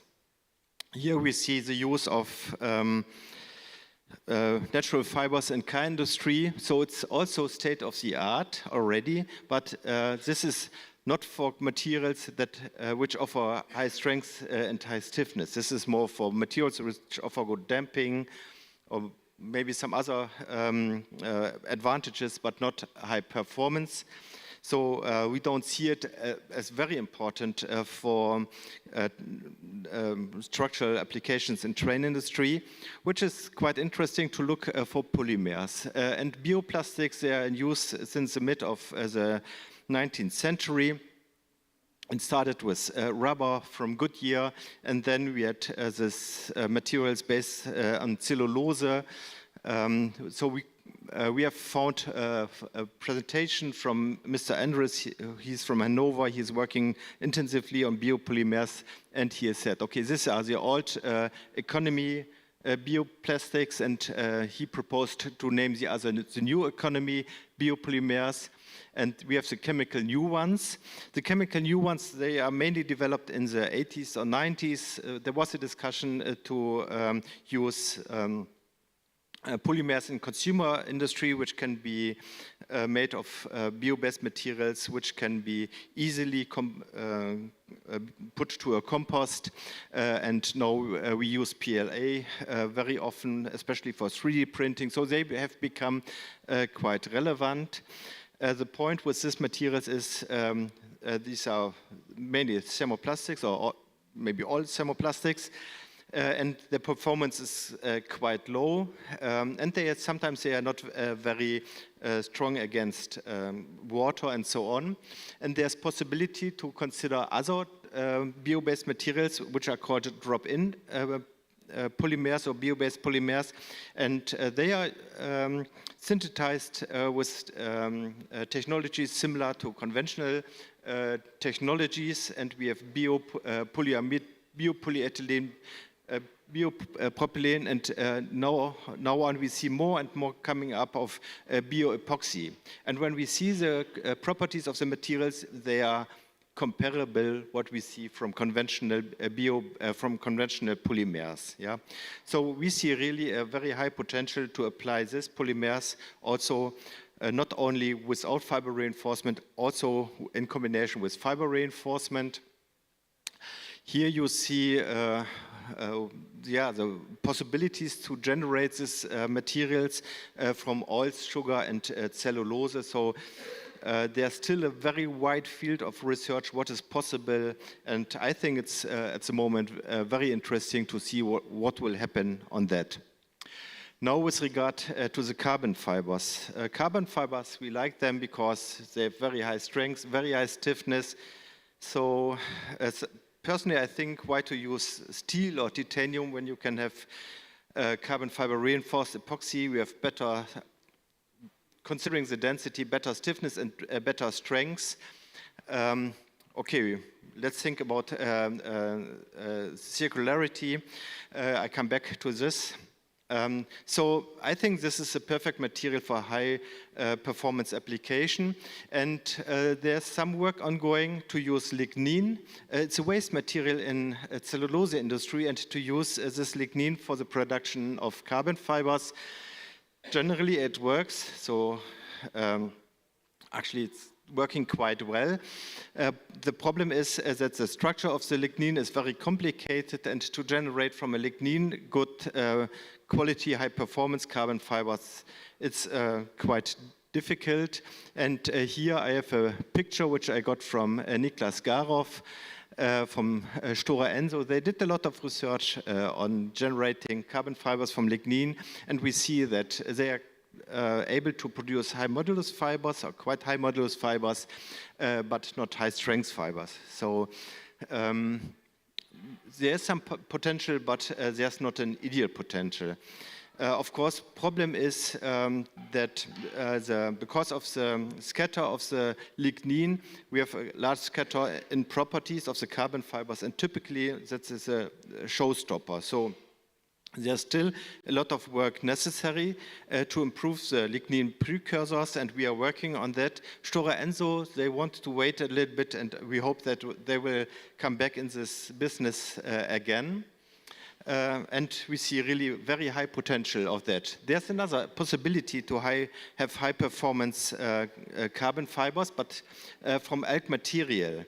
And here you see, so actually this is, the guy is Professor Brück from University of Technology in Munich, and he's producing industrial facilities to produce algs, to do alg cultivation. Algae are quite interesting because they grow very fast. The oil yield is very high. You can use wastewater, brackish water, or seawater for the production, and you can cultivate them on wasteland areas. So the potential is very high.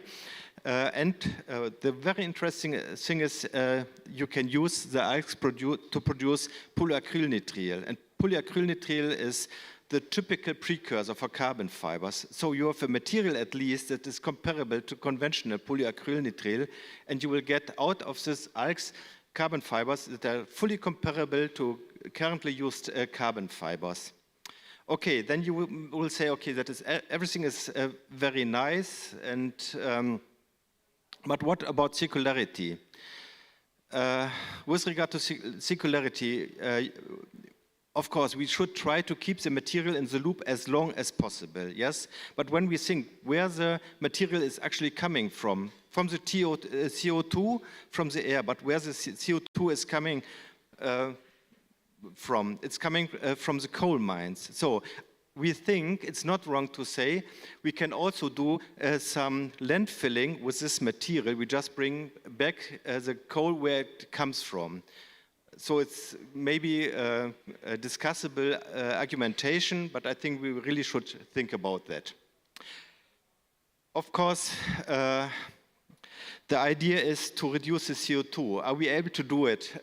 It's a very simple calculation. No, it's when we just consider railway wagons, we are able to replace, if we don't do any circularity, if we just renew all trains all over the world, every 35 years we can reduce 3.8 million tons CO2.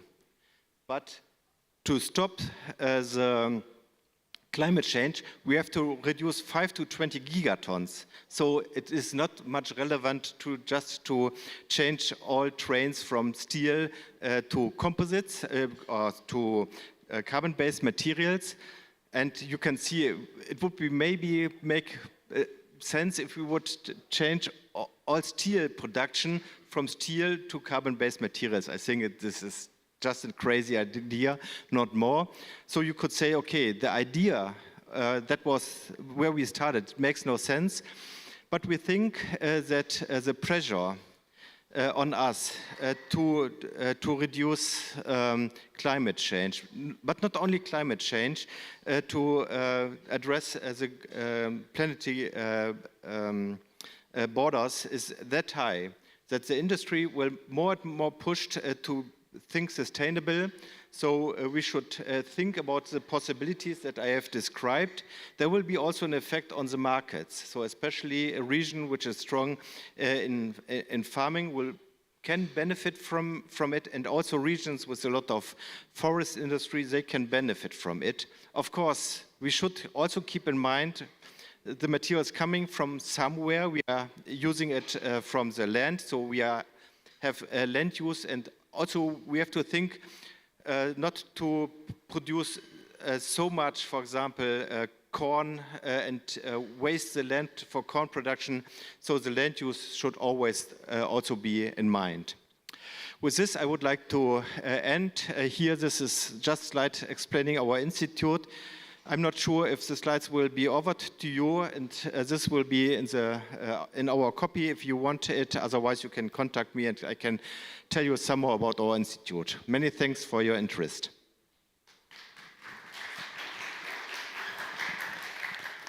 Thank you very much.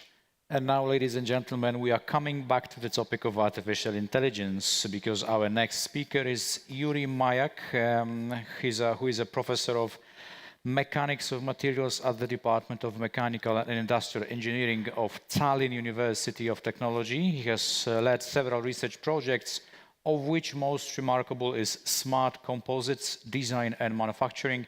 His main research topics cover development and application of the AI methods and tools in engineering design with focus on composite materials and structures. Yuri Mayak, he's here with us. Professor, the stage is yours.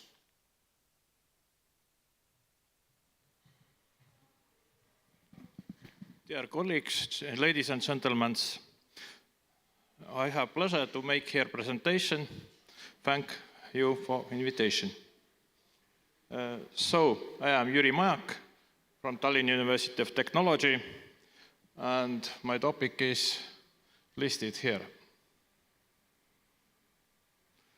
Firstly, very short overview of optimization. It can be considered just as background, not like a main issue. So we have generally two types of methods. We have gradient-based optimization and population-based methods. And in engineering, of course, last time is ruling mostly with population-based methods. But at the same time, we should not forget about previous approaches because as RAL, the gradient-based methods are much faster. So in case of gradient-based method, we can point out steepest descent, Newton, quasi-Newton, and so on. All methods which use derivatives and gradients. And in population-based method in engineering is most widely used genetic algorithm, since it is most powerful of others. Also particle swarm optimization, ant colony optimization, and some others evolutionary algorithms. This evolutionary algorithm gives much more possibilities, as here pointed out. They are generally able to find out global optimum, which is engineering very important. And also they are capable most commonly to handle integer and mixed integer variables and discrete values also. And in summary, it can be concluded that global optimizations have capability to handle integers and global optimums to find, but the cost we need to pay is computing time. So very shortly, some general structure how these optimization tools are typically used in engineering, and quite commonly they are related together or artificial neural networks. So here we see that we have preliminary analysis block, then we have design of experiment. Next we have response modeling, and this response modeling block is very commonly used artificial intelligence. And finally, we have optimization block. And of course, if our data appears not sufficient or some other problems or accuracy and so on, we have iterative approach. If final result is not good enough, we can return to this design of experiment, or even sometimes to preliminary block. Now I point out just some samples which we have done, and here I will say that our connection to industry is quite commonly through PhD students, because commonly we had such use that most of PhD students are working in private companies. And for example, I have supervised 10 PhD students, and 8 of them worked in company, and this was main relation to companies. Of course, companies need some 3D printing and some other small solutions, but as Estonian companies are relatively small typically, so this is maybe not even most common issue. Most commonly we have relation through PhD students. And here I just pointed out some few projects. Here is projects of 3 PhD students. Each project is one PhD thesis, generally. First one is glass panel, design of glass panel. It was like laminated panel, and here was optimized location of fastening location and geometry also. General geometry, thickness and so on. And the second project on right side here is smart materials or smart composite materials in meaning of structural health monitoring. This project was relatively big one, but it was some 5-6 years ago, and from this time lots is changed currently. Here was several industrial partners, yachts, small ships, and some others, and the results after study was introduced to industry, but here were some serious problems, because this time the sensors included in composite material appear still too big. The result was such that at least part of composite materials had delamination. Of course, now lots of is changed. If somebody try now to do the same work, the sensors are 10 times smaller, and this delamination problem is much reduced. In our case, this is the right side is the electronic component, which is embedded in composite, inside composite. And the third PhD study is permanent magnet generator at full scale here is shown. It was fabricated in Hungary. We did not have in Estonia such a company who was able to construct such big construction. And here my PhD student was focused mostly on design of these magnets and coil and difference between coil and geometry. So this was the particular application here. And applied was Pareto concept, as you see on very right side. Here, any point on this graph is in certain meaning optimal solution. Maybe not so typical in engineering design who have not deal, but from another considerations, we can always found one final optimal point. From other side, any point in Pareto front is optimal. But we cannot use in practice all these points. We can select most suitable based on additional considerations. Next, fourth PhD student's thesis was related to solar panels. Here is just shown general order of layers of solar panel. Here is also EVA layer, which is like protective layer for solar layer. And his PhD thesis was focused on modeling this EVA layer. So here are some experimental study done, which is actually made in Spain. We did not have such equipment to make this test enough precisely. We tried it, but results were not satisfactory. Based on these results is made mathematical modeling, and this modeling is made using artificial neural networks. Here is shown some particular networks. We have input temperature, input pressure, processing time, sorry, not pressure.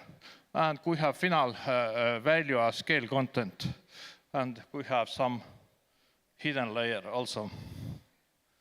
In case of neural network, generally we get very quite precise results, and we don't need extra big data set, but we have another very typical problem in engineering using neural networks. If our data appears too small, then we have a problem that neural network is giving for us in each run different results, and it is very, very general problem for neural network. So we often, this scale content model obtained using another method already, wavelet method. This is deterministic method, and it can be used in case the data set is too small for neural network, and it at least gives the same result in every run, and the neural network was used like when data set will be improved. The result was quite similar to neural network, but we need stable results. Neural network gives each run different results if we have such small data set as we have. If we have model, then we can go to design optimization. Here is some optimization sample.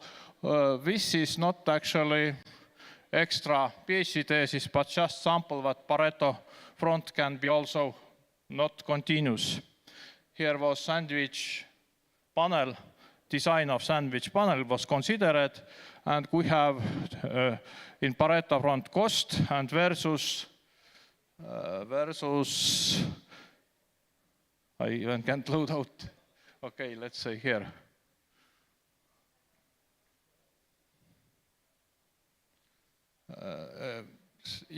Mechanical characteristics. So we have maximum stress and cost. So as a rule, in most of optimization problem in real life in engineering are multi-criteria, but sometimes they are just handled as one criteria problem. So commonly we have several criteria, and we will combine together all criteria which are not conflicting, and we will apply Pareto concept for criteria which are conflicting. So here is conflicting criteria because cost and mechanical properties like maximum stress are conflicting. Of course, the most ideal solution here will be for zero cost, maximal value of a stress. So this is like unrealistic.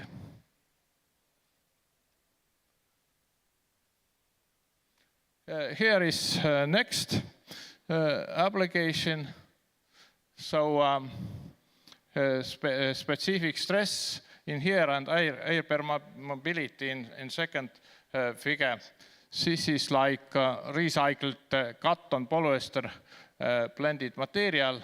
And here the one interesting thing or important thing is that we have, can I show it? The percentage of used recycled material is really high. It is from 70%. So actually such kind of studies are a huge amount, but most of studies, the percentage of recycled material is relatively low. And here is used again neural networks. Here we have more data, and also Pareto front, where we have air permeability and specific stress. And this Pareto front is very suitable for selecting final optimal point. Any point of this in this graph is optimal, but in engineering we need to decide to select final. So before the rapid growth of air permeability, like specific stress value near 0.1 is good to select the optimal point.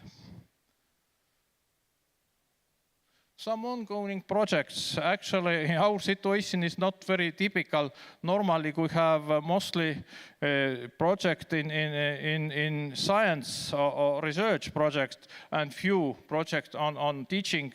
At the moment, everything is vice versa, and we have one big European project on teaching, and we have all our like industry-related research projects are quite small.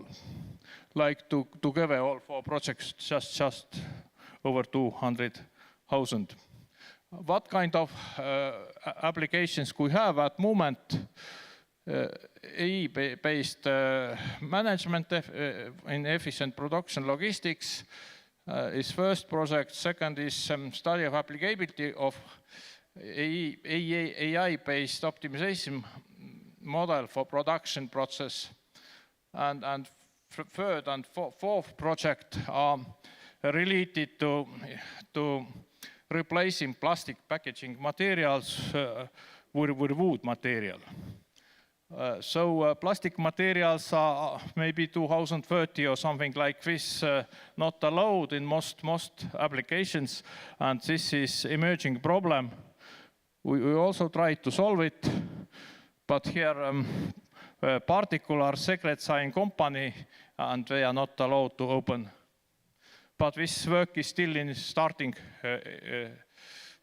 position also.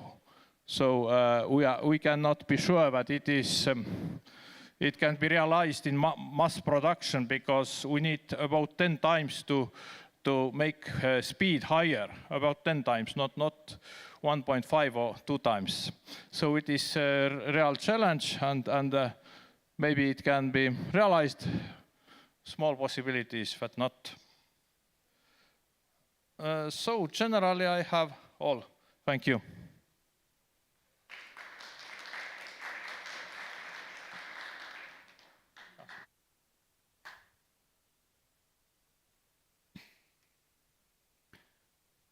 Thank you very much. And ladies and gentlemen, our next speaker is Tassilo Moritz from Fraunhofer Institute for Ceramic Technologies and Systems. And Tassilo Moritz specializes in such fields as thermoplastic shaping, wet shaping technologies, and additive manufacturing of ceramic components. The topic of his speech is ceramic-based multi-material components by additive manufacturing. Tassilo Moritz, ladies and gentlemen, welcome him on stage.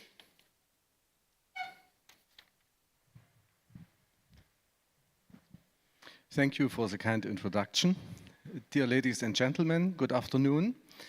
At first, I want to thank the organizers for inviting me and for giving me the opportunity to show you this presentation, multi-component manufacturing of ceramics and metals via additive manufacturing and conventional shaping routes.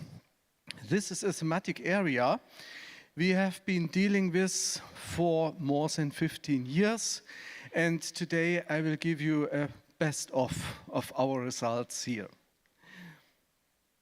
The Fraunhofer IKTS in Dresden deals with advanced ceramic components and is one of 77 Fraunhofer Institutes all over Germany. And the Fraunhofer Society is the largest research organization in Germany dealing with applied research. And so we offer our service to industrial customers. Our institute is the fourth largest. We have more than 800 employees, and we have 3 main sites, 2 situated in Dresden,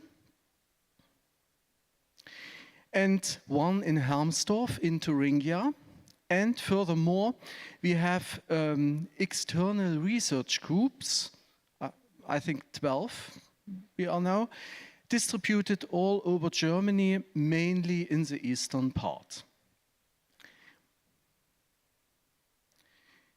And now I come to the content of my presentation. I will start with our motivation, why we want to combine different materials. I will come to the requirements for hybridization of materials and processes, and will show 2 technological examples: 2-component injection molding and ceramic additive manufacturing. We call it ceramfacturing. And I will focus on 1 special technology, the multi-material jetting, which we developed at our institute. And then I will also show hybrid processing of additive manufacturing in combination with conventional shaping techniques. Why we want to combine different materials? The reason is there are a lot of interesting features and properties which could be combined, like electrical conductivity and electrical insulation, magnetic and non-magnetic properties, different colors, metallic gloss and white color, or porosity and dense properties. There are a lot of different applications where we use such complex shaped parts, and one advantage is we have a reduction in the processing step, because we do this by powder technological routes, and we would save an additional joining step. And joining steps are time consuming and quite costly.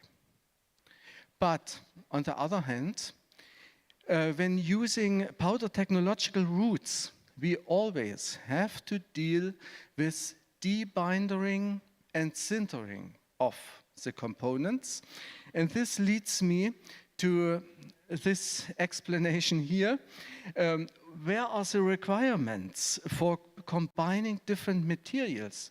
Means different ceramics or ceramics with metals. At first, we have to look at the chemical compatibility. The partners must not react with each other. They should not show solid-state reactions, and they should not form eutectic liquids. Another important point is they must show almost the same coefficient of thermal extension. If there would be a mismatch, the components would be destroyed during cooling down from the sintering temperature, and at latest during cyclic heating of such components, because they would not resist the thermal mechanical stresses inside. And the sintering conditions have to be the same. The components are together in one furnace at one sintering temperature, under a certain gas atmosphere and under a certain gas pressure. And we have to adjust the sintering conditions considering the same onset of shrinkage, the same shrinking rate, and the same total shrinkage. These parameters can be adjusted technologically by choosing powders with a certain sintering activity. We may combine powders with a very high specific surface, which start early to sinter and which show rapid densification. For adjusting the total shrinkage, we can look at the green density of the parts and the content of organic binder, and so we can adjust all these sintering parameters.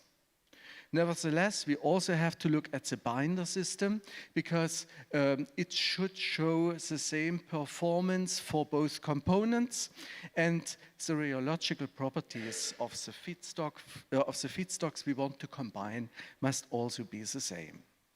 Now I come to the first technological example, the two-component injection molding, and the component which you can see behind me is a gear wheel specified by Robert Bosch in a European project. And we combined here the inner ring, it is pure alumina, with the outer ring, this is alumina toughened zirconia. And you can see on the right-hand side that the component shrinks during debindering and sintering, and this must be perfect in the case of ceramics. Which material combinations did we make further? We combined black and white zirconia, especially for design components, for watch cases, for watch bezels. We combine stainless steel, different types of stainless steel with zirconia. This offers the opportunity to have a metallic part, electrical conductive part, and electrical insulating ceramic part, especially for components in the textile industry, for thread guides, for thread stoppers, but also for microsurgical devices, like bipolar scissors, for instance. We combine electrical conductive and electrical insulating glass because we are dealing with glass powder injection molding. We use this shaping technology for glass powder, and we do not make shaping of glass coming from a melt. We use what we know. We use the powder technological route for sintering the glass. And this offers us the opportunity to implement particles into the glass matrix, which would not resist the high melting temperature of glass. And so we can implement carbon, for instance, graphite. We can implement afterglowing pigments or color pigments.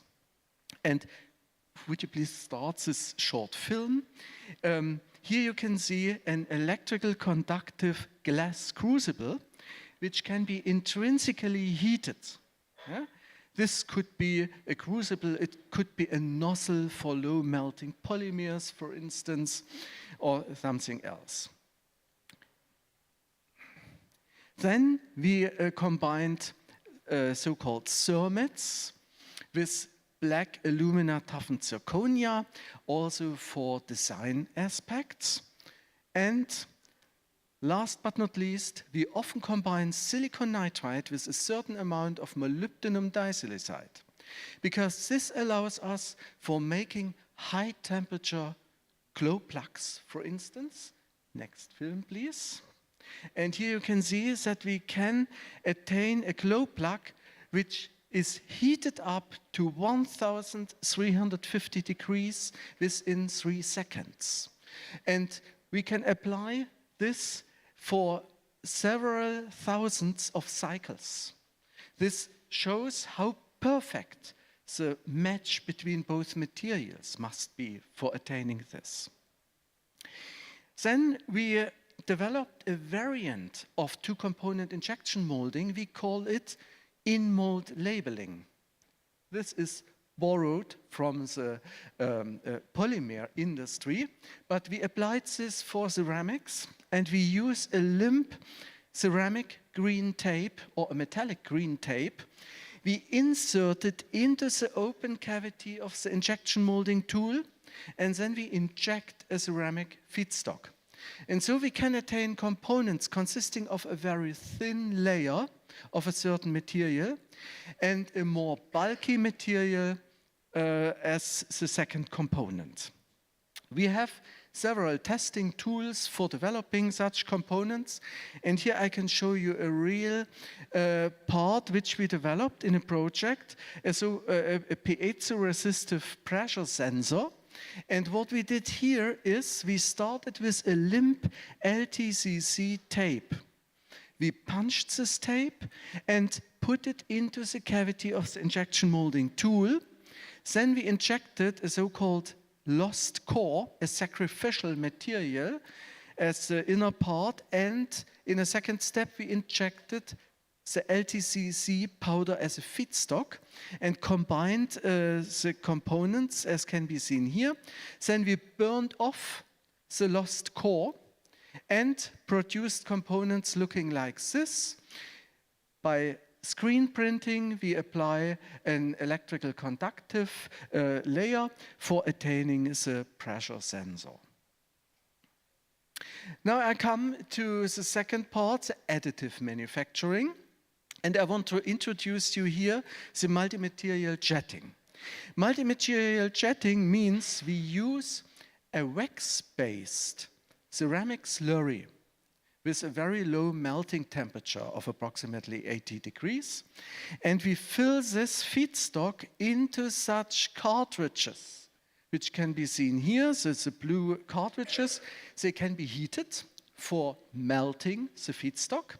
And we have micro-dispensing units which apply up to 1,000 droplets per second onto a building area.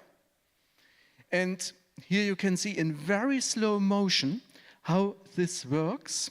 So we can apply droplets, and by changing the distance between the droplets, we can apply lines or areas, and we can go into a third dimension.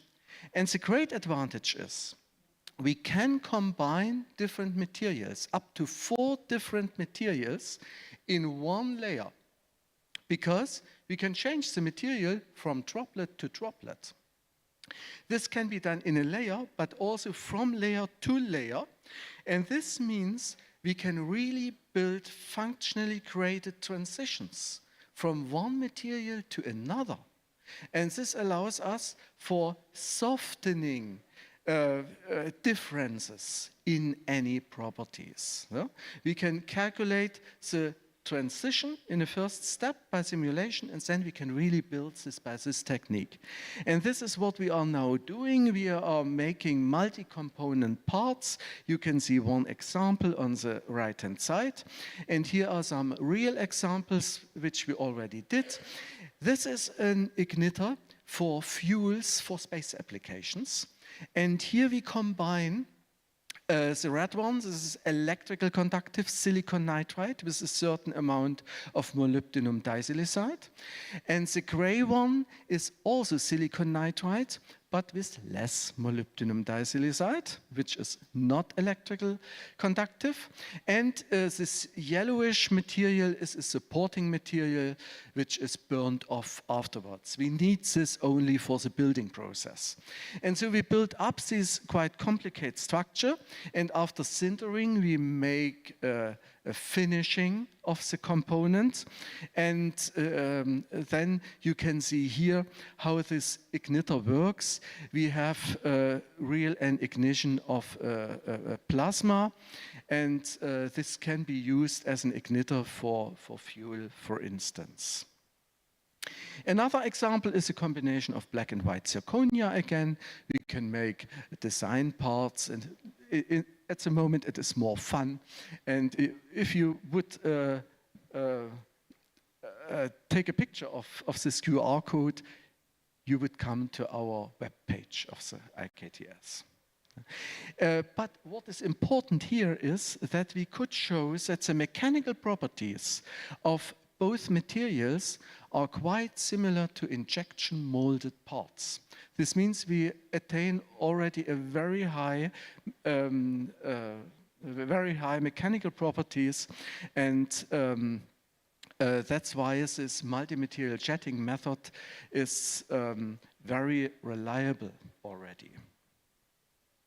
Yes, and now I will finally come to the combination of additive manufacturing and conventional shaping. What we did here is the development of a jawbone, an artificial jawbone, which can be really individualized, patient-specific. We combined here zirconia, a zirconia structure for the mechanical stability with tricalcium phosphate or hydroxyapatite, and we used as additive manufacturing technique wet photopolymerization, and then we filled the structure by a so-called freeze foam, and it works like described here. You can see above this this part here, this small white structure made by wet photopolymerization of zirconia, and then we apply or we fill it with an aqueous suspension. We put this part into the vacuum chamber of a freeze dryer, reduce the ambient pressure. By reducing the pressure, the foam is inflated, and at a certain vacuum pressure, this foam suddenly freezes. And then we remove the ice simply by sublimation drying, and we can fill such a complex structure with a foam structure.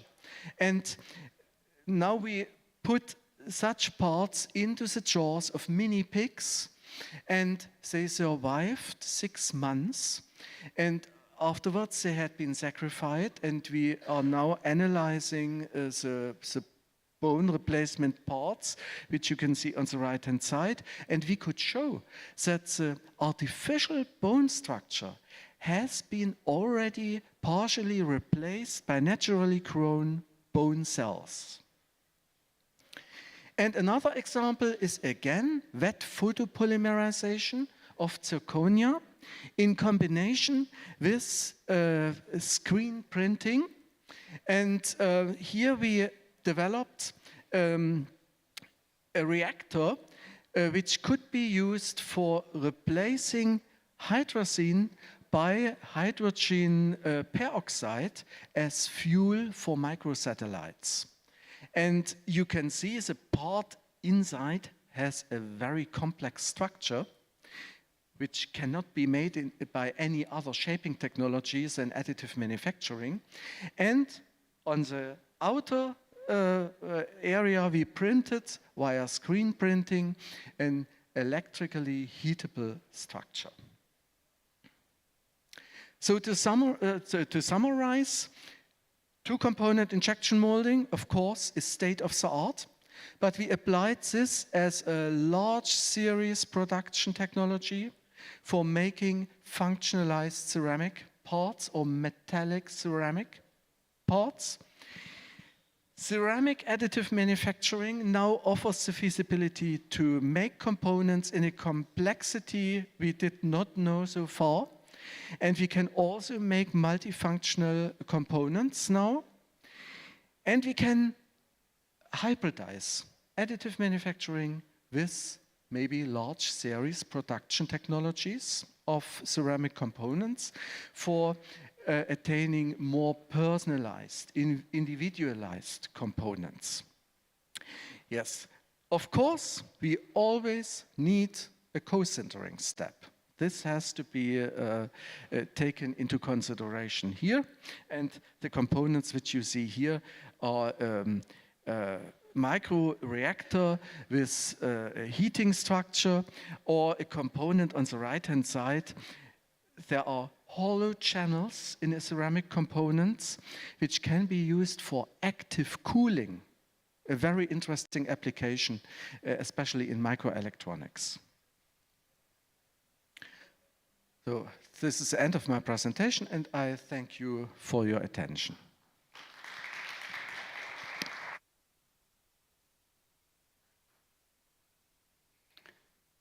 Thank you very much. And our next speaker will be online. So right now we are connecting to our next speaker, who also, just like Tassilo Moritz, represents Fraunhofer Institute for Ceramic Technologies and Systems. And the name of the next speaker is Henning Hoyer.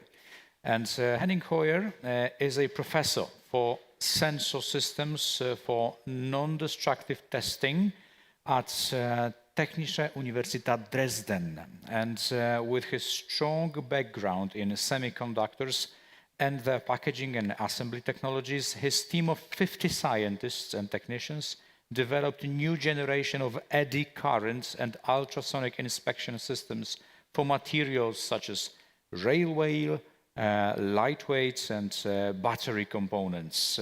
He is the co-founder of Suragus GmbH, a Fraunhofer spin-off, whose aim is to industrialize EDICAS instruments. EDICAS is a trademark here, trademark developed by the company whose co-founder is Professor Henning Hoyer. And do we have Professor online right now? Can you hear us? You're muted. I can see that you're muted. We can see you. We can see your presentation, but we can't hear you. Okay, I can hear you very well. Okay. It seems that we have the vision, that we have the sound. So, Professor, the stage is yours. Okay. Yeah, thank you very much, colleagues. And please excuse that I cannot participate directly, but I hopefully next time. So my talk is about non-destructive testing of carbon fiber reinforced structures by the means of ultrasonics and eddy current. In the moment, this field of research sees a new kind of dynamic because, for example, we have this hydrogen industry, which is increasing, and especially the pressure tanks, the high pressure tanks used for automotive applications. They are made from a complex composition of different composites, and especially the quality and the defect situation is very important to produce safe hydrogen tanks. And surrounding these topics, we have several projects dealing with the safety and security of this kind of structures. In principle, what we can use to inspect carbon fiber structures, you know the technical solutions: X-ray tomography, ultrasonics, radiography means just one projection, for sure, optical solutions, eddy current, and infrared thermography. What you can see here, it's the state of research. 60 MBP means 5 years before production starts. And this is the serial production. And for every step from the development to the serial production, we need different types of non-destructive testing. Very early in the research stage, we have small samples of materials, but we have many open questions. And therefore, typically high-resolving X-ray and laboratory-based inspection is used. But as close we come to serial production, the structures become larger and larger, and the geometry becomes much more complex. So they doesn't fit to X-ray tomographs and to other laboratory-based solutions. We have to apply techniques which can be easily automated in industrial environment. And therefore, ultrasonics, eddy current, and visual inspection are the technique of choice. And today I want to talk about advancement in ultrasonics and in eddy current. Let's start with the electromagnetic eddy current technology. If we look to the spectrum of electromagnetic radiation, we start at very low frequency.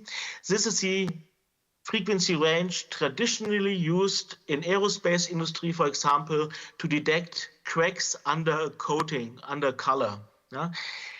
They are using kilohertz because of the penetration issue.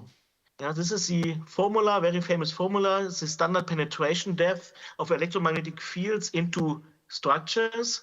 And here we have the frequency, and the frequency is below the line. Means as higher the frequency, as lower is the penetration depth. And to see maximum information from the sample, we have to go to low frequencies. On the other side, we have the Faraday law of induction. And the consequence is, as higher the frequency, as better is the sensitivity. So there is always a trade-off between penetration depth and sensitivity. And this means every kind of material has an optimal range of frequency. Kilohertz for metallic structures, double-digit megahertz range for carbon fiber composites. And if you go to glass fiber structures, you have to go to the microwave range. In our institute, we developed high-frequency eddy current applications in the range between 1 and 100 megahertz. So it's a low-frequency microwave application. We have 2D scanners. So here we have this probe, and the probe is scanned over the structure. And this is a 2.5 dimension scanner. It can be attached to also perpendicular structures. And if the coil, the induction coil, is scanned over the structure, we can produce conductivity images like you can see it here. And this kind of images contain information about the texture, fiber orientation, gap sizes, and local defects.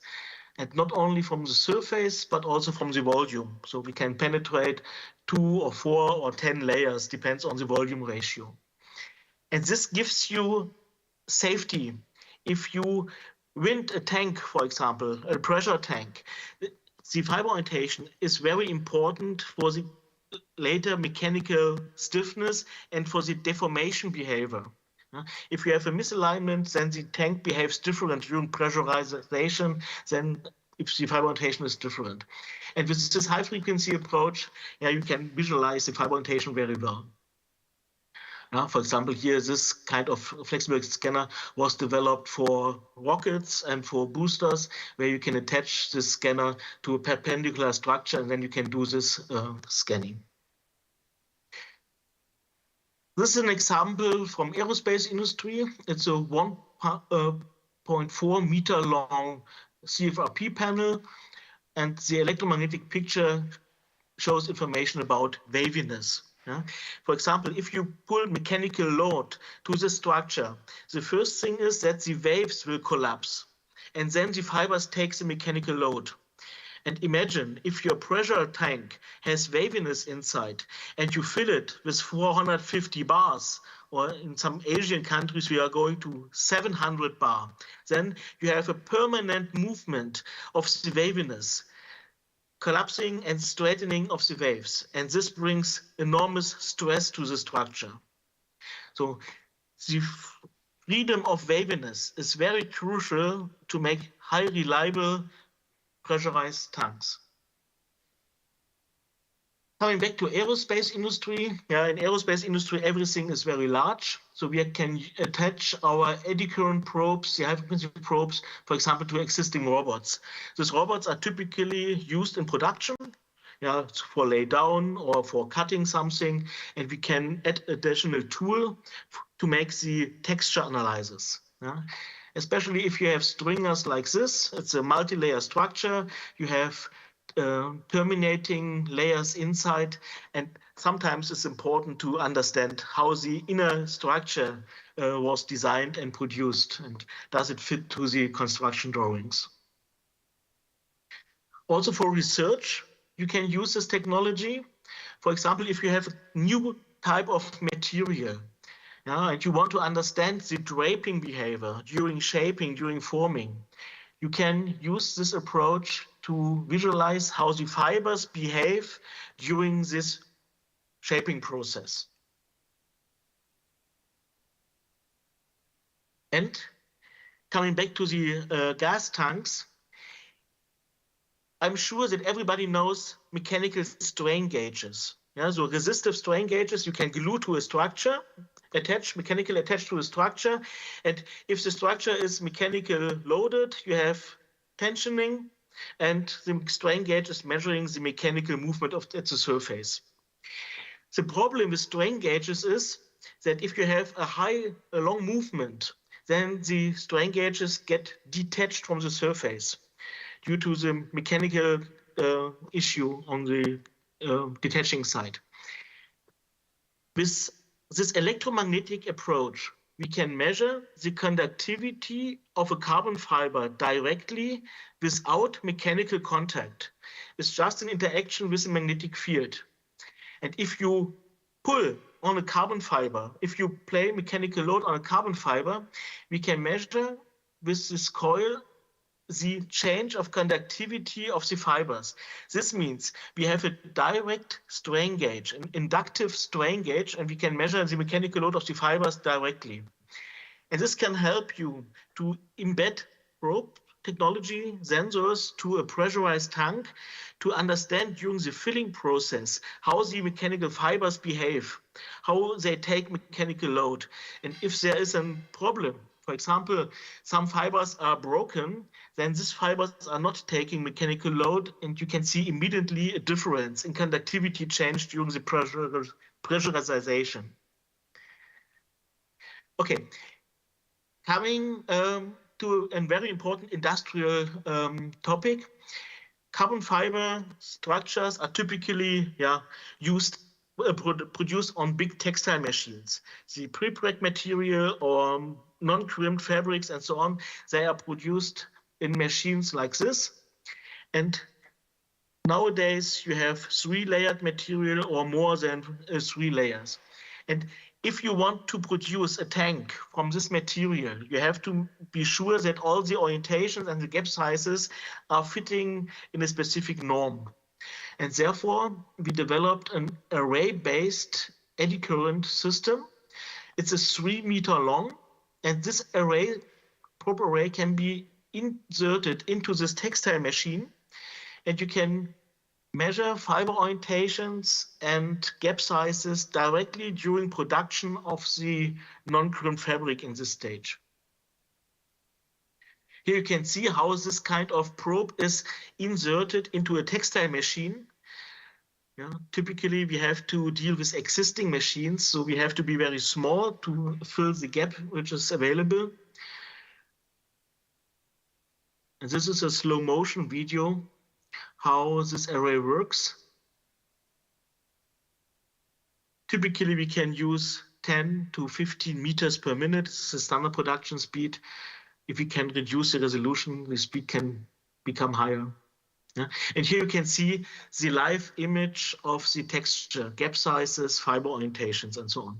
So if your supplier is using this technology, he can sell you a certificated, tested material. And also, pressurized tanks are produced with this direct fiber placement or automated fiber placement. It's possible to integrate this sensor array into the AFP head so that you can measure directly gap sizes or orientation, not only from the last layer, but also from deeper layers. For example, in this picture, you can see the 45 orientation from the surface. It's the last late layer. But you can also see the minus 45 and the 0-degree layer. And this is important because if you attach the top layer, then it can happen that the layer beneath the surface is moving a little bit, displaced a little bit. And with this technology, you can prove that during the laydown, the layers which are below the surface are not affected. The conference is about circular economy. This means also the usage of recycled carbon fibers. This is a part produced by recycled chopped carbon fibers. Those are short fibers, maybe 1 inch in length, and it's a spray deposition process. Yeah, and during the spray coating, can happen that you have areas with higher density, fiber density, and lower fiber density. And with this electromagnetic approach, you can image areas where you have a higher density of fibers, or here's the black areas where you have a lower density of fibers. Yeah. If you have this vacuum process for infiltration, for example, you have a dry non-crimped fabric, and you're infiltrating the polymer from one side. With your eyes, you can see the wetting front moving through the material, or with an optical camera. If we put this high-frequency electromagnetic probe to the structure, then we can see the difference between the dry area, and then comes the infiltration, and then the electrical properties are changing. But you can see here, there is a movement in the result. This takes many minutes. But the infiltration front moves much faster. And what you can see here with your eyes is the filling of the big gaps, the gaps between fiber bundles and maybe larger areas, volumes.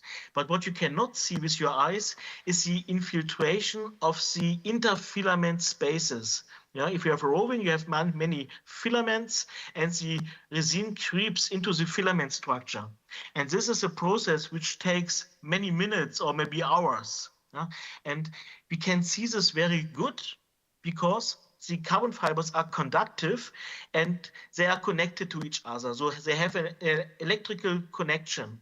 And if you bring a polymer to these carbon fibers, they became electrically separated. And that's why we have a high sensitivity with this approach to this creeping process, interfilament creeping process.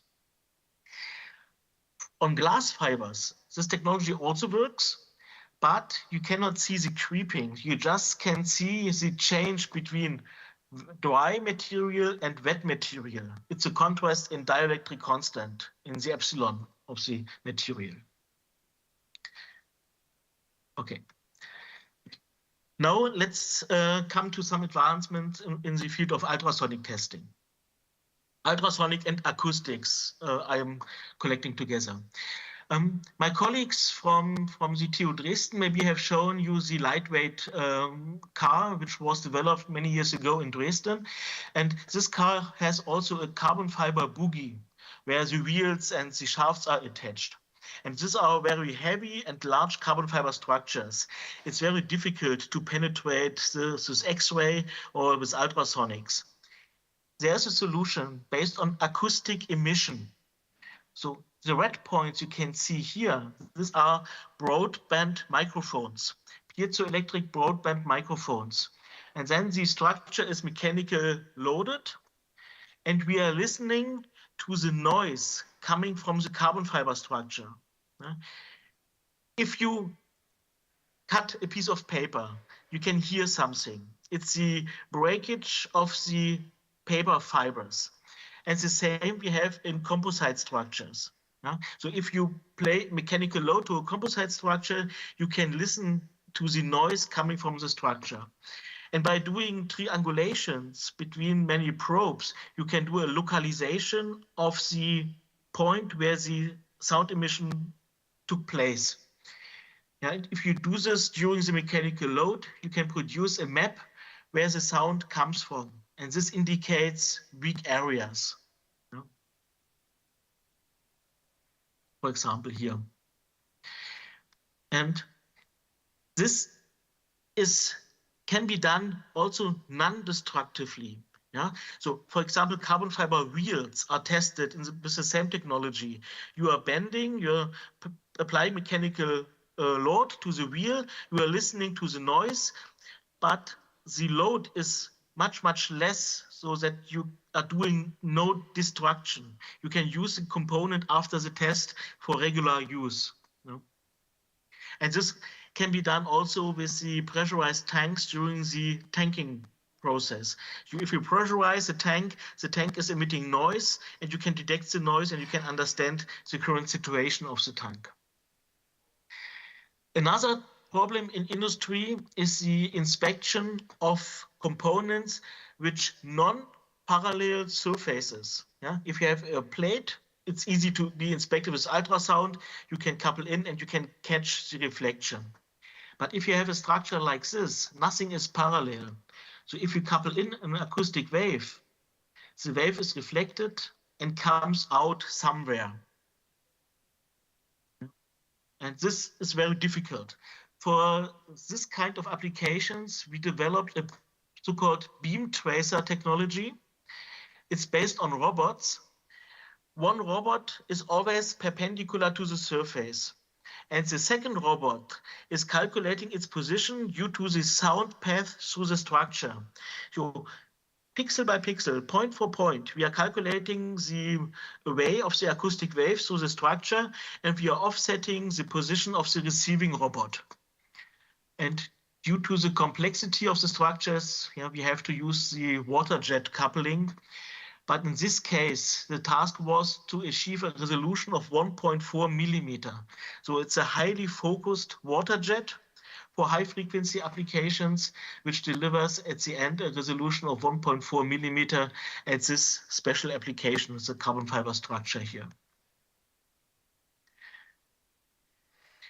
Yeah, and at the end, with ultrasound, you can do very interesting things, because if you transfer a broadband acoustic wave to a polymer or epoxy, for example, and then you can see very interesting change of the sound velocity and of the attenuation during the curing process. Yeah? Because in the liquid stage, the polymer, the resin, has a lower sound velocity than in the solid stage. Yeah? This maybe you can imagine between water and ice, you have different sound velocities. Yeah? If you look to the frequency depending attenuation during this curing process, in the liquid stage, the attenuation is very small. Yeah? In water, acoustic waves can be transferred over many miles. The whales and the delphins, they know it. Yeah? But if the polymer starts to react and longer molecule chains are formed, I call this the so-called honey stage. So it becomes like honey, yeah? Like gluey, sticky. Then you can see several stages of the mechanical reaction. Yeah? The first formation, and then you have other chemical reactions, long chain molecules are formed, and they start to vibrate at some frequencies and absorbing energy. Yeah? So you can see that the absorption behavior of several frequencies is changing during the curing reaction. And if you come to a solid stage, the attenuation goes down and reaches a certain level. And this allows you to make a precise determination of the curing process inside an autoclave, for example, or if you have an RTM press, you can use this ultrasonic transmission approach on the bypass or maybe also direct on the material, to see the actual stage of this curing. Okay, I want to summarize my talk.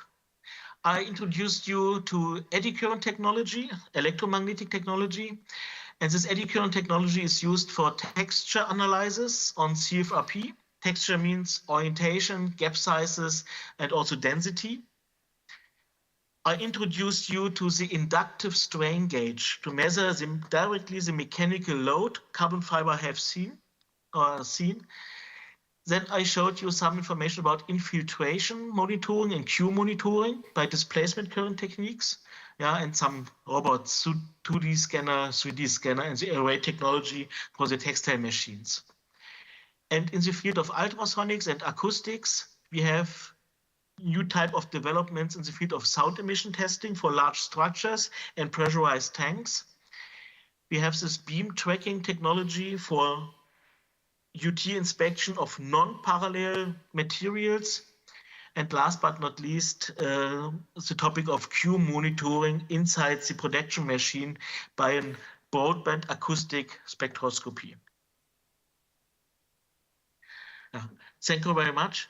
I want to mention, if you are in Dresden or close to Dresden, you are always invited to visit our institute, and I can show you, I love to show you these developments directly. And if there are some requests, we can discuss via email or directly here. Thank you very much. Thank you very much, Professor, for your insightful presentation. And now, ladies and gentlemen, it's high time for the panel discussion that sums it all up and sums up this module of our conference that just came to a close. And therefore, I would like to invite to join me on stage Professor Krzysztof Kurzydłowski, Professor Anna Boczkowska, Mr. Albert Langkamp, Professor Yuri Majak, and Tassilo Moritz. Please join me on stage. Please have a seat so that we can have just a few words of conversation and give an opportunity to our audience to ask some questions addressed to you. Perhaps we may have some questions from the audience.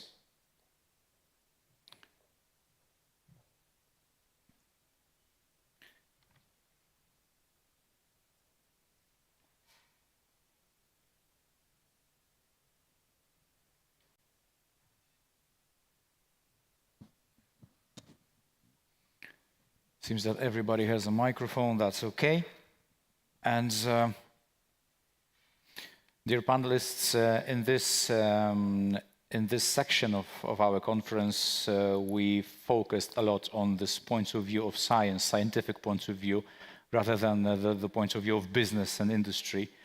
And therefore, I have the first question, and whoever wants to answer, I'm not just pointing out to anybody. Perhaps if someone of you feels good with the question and has some answer, I'm glad to hear. From your point of view, how does engagement with industry accelerate the pace of scientific research, and what specific mechanisms or practices have proven effective in this regard? If you have any thoughts about that. Any of you? Yeah? You're smiling. I see that you have some thoughts about that. I'm prepared. We got the questions before. So I think I've written down 3 things. The first is you need continuous cooperation. Yeah. So really, even if you have no running project, try to have continuous cooperation. That will help, and people exchange. And there, universities have very simple possibilities. Students are the best communicators, and they start with internships, they continue with master thesis, maybe with doctor thesis, and this is really perfect. And we use this, as I mentioned, or as it was mentioned, we cooperate with Rolls-Royce, and there it works perfectly. But another thing, and that is also very important, you need a clear reporting structure. Of course, we don't have to report to the industry, but it really helps to show the successes and also to prove how fast you are with the transfer and with the exploitation. And what is good, you can look after, for example, 10 years of cooperation, what we have achieved. Thank you. Anybody wants to elaborate on this topic also? Please, welcome. Maybe we should... Maybe one thing that is we should more discuss with PhD students, because they are actually the next industry. When they leave from university, they go to industry, and they have mostly quite strong positions in industry. And one thing is to keep contact with our PhD students, even master students, to keep university contact. Most of our research results are the outcome of publicly funded projects which we are developed together with industrial partners. And in such cases, also the industrial partners suggest what to develop. They are strongly implemented in the projects, and that's why we can really say that industrial opinion strongly influence what we are doing in the projects. Furthermore, as Fraunhofer IKTS, we are also leader of several networks. We are collaborating with different interest groups or stakeholders in the field of injection molding, in the field of additive manufacturing, in the German Ceramic Society, and they give us input what they want to do or what they need to do in the development. Okay, please, Anna Boczkowska. What I can add also to your opinion is that this is very beneficial if from the industry we've got some task to do. And sometimes it's very difficult, so we have to work hard. We have to learn a lot just to improve our research techniques, also to find new solutions, new materials, new technologies. So I think that there is very beneficial for science, and in this case, it can improve science also. Okay. Professor, maybe you have some thoughts? If no, I can move on to another question. Okay, so I will give a chance to the audience. Are there any questions from the audience to the panelists? I can see none at this point, so you take your time. You have some time to think about the question. And since there are no questions from the audience, I will ask mine, and perhaps you, Professor, can relate to that, because I'm curious if there is such a problem, because it's a question about a problem, frankly speaking. And how do you navigate the balance between the traditional academic focus on open publication and the industry's need for confidentiality in collaborative projects? Is there such a conflict? Does it happen? I think it's actually quite easy to solve, because it should be agreed between two parties prior to initiating some projects. Already some strategy of utilizing results should be agreed. When it comes to discussion this matter at the end of project, it's too late, and because both parties may have grown up with unrealistic expectations. Now, there are also simple rules. If something is financed with public money, this or the other way, it should come to public domain, of course, preserving rights of innovators. If something is financed with private money,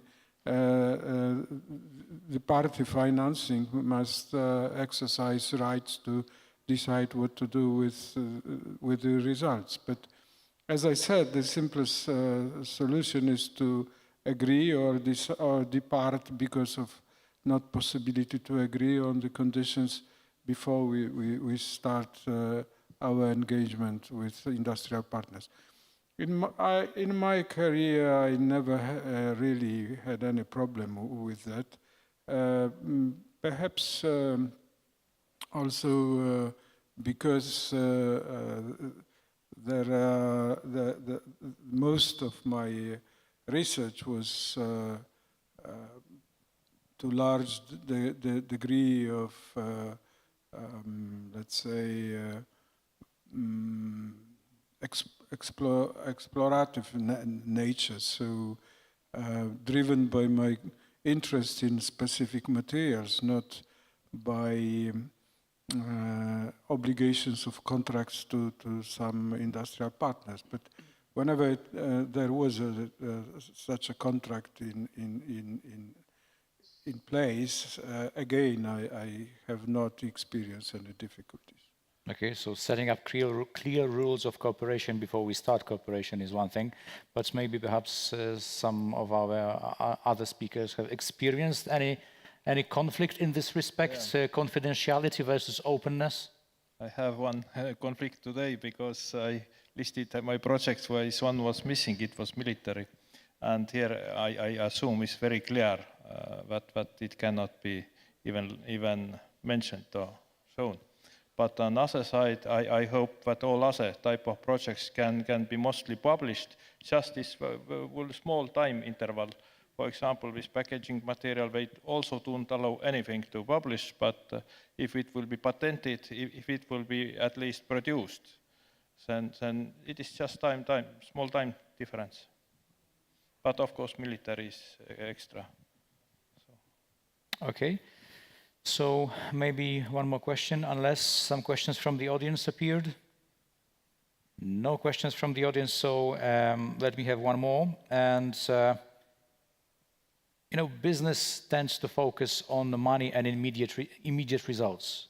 And have you experienced such situations where industry collaboration led to short-term focus on immediate needs at the expense of long-term fundamental research goals?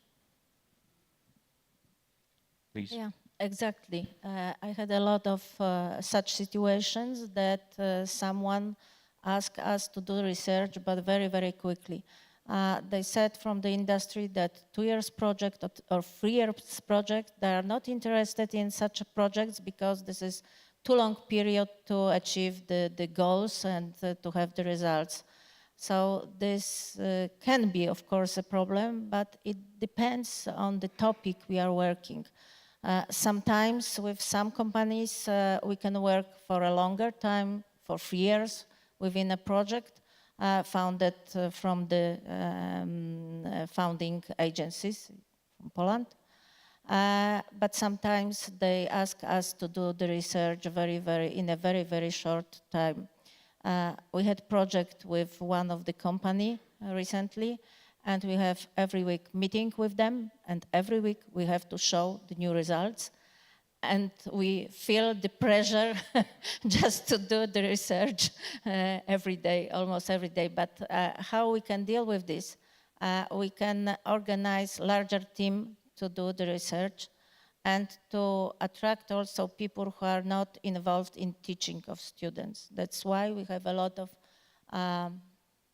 researchers which are not involved in teaching at our faculty, and also especially dedicated for the research laboratory, as I saw on my presentation.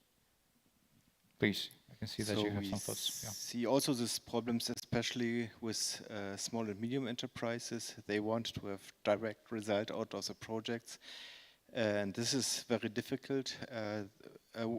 Larger companies, they understand that cooperation with university is mainly strategic approach and not short-term approach. Of course, we have also many trials to cooperate with small and medium enterprises to build up strategic cooperation, which is quite difficult.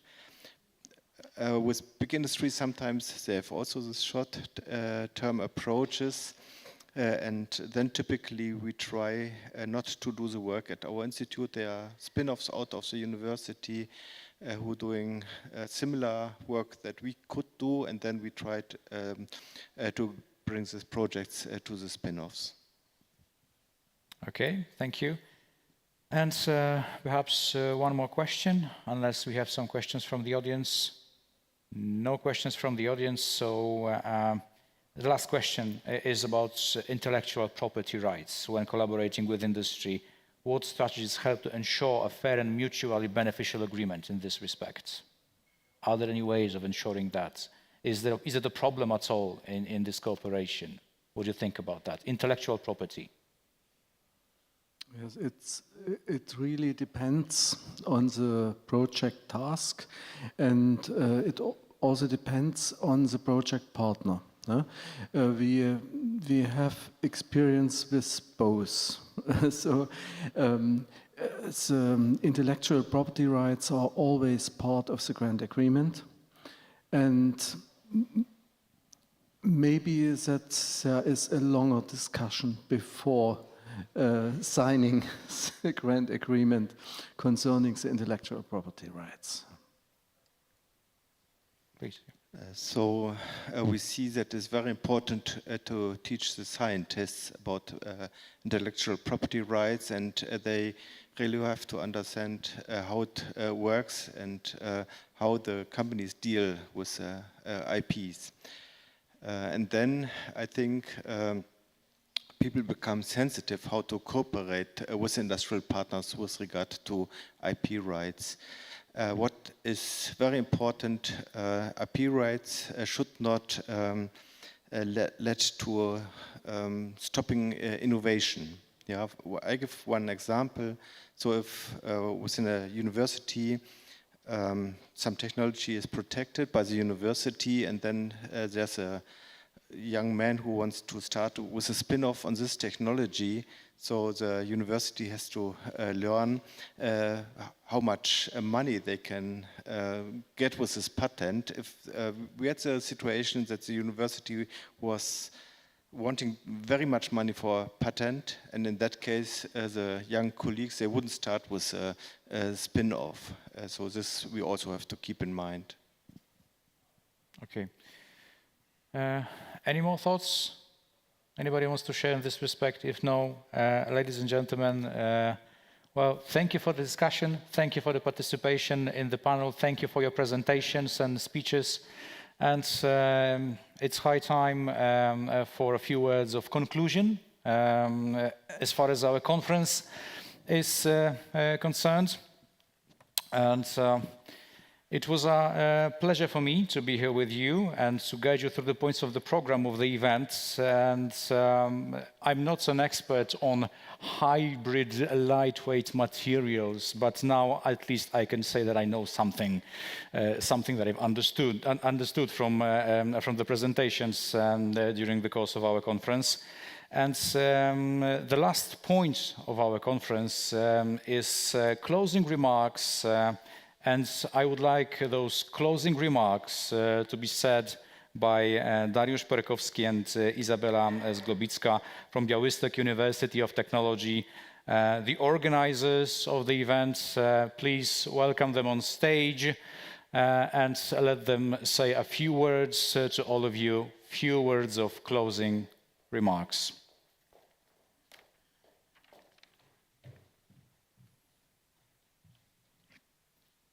Thank you very much. So yeah, because we are running out of time already, and the lunch is just before us. So first of all, on behalf of the organizing committee, we would like to thank all of the participants, all of the sponsors, all of the speakers who agree to participate in this conference. This was our first time to organize such huge conference, and even the conference, which was between the science and industry, and also with part of the production and part of this area where the companies can show us. So without you, it would be not possible to be done. So thank you very much for all of your efforts to prepare the presentation, to be here, to take part in discussion. Hopefully, people enjoy it this time. Nevertheless, I think that because the idea just rise, and we were thinking about doing this conference, but it will not be possible without our technical support and the people who help us to do this. So we invite our organizing team to be here on the stage with us. So Eva, Mehmet, Magda, Jakub, Wojtek, Kasia. Come on. Yeah, part of them, unfortunately, are Piotrek, Sebastian, are on the road with our guests or at the work, but I can say that they were, during the last week, they were working really hard all day, all night, I can say. And yeah, spending the time buying the stuff, and we were not aware that some shops are open from 6 in the morning. So yeah, Wojtek somewhere else is, I think, also taking part. So if you can clap your hands for these guys, we'll be more than thankful. So, yeah, and hopefully we will be able to build our team more and prepare the next LimaCon conference. Thank you very much. Thank you very much. And we would like to invite you to the last lunch. You know where it is. The lacquer zone is still available, so bon appetit. Thank you. Thank you very much, ladies and gentlemen. Have your lunch before you leave, and see you next time.